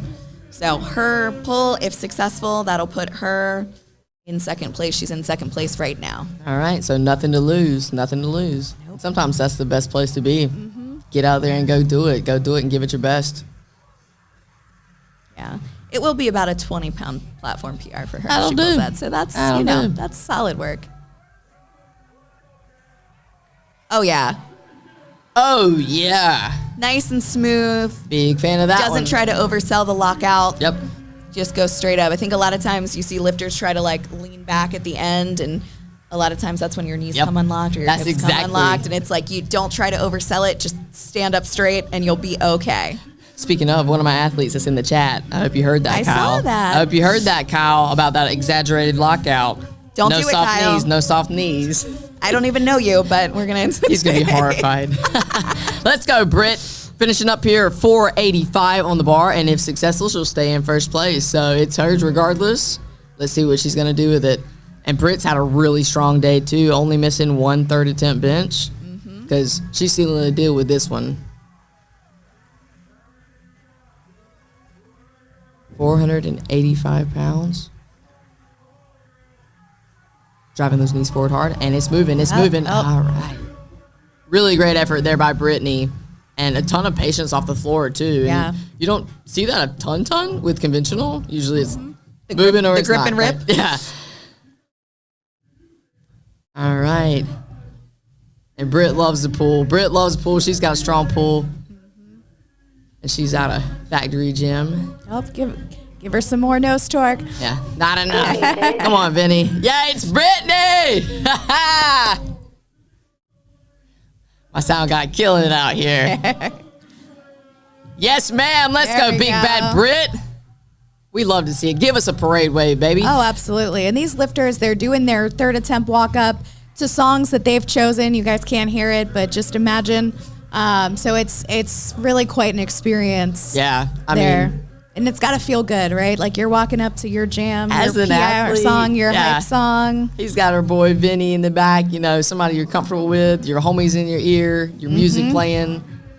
A day at the gym, right? Come on, Britt. Come on, Britt.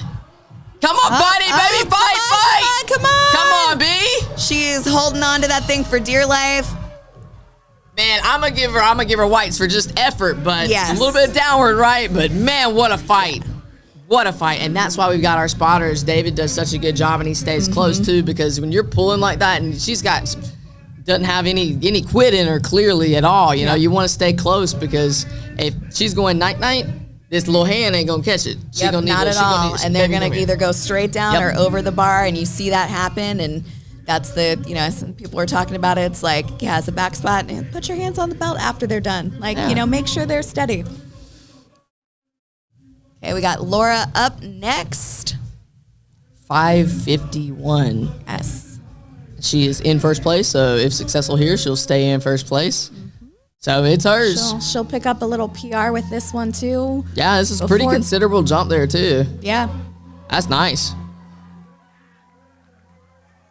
Yeah, she's used to taking those big jumps. That's Yeah. something that she's got a lot of experience with. I was saying that's something. Just looking at her attempt, she opened up a little bit lighter than everybody. Even Brittany opened up a little heavier than her. And She here said she is, Yep.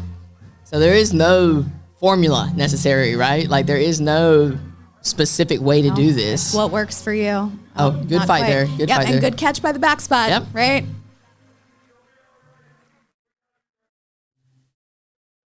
Right, we got Hunter Henderson 551. And she is in second place, and if successful, she will stay in second place. So this will just be picking up that check, because I think we missed it on the second. Yep. Was it downward bar? I think so. Okay. Yeah.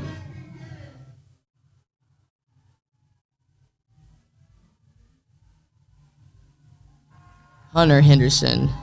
Yeah, she's another one. She knows how to grind a lift. Yeah. So it becomes, when you have that skill and you're able to do it, it just comes down to, can you stay in position? Can you, not have any technical errors while you're grinding out that lift? Somebody said, I want to know Hunter's walkout song. It sounds like Bulletproof. It is Bulletproof. Okay. Yep. And looks like, there we See what go. the judges say.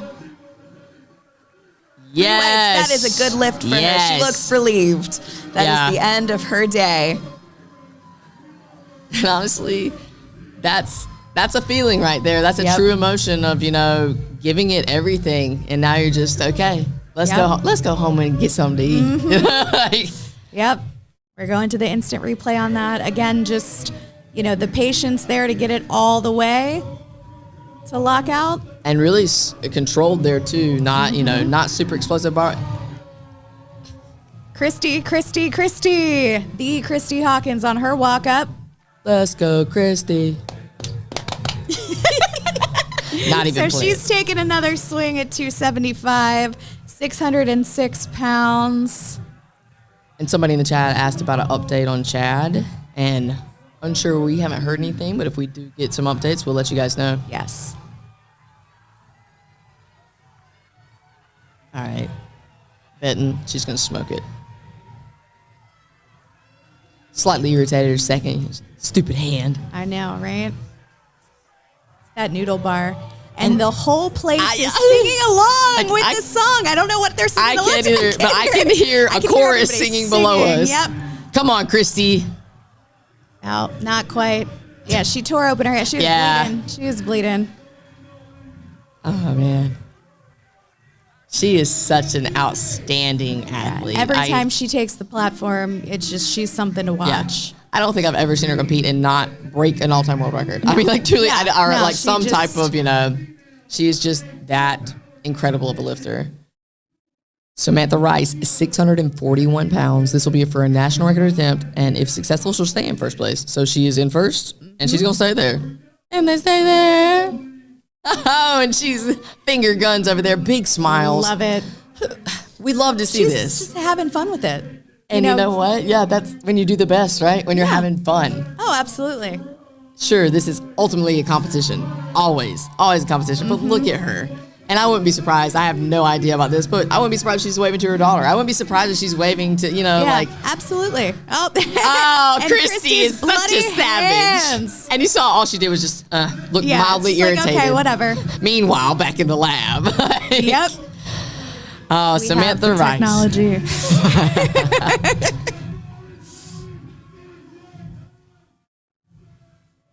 Yeah, these third attempts, I mean, we are just seeing these insanely heavy deadlifts.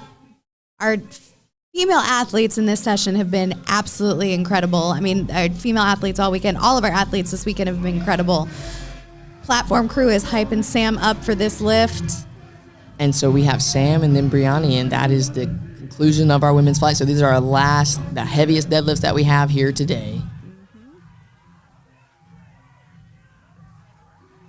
Let's go, Sam. Let's go, Sam. And that's moving and grooving. She's getting it. She's getting it. Hold on to it, Sam. Yes, there it is. And what do the judges say? 3 white lights for Sam Samantha Rice. Oh, yeah. Oh, my God. Nasty. Yeah, I'm amped. Yeah, I'm amped. everybody is losing it over that. The entire floor like the up here. booth is, we're all going crazy for it. And you just love to see it, right? You love to see people that are good at what they do doing their thing. Yeah.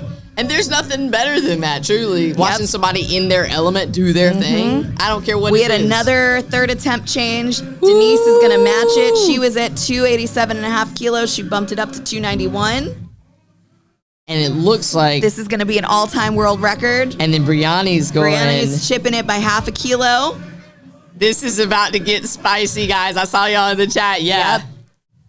This is what we like to see. This is the meat to do this. So you're not going to see this anywhere else. This will be all-time world record attempt?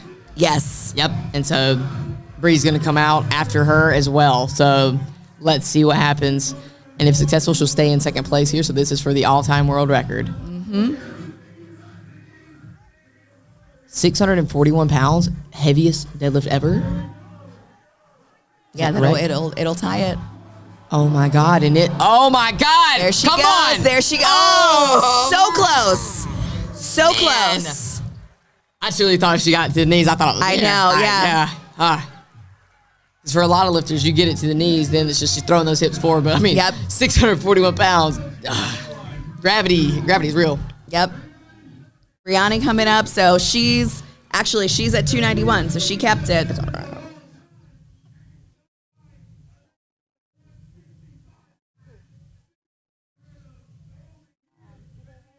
All right, and Brianni, if successful here, will move from third place to second place, and this will be for the all-time world record. This is getting freaky here. This will be for the all-time world record and for the heaviest deadlift attempt ever. I think she's got it in her. She's on today. Oh, yeah. I mean, like, I'm with it. I mean, after that, we saw I mean, her. yeah. We saw her run in her mouth after, and well within her right to do so. Oh, absolutely. She's got that dog in her for sure. Woof, woof. I am ready to see it. And she is locked in. She's like, I love having these multiple camera angles because you see that 1,000-yard stare. She's ooh boy. There's not a single thing that she's thinking about other than moving this way. And this is the last female lift of the day, of the weekend. This is for all the chips. This is for all of it. And like we said, she'll move from third to second here. That is not even the top tier of this. This will be heaviest deadlift ever by a female. 641.54. And it's up. It's up and it's going. Yeah. It's going. Yeah. It's going. We're getting it. We're getting it. Come on. Almost there. Come on, Bree. She's in there. I think she's in there. What do our judges say? What do our judges say? Let's see. Yes! Yeah! That was nasty. Brianna Terry. Oh, man. Heaviest deadlift ever by a female ever. And weighing in, she's in our 65 or our 75 kilo lifter. And you see everyone This that's is around incredible. her. Look at that support group. Yep. It takes a village. Yep. It takes a team. Hunter right there with her. Everybody that's there. I mean, oh my God. That is incredible. You do not see things like this at most meets. I'm in my feelings. I know, right? This is crazy. Absolutely incredible. What a team. Phenomenal work. What a team. Wow. They didn't even have a kiss cam, but that was kiss cam worthy. That's a main cam. We don't even need the kiss cam. You know, like, deserved. Absolutely incredible. I am elated for her. Yeah. And truly, you know, like, just watching her training and watching just her bodybuilding, you know, just the journey and knowing how hard that bodybuilding is, right? Oh, how absolutely. much you have to suffer and just push and to yourself. have gotten her pro card, you know, just basically few a week ago or something, you know, and like, to come back and do. I mean, it's a testament to this. This is she's going to hug her parents. I guarantee it. She's going to hug her parents. Aww. What an incredible team, and it takes a village. It really does. It really does. And honestly, I've taught her parents several times, and they are probably the most supportive people I've ever met, truly. And just, what an incredible thing to have that kind of support around you. Wow. Yeah. Truly shows that just, you know, the people that you surround yourself with are so important. Yeah, and sometimes that's your family, sometimes that's your chosen family. It's just, and I think that this is the sport where you really can find that sense of community and find your people. And you know what I think is just important too? Like, you know, like with this, there's so many different people here, right? There are different, you know, just, we all come from different places, like what we were talking about earlier, but we're all here for this same reason. Everybody that's going absolutely bananas, everyone that's going absolutely bananas up here for Bree. Yeah. Like, some of these people don't even know her personally, but we're just up here happy to support, happy to see this, right? Because seeing other people win, there's nothing like it. There really I'm a isn't. big believer that success is not a finite resource, and like someone else being successful does not take away from anybody else's ability to be successful. Preach. Like, this is something where, and records are made to be broken. You talk to all of these top female lifters, like, you know, and you know what? Those are the ones that say, hey, I broke this record. I can't wait to see who takes it. Eva Dunbar, whenever she broke the 148 all-time record, I was there and I watched, and like I talked to her afterwards. I was sitting there talking to her mom, and I dabbed her mom up, and then after the meet, I was like, thank you for showing me where I need to go. Yeah, you know, and absolutely. it's like, that's what this is about. Like, it's about raising other people up. Yeah, I think, I mean, and I was talking about this earlier, like Christy and Hunter. You know, Christy was in the head chair judging when Hunter broke her record, and, you know, she gets out from under the bar, and Christy just gives her a big old hug, and it's just, you know, that is what you want to see. Yeah. That is what you want to see. And it's absolutely phenomenal. Incredible. All right, and we're going to have our next flight of deadlifts coming up for our guys. And I believe that me and Dee are going to be interviewing a couple of our female lifters. So stay tuned for that. Yep, and we thank will you guys catch you for the male deadlifts. Tuning in. That was so sick.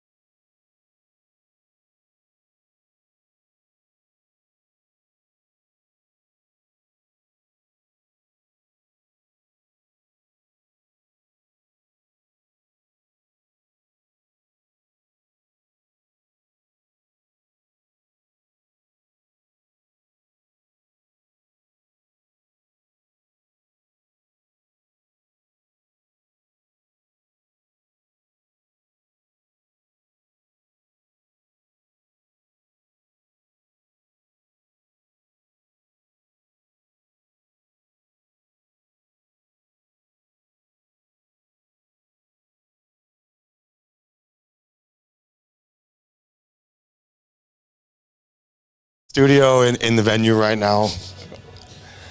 Say something, Brianni.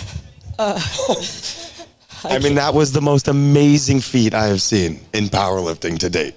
Really? I mean, that was insane. It's the heaviest deadlift of all time from any female ever. Not in her weight class. Ever. You just did an amazing thing. If you can. I mean, just what's going through your mind? What's happening? To be honest, complete disbelief. I really wanted to get the heaviest of all time. I'm sorry, I'm crying.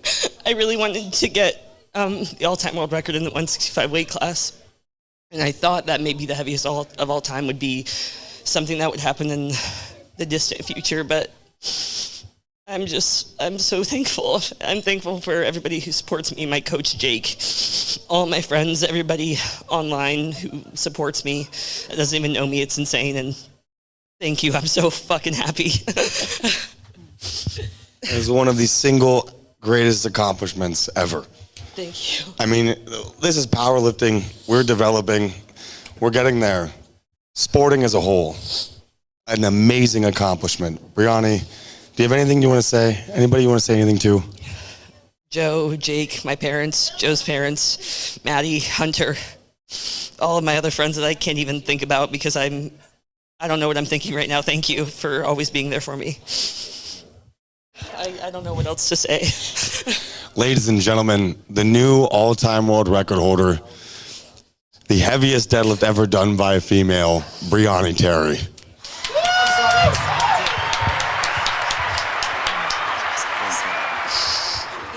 Amazing job. Am I done now? You're done.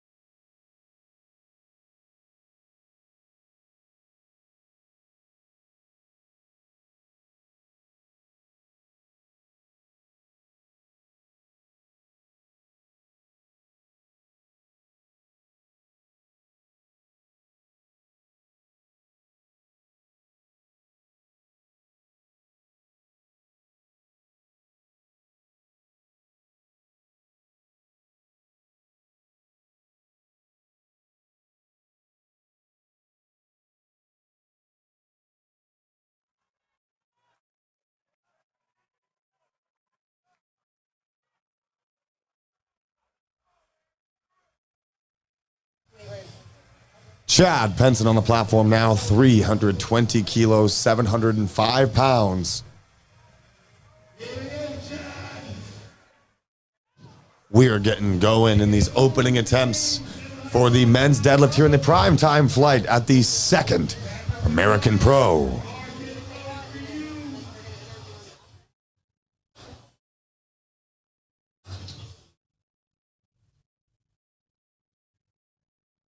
Johnny, what a flight.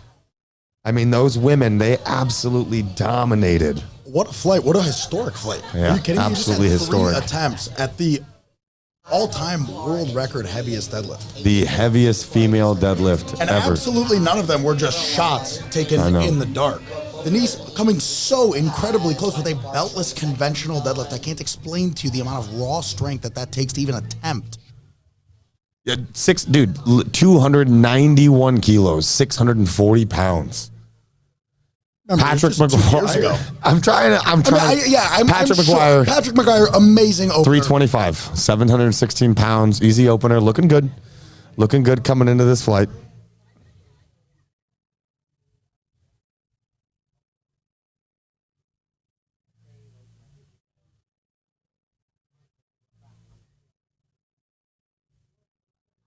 Antonio Carter coming to the platform now, 325 kilos, 716 pounds.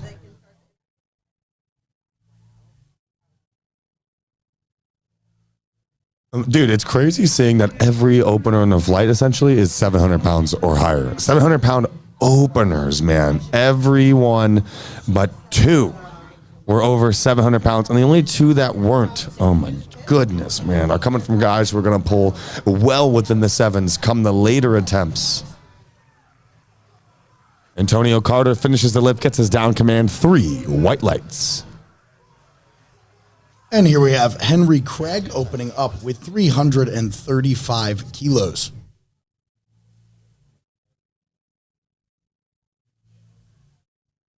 This is going to be 700.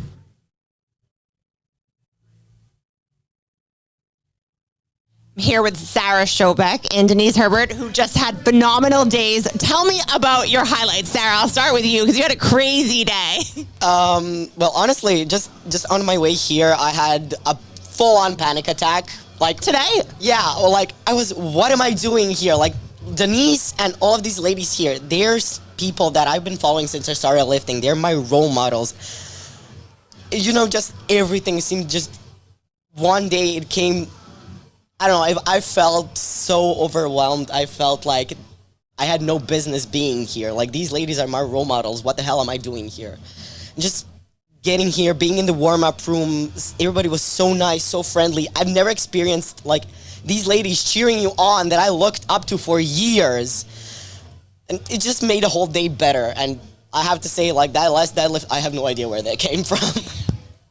Yes, and exactly 1 year ago today, what happened? So exactly a year ago, I was stupid enough to basically break my back. So had 2 slip discs, and then decided to also do a comp that resulted in me having a hairline fracture in one of those discs. This whole year has just been a way to fix me enough so I can actually come and do this comp.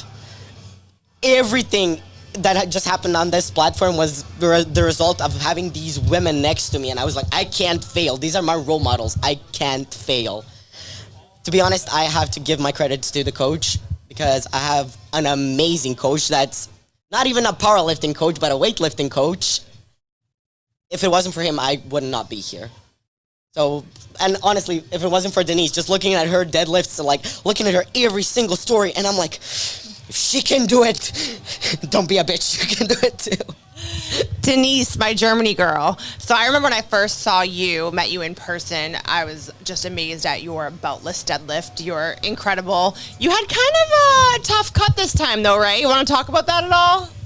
About today?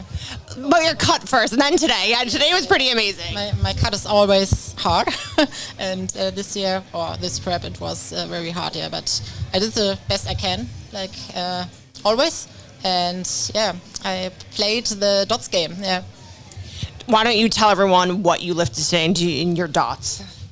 Again? Not your updated dots, but what was your dots before this, and what did you actually lift today for someone that might not have caught it? I don't know. Today, you know what you lifted today? Today I calculated so much, I don't know. I think my dots were until now 646. Yeah, 6. What did you lift today?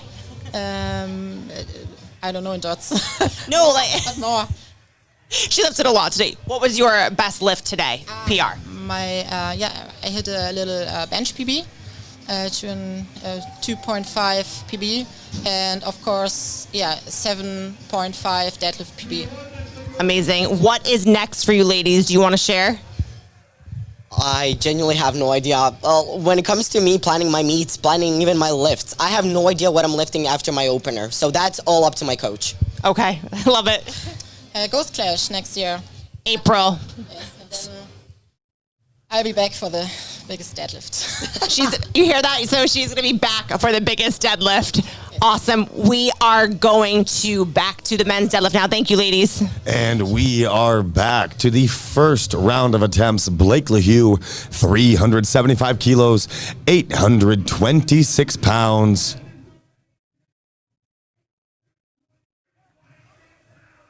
What an insane opener. Looks like the platform already hasn't been called. Yes, Blake LaHue, seasoned competitor. 826-pound opener, Johnny. Blake can be a little unpredictable. You think we're going to see... I mean, I guess we don't know. We didn't see now he can normally be a little bit wishy-washy. Again, he's a groove lifter, and on something like a sumo deadlift where you can lose it so easily, it's there. But I know that Blake is as dialed in as he has ever been coming into this prep. Yeah. Literally repping 400 kilos. He also really lifts into the third attempt. Oh, absolutely. He's one of those seasoned guys who can trust his position and not give it everything he has until he needs to. Blake always using the extent of that timer. And here we are. If I know Blake, that is...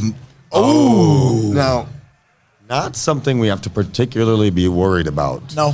Blake looked as if he was a little bit hesitant coming into that. You know, he spent a little bit of time down there before. Yeah, just a little bit more. A little more than normal. He already spends a good amount of time there. So... Now, Fernando. I keep talking about Fernando today. It's hard not to. I know we had that amazing women's flight. Brianni Terry absolutely blowing up a 641-pound deadlift. That entire narrative translates well to someone like Fernando Arias, somebody who has the potential to really become one of the best power lifters ever. He's already put up a squat over 900 pounds, benching into the low mid fives, and he's opening up his deadlift here with a 400 kilo, 881 pound deadlift. Which may seem huge, but it is appropriate as his goal coming into today. I mean, my God. What could you ask for? My man, that was an absolutely insane opener. It's a full-blown landmark, a lifetime goal for heavyweight lifters, and that was his opener. Here's the thing with Fernando. He is somebody who came out of nowhere and is taking the sport by storm. I know that he is looking for at least the heaviest conventional deadlift of all time done to current modern standards is 960, and he's looking to possibly chip that. So that 400 kilo opener is definitely not out of the question. Edward Blair now getting ready for his second attempt deadlift, taking a 20 kilo ascension from the opener from 275, 606 pounds to this 295 pounds, kilos, 650 pounds. Now see, Ed is an incredibly strong human being. He has issues with grip. As soon as you see that bar hit the quads, it's really up to a timing thing. Is the only time Ed will really have issues where, with grip and dropping. But as long as he's holding, I see this being no problem. Wow. Great. Ed is having his meet. Wow. Absolutely insane. 3 white lights for Edward Blair. Grip seems to look pretty decent today. A lot of times Ed kind of tells a little on his opener with his grip how it's holding up. I don't see any drop there. We do see that slight softening of the hips at the lockout. Nothing to call, but that little soft opening. See, those on the small backside. things that you see, absolutely nothing to call, but that is stuff that might come out with heavier weight. But I'm going to be honest, I don't think I've ever seen Ed as locked in as one he of his is best openers I've ever seen. Absolutely, by far. That was actually a second, I believe. Oh, second. Yes. Yeah. Great call. Yeah. A lot of times by the second attempt, he's coming in and he's already kind of losing the grip, overshooting a bit. Him and Hussam are the only two guys I've ever met in my life who asked me to help them with hook, and I left saying it's not for you guys. I love you guys, but you guys have some bear paws for hands. They do. They actually do. An excuse people like to give a lot for them is absolutely legitimate. Rory Payne on the platform now, 305 kilos, 672-pound, second attempt deadlift, jumping from 285. I like that high belt placement. Yeah, you'll typically only see that with conventional pullers. There are a few bigger sumo pullers who do it. 3 white lights for Rory Payne. But something you'll typically only see with conventional pullers. Yeah. Also heavyweight conventional pullers. 100 kilo my and belt up. placement is relatively high, but with the conventional, the reason why you might see that, a lot of the time, that mid-back is where you will start to give out, not to mention if you can get a little bit of a belly up against those femurs and those quads, you get a little bit of compression out of the hole. It's nice. Off the ground, excuse me. 12.5 kilo from 1 to 2 for Antonio Carter. 325 opener to this 337.5 kilo second attempt. That's 744 freedom units. Opener was solid. I don't think this was a jump that was out of reach by any means. Again, we are seeing a bit of a trend with Antonio here today. I think the deadlift he may be a bit more comfortable with, although he is an absolutely huge squatter. I have the feeling based on his setup, he's just very casual coming into the deadlift. Man. Solid second attempt. Yeah, I think there's a tough 7.5 coming from there, 345. I agree. Yeah. I agree. With these conventional guys, those seconds don't always have to look as quick and snappy as a conventional pull. You have a lot more forgiveness and grinding out of a loss of position off the ground. And then the deadlift as a whole compared to the other two lifts, I think there's always a little more you can give technically as far as what you're giving up. Absolutely. And still pull through. You're also finishing the day, not trying to conserve for anything, laying it all out there on the platform. Chad Penson, 320 kilo opener to this 342.5 kilo second attempt, 755 pound deadlift. Now, during that interview, I wasn't able to catch the opener, but let's see how the quad is doing here. Yeah. He's got a sleeve on there. Another high belt placement, but this time a sumo puller just was inside the bounds of the heavyweight weight classes, 100 kilo competitor in Chad Penson. Wow. Bro, I think this is the best his deadlifts have looked. By far the from best. a technical standpoint, For absolutely. sure. Holding that degree of extension, he's being patient off the ground, really waiting until that back is set, and then just sticking those legs down. And looking at the 1 to 2, that 22.5 kilo there, if we expect the same 2 to 3, 22.5, we're looking at a 365 kilo attempt. We're looking at 804. And he is more than capable. He really is. And you know what? Chad Penson, as far as he goes as a deadlifter, this is probably the first time looking at it where I say, call 365. Absolutely. Yeah. Regardless of his Maybe strength, not the first, but it's absolutely definitive in this regard. Call it. This is the best deadlift I've ever seen from him personally. Yeah, call it. Call it. Maintain your patience on the floor. Do what you can. Don't forget to produce force. Henry Craig, 345 kilos second attempt, 10 kilo jump from 1 to 2. Jumping that 10 keys there after a missed opener. So let's see what happens here.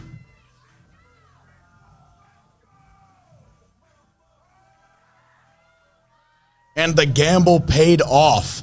I'm not sure exactly what happened on that opener, whether it was grip or whether it was something super finicky, but it was no problem for him to clean up there. That gamble paid off. He picks up another 10 keys and is maybe just able to, progress towards that planned total. It's a ballsy move. Hey man, it's powerlifting. You're going to see a lot of ballsy moves. This is the place to do it. Patrick McGuire, 27.5 kilo jump, 325. Trend for the day. Absolutely. Trend for Pat. Definitely always see bigger jumps. See the openers look more like last warm-ups.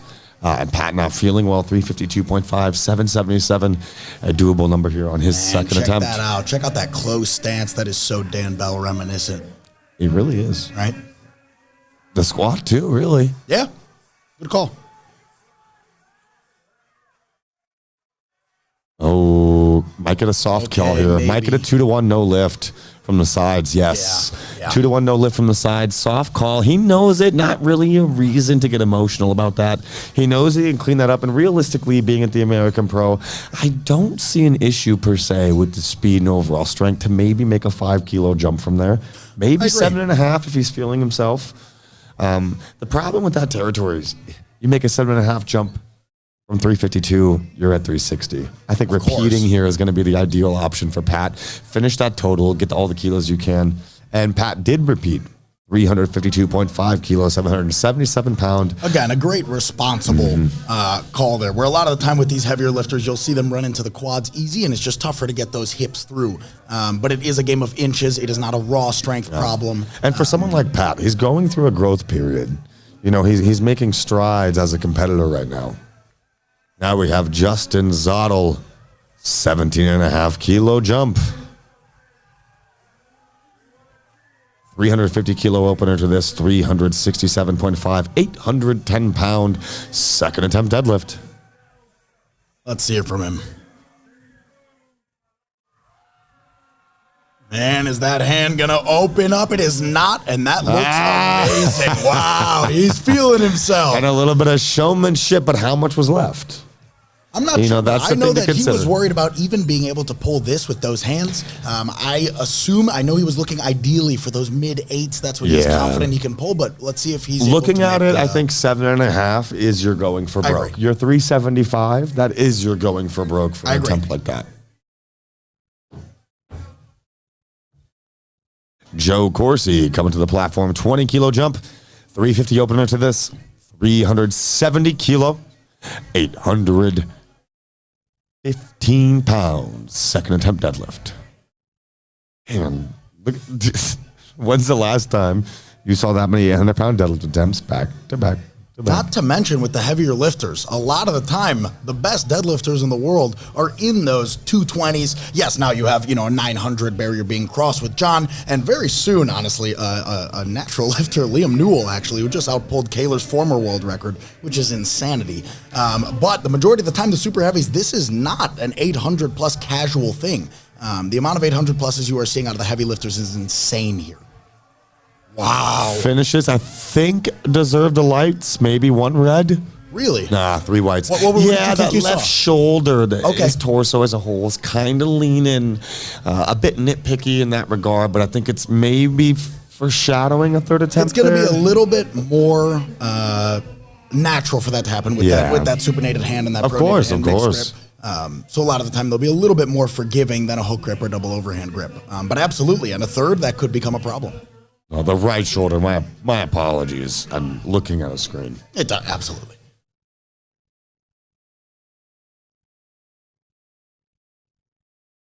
And here we have the former all-time world record holder at 181, competing in his pro debut at 198, 375 kilos, second attempt, a retake of the opener, had the grip issue. Blake has pulled out way crazier things, but it is always a gamble.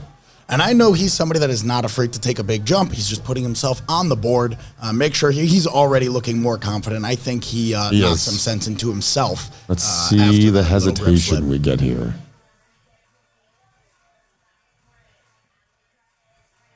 See it, Blake. Oh, he's really setting. Come on. He's hesitant. Very. A little more than usual. He's already patient in this regard. I wonder if the transition to the hips will be rushed because of how long he's been here.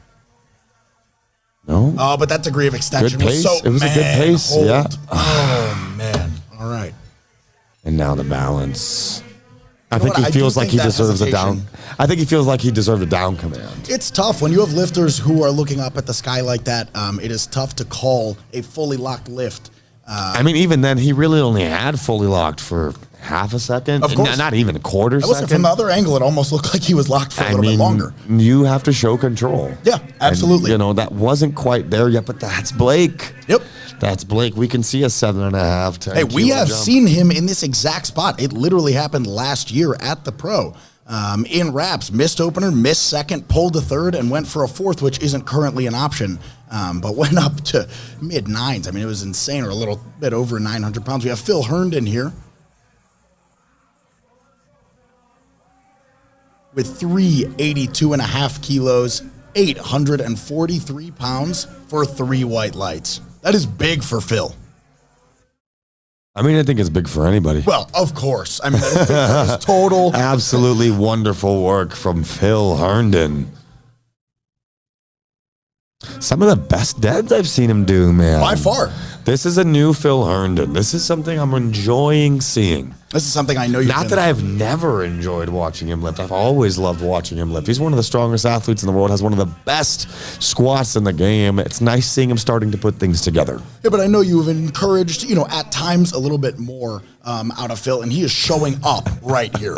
I love that. Fernando already has a 27.5 kilo jump to this 427.5 kilo, 942 pound deadlift. Already started at a landmark, just decides to make a quick jump over 9 and just get outside of the 950 pound territory. Now, I may be incorrect, but I believe this is a 2.5 kilo meet PR for Fernando, and he makes. Okay. Not makes it look easy. I mean, it's work. It's 950, always light off the ground pounds. for Fernando. Yeah. We're going to have to see if he's going to be able to get those hips through. I think, he may be able to. It's just how much did that take out of him? Is he going to be able to replicate? Yeah, replicating another 950 plus pound pull, or roughly that. That's going to be tough to do no matter how you spin it. Now we're going to be coming into the third attempts here. We're off to a pretty wild start, but things are getting a bit testy already. I'm excited to see what Phil pulls together. Obviously, I've been talking about Fernando all day. He's ending the flight every round of attempts. It's hard not to talk about Fernando. I mean, Fernando is going to end the American Pro. He's going to be the last deadlift of the with American a ridiculous Pro. conventional. Absolutely. And conventional, as amazing as it is, there's something a little more exciting about watching it. Of course. And I'm a sumo deadlifter, I'm a sumo deadlifter. I think the more surprising or at least entertaining portion comes when that bar stops. They have a lot more fight left in them to actually be able to finish that off. Yeah, absolutely. Absolutely. Edward Blair. Ed. 305 kilos. 672 pounds. From the Chicago lifter. Now, I love Ed. I am really pulling for him here. I know he will be so happy if he pulls this off, and I don't see anything that says he won't. No, deads have looked good today. They've looked consistent. Worst case, consistent, Yeah, but usually as soon as he hits those quads, even if he does finish, there might be some opening of the hands, and I'm just not seeing any of that. He is locked in. Even on this thinner Kabuki deadlift bar, he has issues sometimes. I can't explain how thick and strong his hands are, which is a disadvantage. But right now, he is smoking stuff. So I hope there is no change here. Come on, Ed. Yes, beautiful Ed Blair. job. Good job. Oh, wait. Yeah. What did you see? He didn't get the down command. He didn't finish the hips. He didn't get his down command. His grip was going. It looked like he was about to have it, but all I was watching was the hands. Yeah, watch. Hips kind of start going back. Absolutely. Didn't show the control. He knew. You see the little nod? Yep. He knew. Great job from Ed Blair. But frankly, some of the most progression I've seen from him to date. By far. An amazing meet for Ed Blair. I'm proud of you, buddy. Rory Payne making a 15 kilo jump from 2 to 3. A 20 from 1 to 2. A 35 kilo ascension from 1 to 3. This 320 kilo, 705 pound third and final attempt deadlift. This is gonna be a grind. I mean, whether he misses it or gets it, he's gonna put everything he can into it. This is a big milestone lift here. The only piece of equipment you can adjust on the platform is the belt. That's the beauty of the deadlift. You don't need much else. Rory Payne, active duty Army Ranger. So impressive.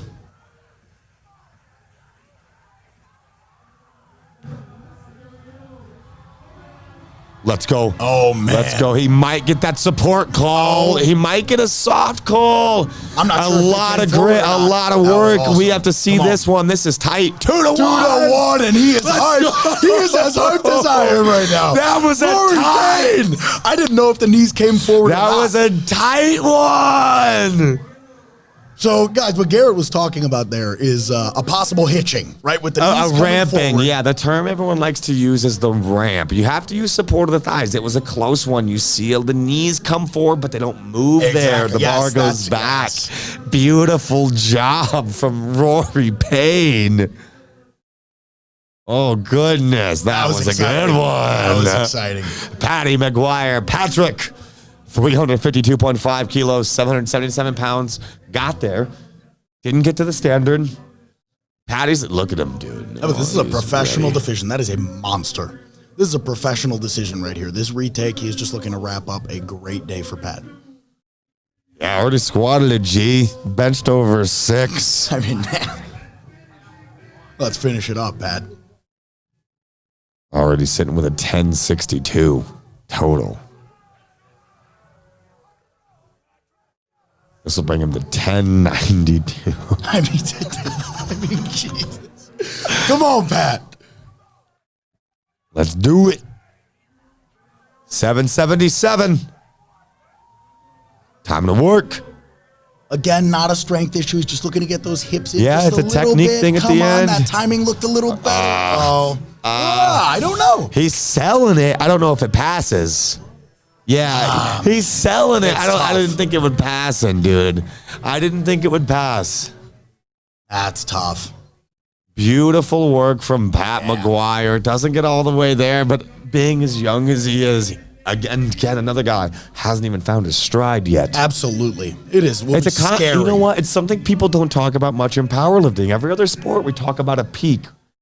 We talk about reaching a peak, an actual peak, a holistic peak. Well, a lot of the time, people finding make your decisions. stride. A lot of the time, people make poor decisions on the way up that might not take them there. Yeah, 12.5 kilo jump from the opener 325 to 337, 15 2 to 3 to this 352.5 kilo. Another 777 pound attempt from Antonio Carter.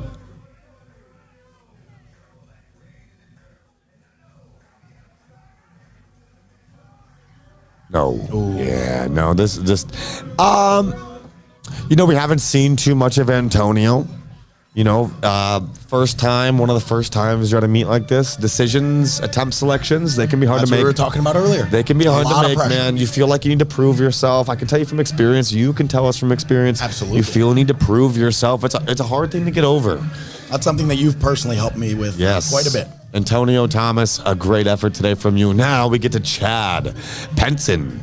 355 kilos here, 12.5 kilo jump from the second, 12.5 from the first, a 25 kilo ascension for this, 782 pounds, 355 kilos. I thought we were going to see an 800 pound attempt. Again, maturity being displayed here today. Chad Penson, third and final deadlift.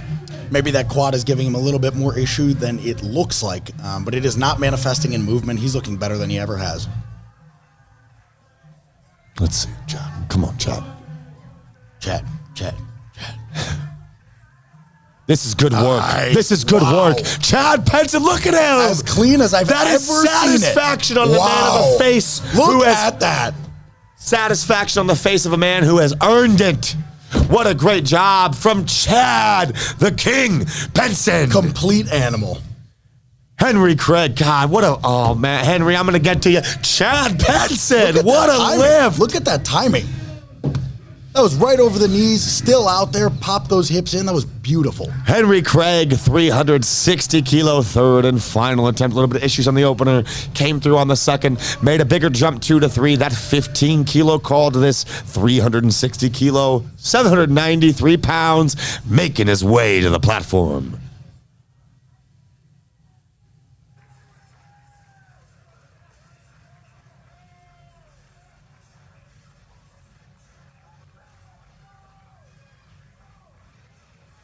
Come on, Henry. Chad currently sitting in first. Henry, I don't know if he's going to get this one. The knees aren't coming through. I don't think the knees are coming through. I think that's a 2-to-1 no lift. 2-to-1 good lift. Nice. Whoa, and that is the issue in commentary. 2-to-1 a good lift for Henry Craig. Great effort all the way across, bringing in that 793-pound deadlift home. Beltless. Check you know out his what? belt. Let's see in the replay, that left side locked better than it looked from our initial view. See, the angles are different. Yep. Angles are tricky. That's why we have 3 judges. Joe Corsi, 5 kilo jump, 2 to 3, 21 to 2, a 25 kilo ascension, 826 pounds, 375 kilos. Dude, you can see it. You can sometimes that energy is there. See, I know, I can relate. I know exactly you can where that see is. it. I don't see Joe even. No, man, he's taking it in. Come on, big man. Is the American Pro Joe Corsi taking it all in? 375 kilos, 826 pounds. The big 7 Reds. Come on, Joe. Let's go. Oh. Wow. Oh, my gosh. A fight and a finish. That's 2 to 1. Good. That's got to be. 3 white lights. 3 white Come lights. on, man. And now, God, Joe he's Corsi. so happy. See, nothing's worse than coming up to a lift like that and missing it. Nothing's better than coming up to a lift like that and hitting it. Blake LeHue. Things are getting tight. 375 kilo, third and final attempt. Retaking the opener, retaking the second. Blake LeHue always looking to pull something out of the hat. What are we going to see here? An RP6? Or is it going to get tough for Blake? Is it going to get tough for placing? Blake needs this pull. Not only does it get him a total, it puts him in first place. As of now, currently, Chad Penson is in first place. Blake needs 375 kilos, 826 pounds. He's finding it. He's looking for it. He's coming to the bar for it. Now, we know that he is more than capable of this. I honestly think this is going to be a complete mental thing. If he was able to He's get gotta right, lock it in. If he was able to get right, I think this is going to be a And this smoke show. really is the display of the mental side of powerlifting. How tough is Blake going to be right now? He's been here before. He's succeeded. He's failed. I'm rooting for the first option. Blake, 826 pounds. You need this to stay alive. You need this for first. Come on, Blake LeHue. Come on, Blake. Check in, big guy.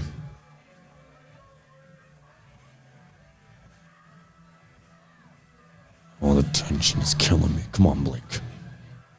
Come on. Oh, Blake. Oh, that look. Oh, Blake. Oh, man. Now, that is tough to watch. Blake showing amazing sportsmanship per usual, maintaining composure even in the hardest of moments. He's been here before. He's also been at the opposite end of this. Blake LeHue, great performance today. Now, Justin Zottel looking to put the cap on what I believe is the heaviest total in Canadian history. 380 kilo, 837 pounds. He's letting a little bit of old Justin Zottel come out. Justin Zottel's coming out. Look at this man's eyes. Justin Full Throttle Zottel, 837 pounds, 380 kilos. He is feeling himself. He's ready to go. Man, look at this guy. This guy's got the kamikaze in him. Come on, Justin. He's put on the performance of a lifetime today. Let's see if he puts the stamp on top. 380 kilos, 837 pounds. Come on, Justin.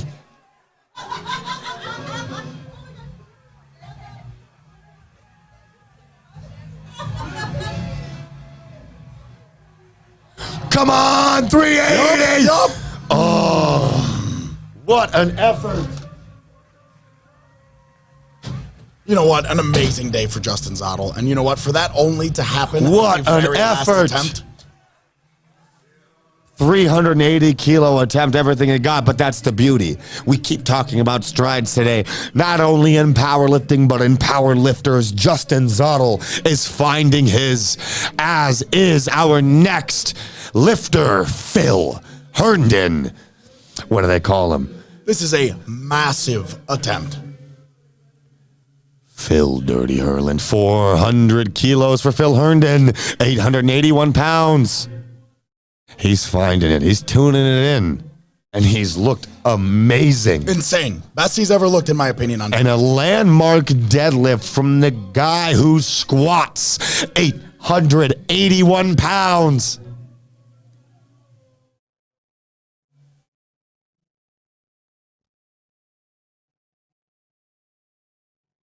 Looking composed.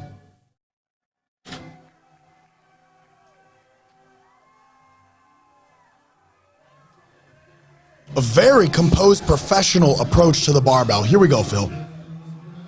Wow. Phil. Oh, good work from Phil Herndon today. What a performance and more. What a show. Seriously. Phil Herndon. Come on. A showman. Phil has taken us on a roller coaster here, ending with a high. A showman, a sportsman, a gosh darn power lifter. A hell of a day for Phil Herndon. Finishing off our deadlifts here. No. Oh, Fernando scratched his third. Really? Phil Herndon ending off the day, Wow, okay. giving us a hell of a show. You know what? A day. What a show from all these lifters. You know what? A lot of the time with Fernando, just to touch on that scratch, a lot of the time you might see him have a little bit more juice at the end of a sleeved meet. But this is the nature of wraps, where you are squatting things that they're going to be taxing the back a lot more than something you could do in sleeve. So I believe he's making a smart decision, trying to Absolutely. conserve health. Very responsible and professional. For Yeah, Fernando. finishing off the men, Chad Penson in first place. Sweet victory. Fernando scratching the third, still locks in second. And Phil Herndon finishing off the day, finishing off the podium, third and final deadlift. What a day, Johnny. This was absolutely magnificent. I don't even know. You saw historical things from the women. You saw amazing, entertaining things from the men. And you saw Chad come back after the last American Pro, where we had a little bit of a misload and get what was his, and many people believed to be his last year. I couldn't be happier for him, even with that quad strain. What a day. And all of these lifters, what a day. Not the easiest place to do it. Definitely the place to do it, though. Absolutely. I like that. At the second annual American Pro, ladies and gentlemen, I am Garrett Fear. And I'm Johnny Kaufman. And we'll see you next year. It's been a pleasure. Thank you, guys.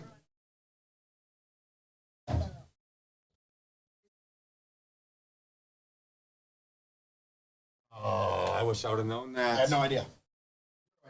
Tyrone, come running in. Well, I didn't know why. I thought maybe you didn't know we were on.